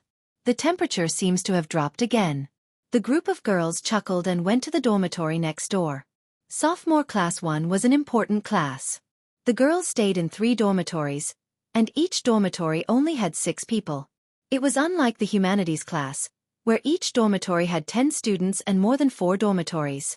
Mengwen returned to the dormitory with the other 3 students. When he saw that Justin and the rest were all there, he couldn't help but smile. "Isn't Yi Qian back? Why aren't you guys accompanying her?" The girls all knew that Mengwen secretly liked to compete with Yi Qian, but it was all for the sake of his studies. Usually, there was nothing much between them, and he wasn't like Yi Ying, who was always picky. Hence, they didn't think much of it. Chapter 1001. And Justin said disapprovingly, "She's resting because she's tired from the ride, so we came over to eat. Didn't you come over to ask me when Yi Qian would be back and ask her to help you solve the questions? TSK, you can ask her tonight." It would have been better if she hadn't mentioned it, but the moment she did, Mengwen's expression changed. She said angrily, "Didn't you say she might not even take the midterms? Why did she come back early?" "Yeah, I said she might, but I didn't say she might." And Justin stuffed a mouthful of rice into her mouth and didn't notice that something was wrong with Mengwen's expression. "I think she's quite tired. I'm afraid she didn't rest well at home because she had to rush back for the exam." Mengwen's expression became even more unhappy when she heard that. There was a hint of disappointment and resentment. "Is it necessary? Is there a need to rush back to school for an exam? Doesn't she need to rest? If she's so tired that she sleeps as soon as she gets back to school, she might as well rest at home for a few days before coming back. What's the difference between resting at home and resting at school? If she rested for a few days and came back on the day of the midterms, wouldn't she?" And Justin answered her. As she spoke, she seemed to have thought of something and stared at Mengwen. Her eyes looked Mengwen up and down, and after a while she let out a long "Oh." Mengwen, who felt uncomfortable under her stare, harumphed. "Oh what? You're so weird." And Justin chuckled. Oh me Mengwen, oh Mengwen, you're really so cute that I don't know whether to laugh or cry. Ha ha ha, now I understand why you've been coming to the dorm every 2 or 3 days to ask me when Jane Eyre is on leave and if she'll be back in time for the midterms. I couldn't tell that you had so many little schemes in your mind. Ha ha ha Mengwen, your thoughts aren't right. You've wasted a week of military training. Yang Yi and the others were confused when they heard Justin's words. They didn't understand what was going on, but Mengwen, who knew, blushed and glared. "Don't talk nonsense. I didn't think that." "What do you mean you didn't think that? What are you two talking about? We don't understand." "Isn't it normal to ask when Yi Qian will be back for the midterm exams?" "Justin, what do you want to say?" "I don't have anything to say. You can ask Mengwen and her." And Justin didn't expose Mengwen's thoughts. She knew her limits now. She knew that some things were best kept to herself. There was no need to let everyone know to avoid embarrassing others. This was a kind of growth unknowingly. He knew that he had to make things easier for others at certain times. He understood that he should not be calculative, and he learned to be tolerant and magnanimous. When Mengwen saw that Justin didn't say anything, she naturally heaved a sigh of relief in her heart. When she saw the other students continue to ask, she wanted to take the lunchbox to the dormitory next door to eat. However, she was afraid that Justin would say something after she left, so she sat alone in a corner and sulked. This midterm exam was very important. It was very likely that it would be used as a reference for the direct enrollment of key universities. If Yi Qian was so good, why would he need to compete with his classmates for a spot in the direct enrollment? Even if her midterm results were 0, it would not affect her admission to a key university. Meng Wan, who was scheming in her heart, pursed her lips tightly. Even eating was a little robotic. Seeing her like this, Jessen laughed in her heart. She didn't want Yi Qian to return to school for the midterm exams. Chapter 1002. Meng Wan was normally normal, but when it came to exams, he would start acting weird.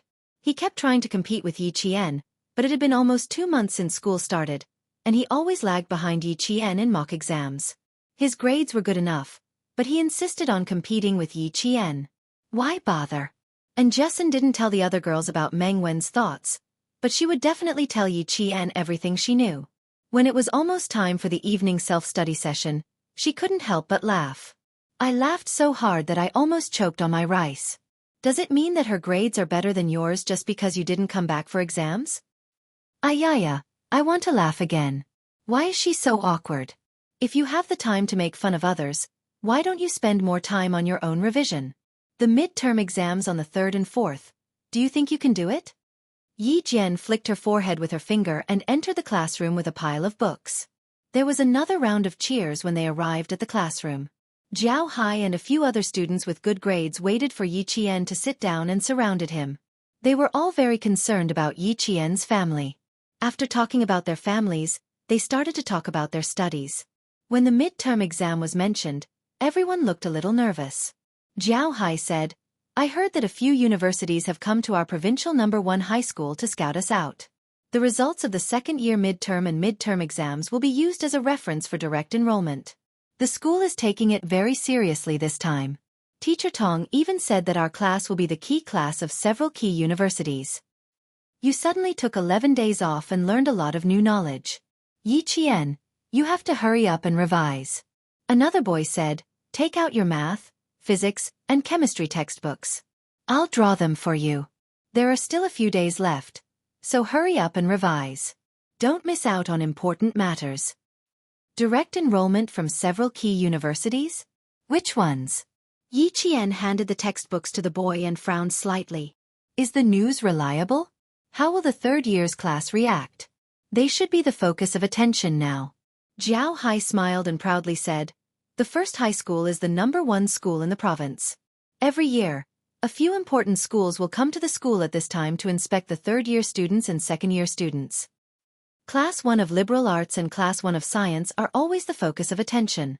Every year, there are students who are directly admitted to the provincial first high school for the college entrance examination, and there are also students who pass with high scores. In short, we have more opportunities than other schools. Why would parents choose a famous school for their children? It was not only because the school had a strong teaching staff, but also because there were many more choices. Yi Qian paused for a moment before asking, do you know which schools are coming? Which schools are you guys interested in? In his previous life, Yi Qian did not attend high school. In this life, he had only been in high school for less than 2 months.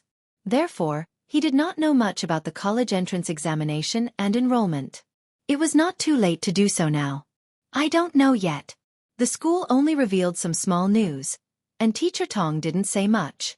Yi Qian, which school do you prefer? She only had one school in mind. She smiled and said, I'm afraid you guys won't believe me. If it was Hua University or Shi University, I wouldn't choose. I don't have any other schools either.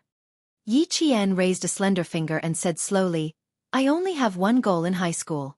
One school. I really haven't considered other schools. Meng Wan hoped that she would not take the midterm exams. It was probably related to the direct enrollment for the college entrance examination. Chapter 1003. When Teacher Tong came in, Jiao Hai and the other students with good grades were still in shock. Yi Qian actually said that Tsinghua University and Shi University were not her choices. Then what school would she choose?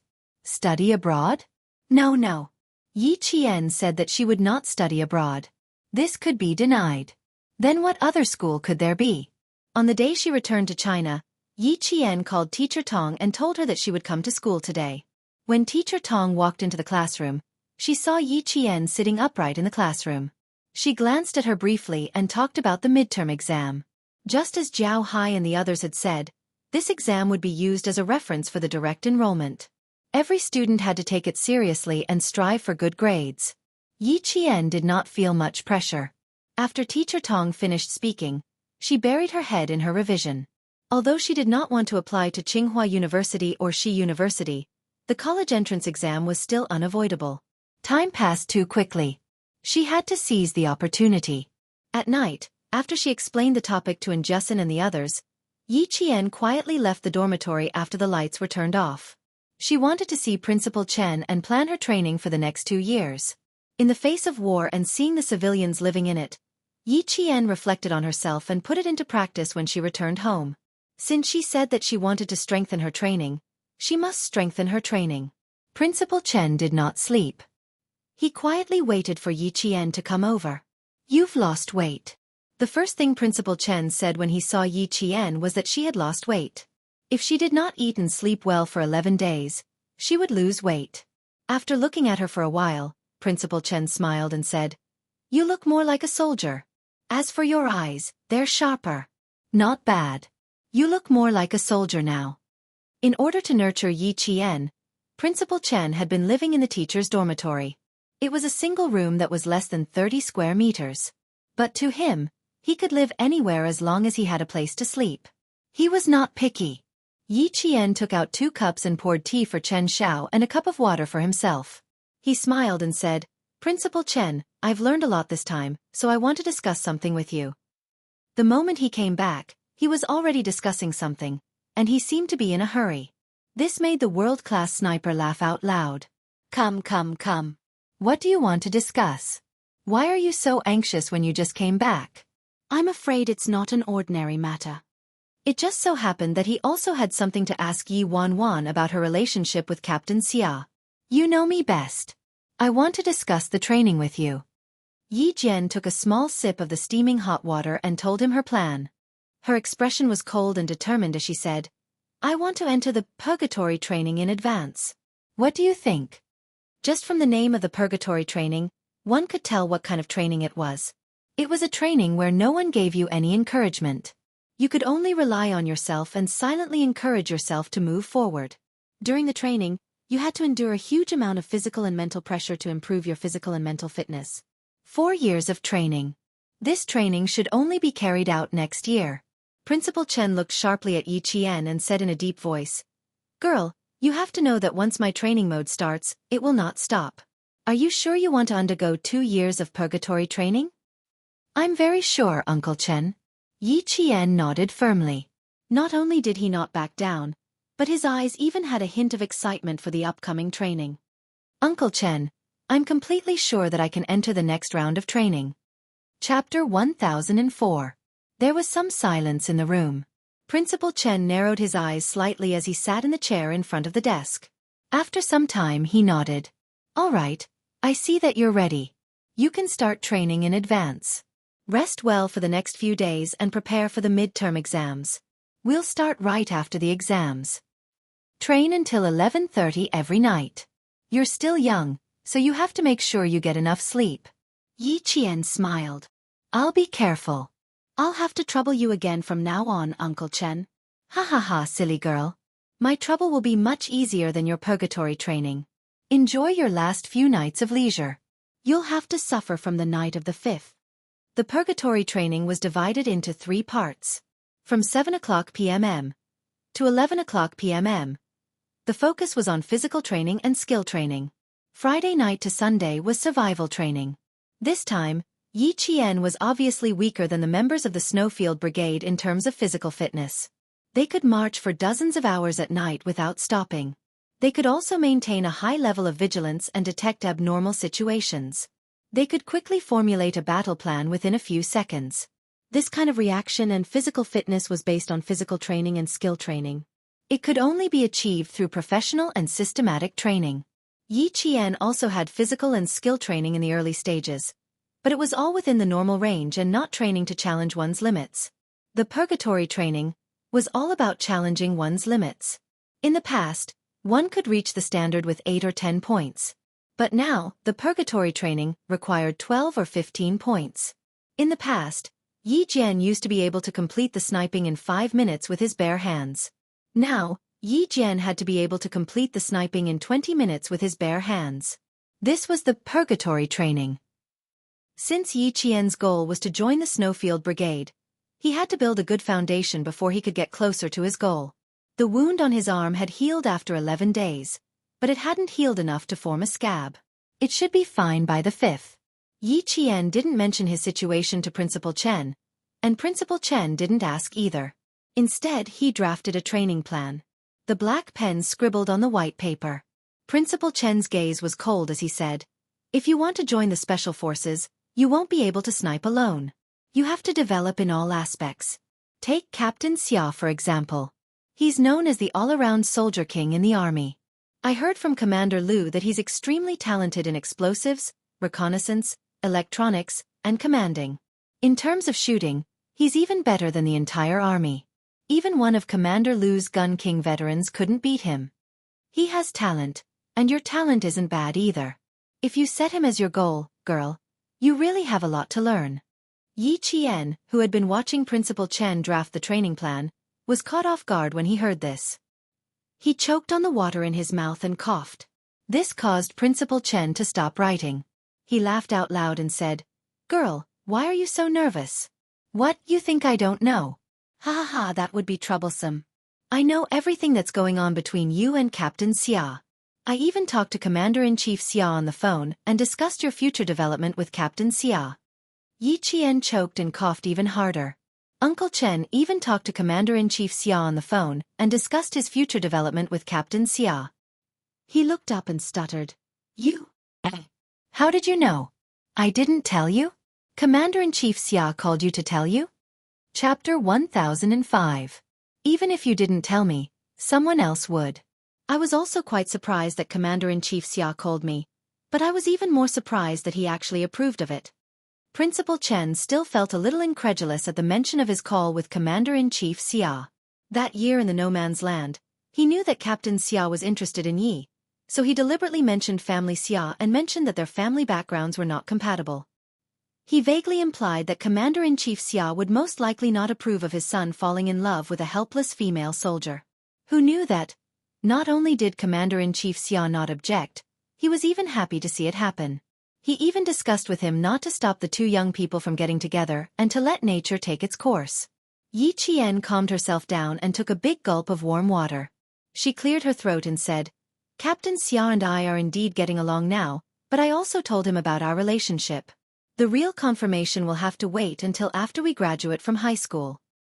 I also met Commander-in-Chief Xia. He participated in our big review on the last day of military training. I took his car back. About Captain Xia and I." Yi Qian's expression was extremely unnatural under Principal Chen's teasing smile. She braced herself and continued, "Commander-in-Chief said that he didn't object, but I had to be careful. After all, I'm still young." She blushed as she spoke. It was as if she was caught in the act by an adult when she was secretly dating. She was at a loss of what to do. Principal Chen laughed, but he still had to talk about business. Ever since he received the call from Commander-in-Chief Xia, he had been thinking about finding an opportunity to ask. Now that Yi Qian came up to him and brought up the topic herself, it saved him a lot of trouble. "Captain Xia is interested in you. I knew about it during the last training in the No Man's Land. He didn't hide it from me at that time. He even said that he is definitely a man worthy of you. Moreover, he is a soldier who has fought for the glory of the country all his life. I didn't agree at first, but when I heard this, I chose to wait and see for now." Now, it seemed that Captain Xia was indeed a responsible man and an excellent soldier. "Uncle Jen and I can rest assured that you will be with him." Yi Qian was dumbfounded. Xia Jinyuan had revealed his thoughts to Uncle Chen in the No Man's Land. No wonder. No wonder he said that Uncle Chen would definitely not object. He had mentioned it long ago. He's indeed an excellent soldier. I've learned a lot from him, and I've learned a lot. Yi Qian also had a very high opinion of Captain Xia. He was a soldier who had fought for the glory of his country all his life. This was the kind of soldier he was. It's precisely because he's so outstanding, little girl Yi. Principal Chen raised his head, the smile on his face receding slightly. His expression was solemn as he said, "It's precisely because of this that you should work even harder. Don't work hard for him. Work hard for yourself. He is a man who is compatible with you, and you are a woman who is compatible with him. You don't need to depend on him to survive, and you don't need to depend on his light to survive. You have your own limelight, and you rely on your own abilities to stand out in the world. You don't need to rely on anyone else. This is what I hope for, little girl Yi." Xia Jinyuan's light was too bright. If little girl Yi didn't want to be overshadowed by his light, she had to work even harder. The two of them were like two stars in the sky. There was no need for one to rely on the other. They both had their own starlight. "Don't worry. Whether I'm with Captain Xiao or not, I'm still Yi Qian. I don't need to rely on someone else's Yi Qian." She was still herself. She wouldn't change just because she had a prominent boyfriend, and she definitely wouldn't stop moving forward. Chapter 1006. Principal Chen saw that her eyes were clear and bright, and that she did not have any intention of neglecting anything, so he was relieved. He patted her shoulder and said seriously, "Good girl, people must remember their original intentions, and they must not lose sight of their goals. Make sure that you have a pure heart, and bravely pursue your dreams and achieve your goals. That kind of life is a real life, and your life will be even more magnificent. I know what you're doing, so I won't say much. Let's talk about the training. I watched a drill a few days ago, and it gave me a huge shock. The current army is not the same as the army I was in back then, and the deployment and use of snipers is also very different. From private matters to training, the old man and the young girl's expressions changed at the same time. Their eyes were cold, and their expressions were slightly cold. They began to discuss the content of the training. For example, in the mechanized infantry unit, a mechanized infantry battalion is assigned a sniper squad, and the deployment is decided by the battalion commander according to the specific situation such as the mission, the enemy, the terrain, and the time. The sniper squad in the battalion is a combat unit that is quite opposite to each other. It is made up of 2 or 3 sniper squads and a squad leader. This is different from before. We used to have a sniper and an observer, and sometimes we didn't even have an observer. Just from this point alone, you can see that the reform of our army is quite big. I used to train you to fight alone, but it seems like I have to teach you about team combat in the future. In the army, you are not an individual, but a team. Soldiers in a team can fight together, and when necessary, you can fight alone."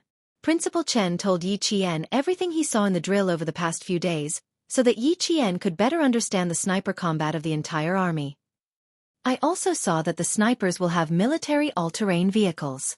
The front and back of this vehicle can carry weapon systems, fuel, water, food, communication equipment, and personal combat equipment. It can be seen that the snipers the army needs now are not just soldiers responsible for sniping, but also to provide more useful information for the rear troops." Yi Qian did not know any of this. It was only through Principal Chen's analysis that she came up with a concept.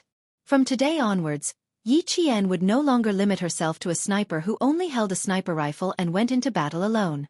Instead, she began to develop the concept of an information-based sniper. Just from one exercise, Principal Chen had analyzed that all the troops of their country had already begun to use the information-based combat method. It was completely different from those countries that did not even have their own fighter jets and were militarily backward. A great country had risen. From returning to school to preparing for the midterm exams, Yi Qian attended classes during the day and studied at night. In less than one night, he had reviewed all the new lessons from the past 11 days. She had already finished her self-study, and revising again was just to consolidate her knowledge. The learning atmosphere in the class was quite tense. In order to obtain the direct enrollment quota, everyone was fully immersed in the midterm exam. The grade 12 students were even more nervous. They were going to take the college entrance exam next year. If they could be directly enrolled, it would not be as stressful for the grade 12 students. The intense revision of the grade 12 and grade 12 classes actually made the school much quieter for the first 3 days of the midterm exam. The exam started on the 3rd of the day. And Jessen's eyelid kept twitching. Before the exam started, she said to Yi Qian, "I think I'm going to do badly this time. My left eye keeps twitching." Chapter 1007. Yi Qian held her face and teased her seriously. It's too late to think that you'll do badly. If you really don't do well, Uncle and Auntie will think it's normal. If you do well, I think they'll think it's abnormal. That's true. Ha ha ha, I didn't sleep well last night. I had a dream that I was looking for a pen during the exam. I was so scared that I woke up. And Justin was relieved by Yi Qian's comforting words. She quickly said, "Don't tell me you really didn't bring a pen. Let me see." Opening the stationery bag, and Justin's mouth twitched as she said, "I really didn't bring a pen." Not bad. You'll have no problem taking the exam. There's only 15 minutes left. You can go back and find a pen. Yi Qian looked at the time and reminded her slowly, "I'll give you 7 minutes and 30 seconds. That's enough time." And Justin ran away. She didn't dare to stay. Not bringing a pen during the exam. She was really generous. There were still 5 minutes left before the exam. And Justin ran back to the classroom, panting. She didn't go back to her seat. Instead, she ran to Yi Qian's side. Panting, she said, "I thought I was the only one who didn't bring a pen. Yao Jing was the same. I bumped into her when I went upstairs. She even dragged me to talk to her." Yao Jing, a name that he hadn't heard for a long time. Yi Qian also realized that he hadn't heard her announcements in school for the past few days. Don't think that other people are like you, forgetting to bring a pen. Maybe they walk slower. Go back to your seat. The exam is about to start. Yi Qian didn't have much interest in Yao Jing. He gestured for Justin to return to her seat and prepare for the exam. The first exam in the morning was from 8 to 10 in the morning.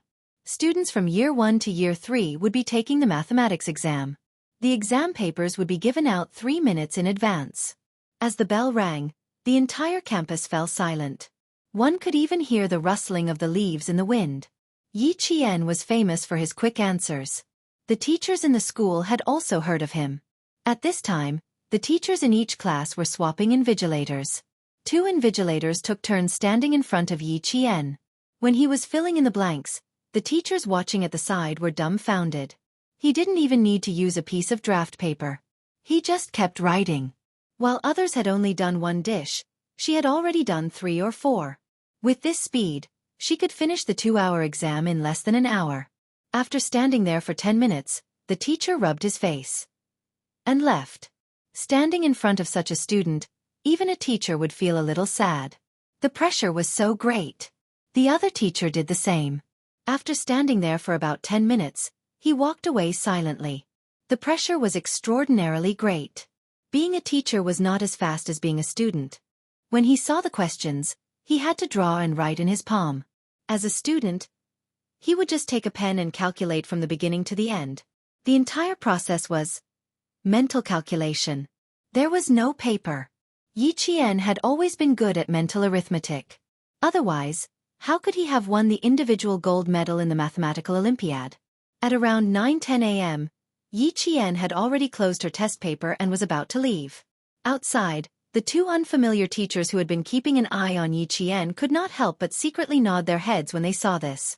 They said to Principal Chow, "Principal Chow, when her midterm exam results are out, we'll have to trouble you to keep an eye on her." "No rush, no rush. There are still 3 days before the exam. The 2 of you can keep an eye on other students." Principal Chow, who was accompanying the 2 Western University admissions teachers, was playing Tai Chi. Yi Qian did not even need the admissions teachers to keep an eye on her. When the results were out, many schools would fight to get her. However, Old Chen had already reminded him that Tsinghua University and Western University would not be Yi Qian's choice. Chapter 1008. When the teacher from the admissions office of Western University heard this, he smiled and said, "Nannan No. 1 Middle School has always been full of talents. 2 of the exchange students that our school selected to go to the United States graduated from Nannan No. 1 Middle School. The relationship between Western University and Nannan No. 1 Middle School is not ordinary. If there are good top students, President Chow, you have to tell us in advance." The relationship between West University and Southern Province First High School was indeed close. Almost all the top scorers in science had chosen West University. At 9:12, Yi Qian handed in her paper and came out. Principal Chow, who was waiting outside, waved at her. "Yi Qian, come here for a moment." Upstairs, there was the sound of running footsteps, followed by a girl's shrill and frightened voice. Jing Jing, where are you going? Such a loud voice suddenly rang out in the quiet exam time. The students upstairs and downstairs could all hear it. Naturally, Yi Qian and Principal Chow also heard it. The second-year students sitting by the window paused and glanced outside.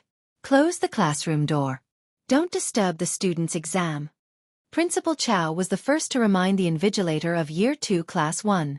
He then personally closed the classroom door and turned to Yi Qian and said, "There's still 50 minutes left. Why don't you go back to the dormitory and rest for a while?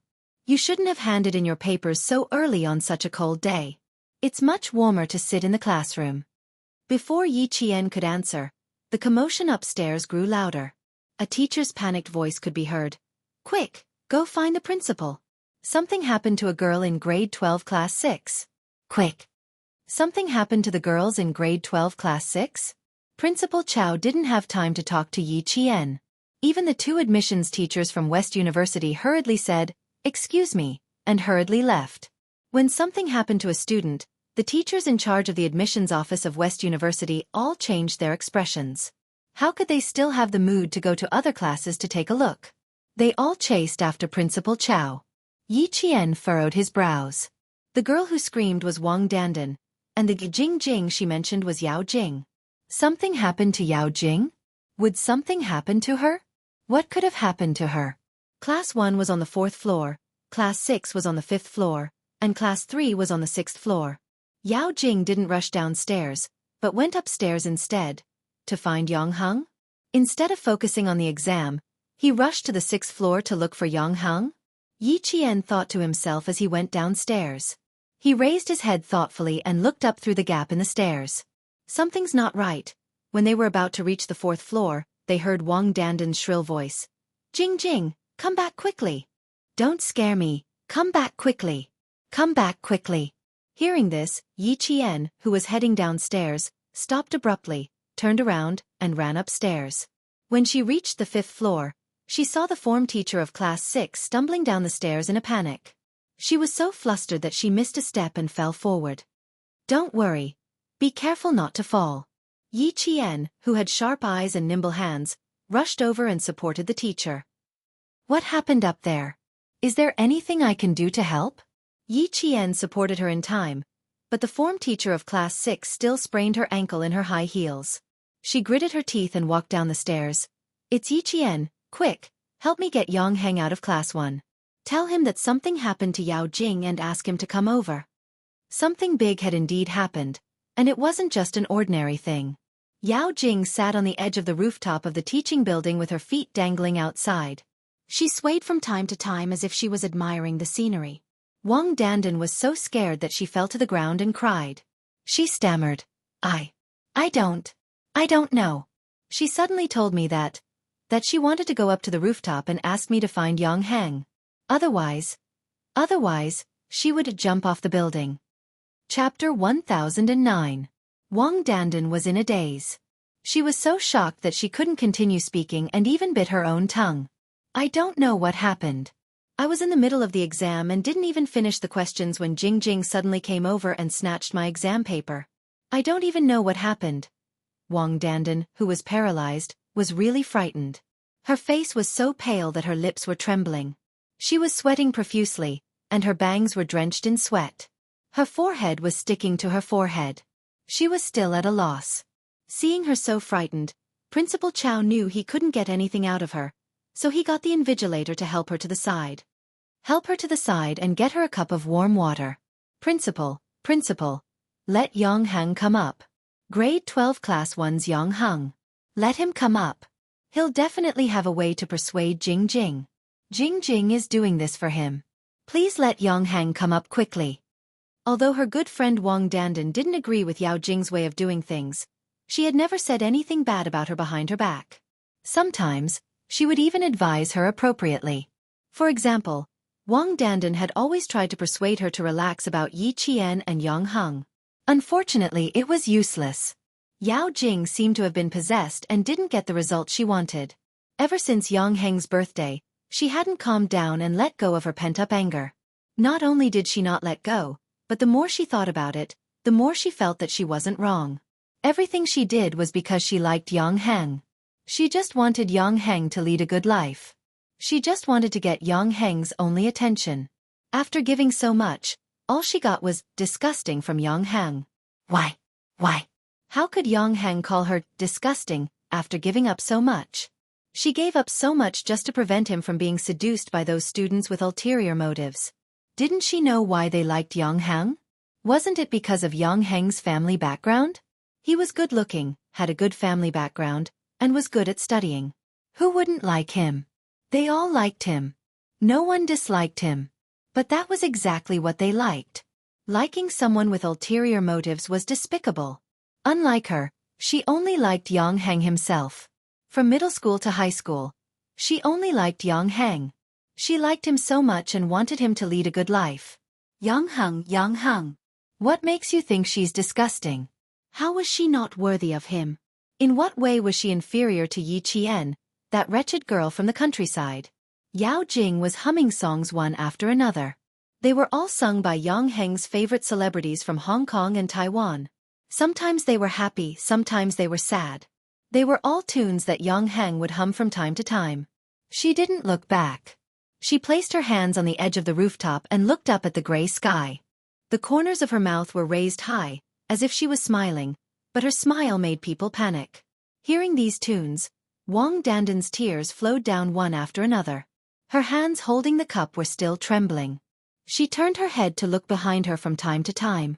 Why aren't they here yet? Why aren't they here yet? Why wasn't Yang Heng here yet? Was he not coming?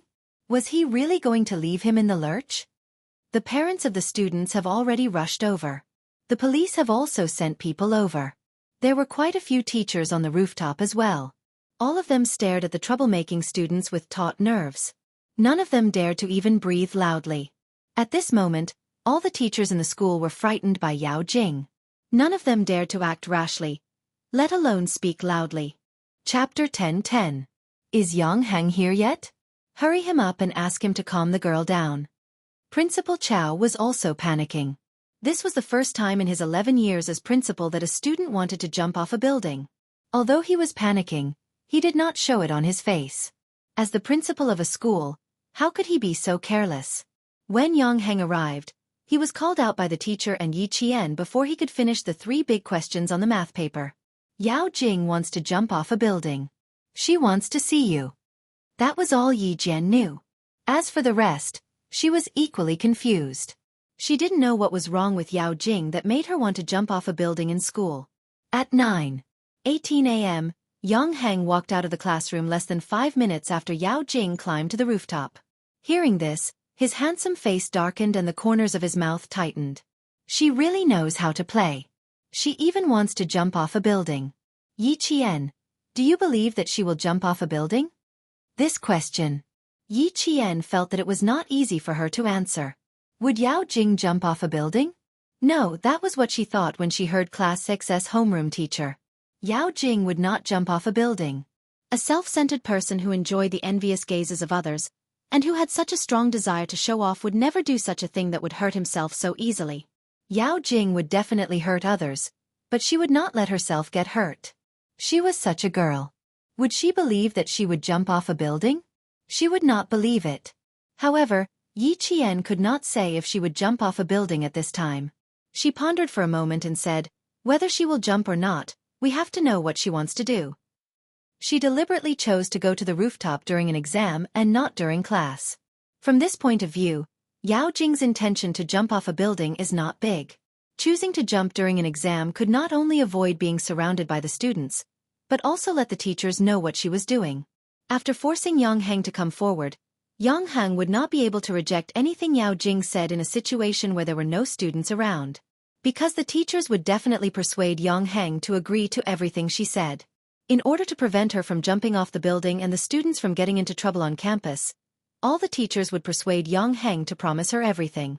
Yang Heng strode towards the rooftop, his eyes flashing with a trace of mockery.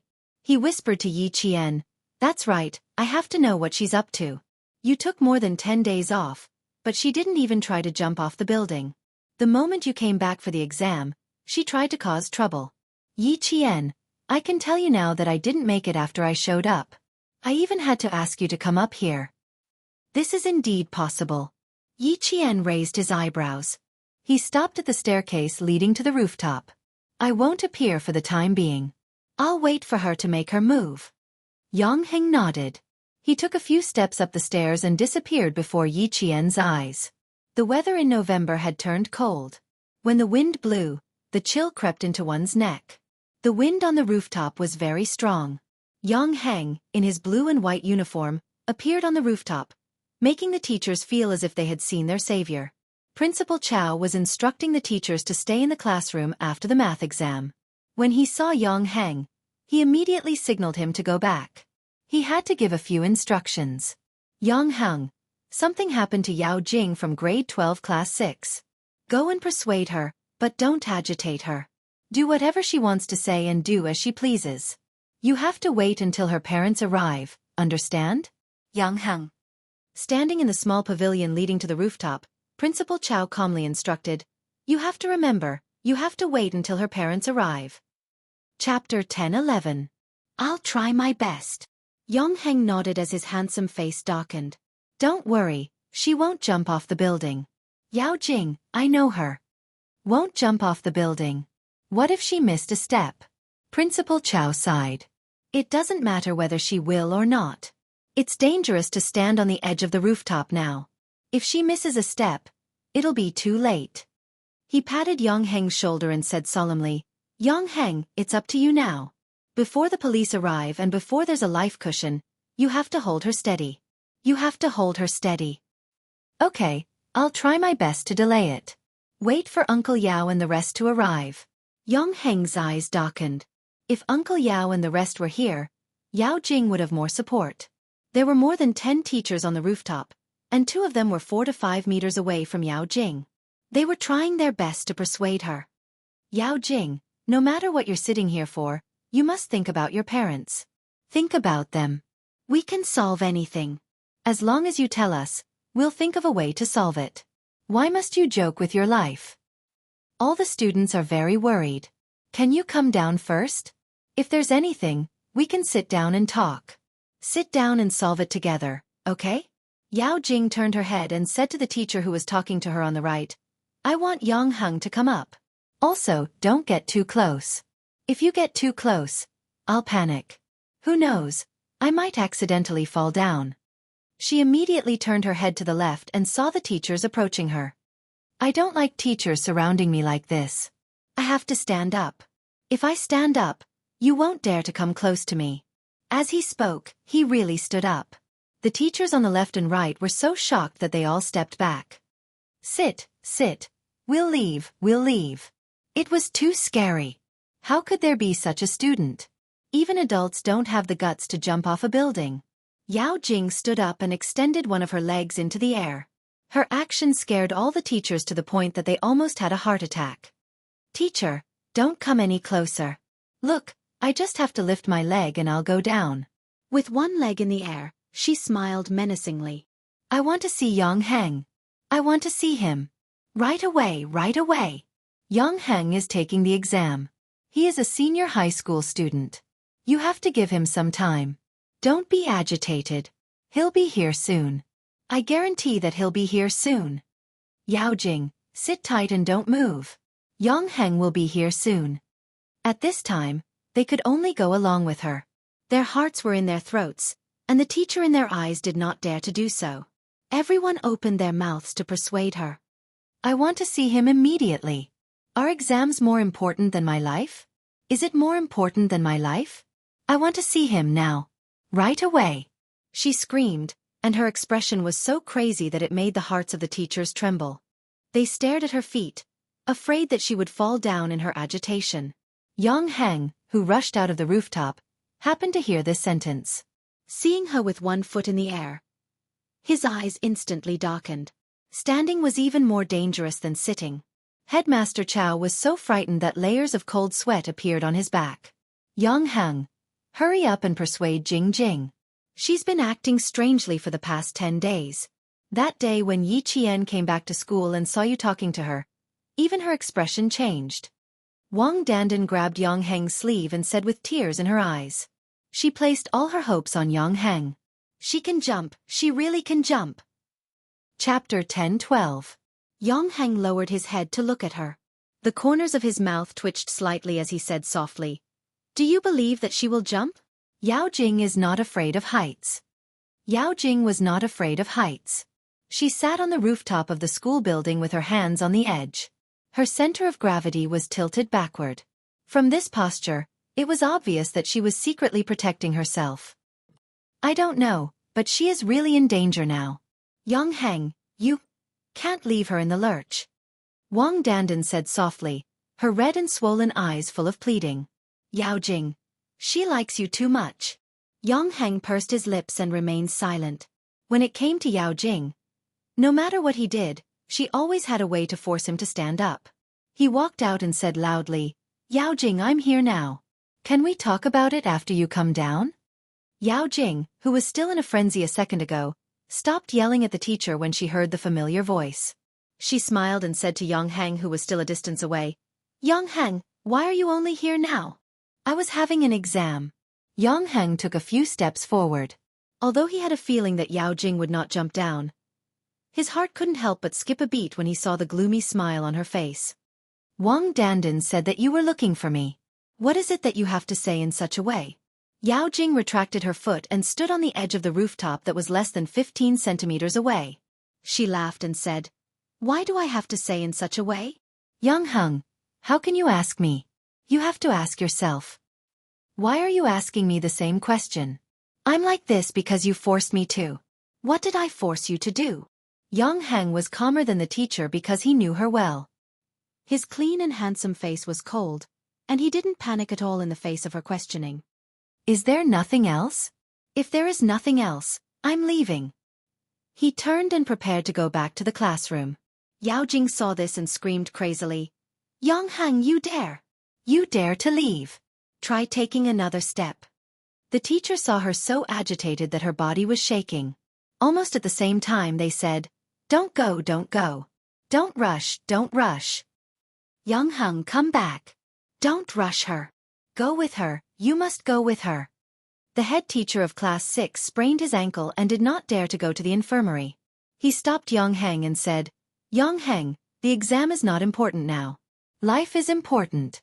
If something really happens to her in school, all of us will have to bear the consequences."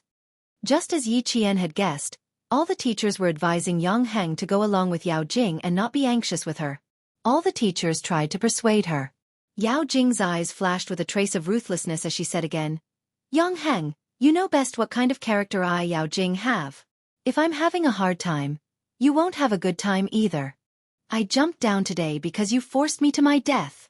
You and Yi Qian forced me to my death."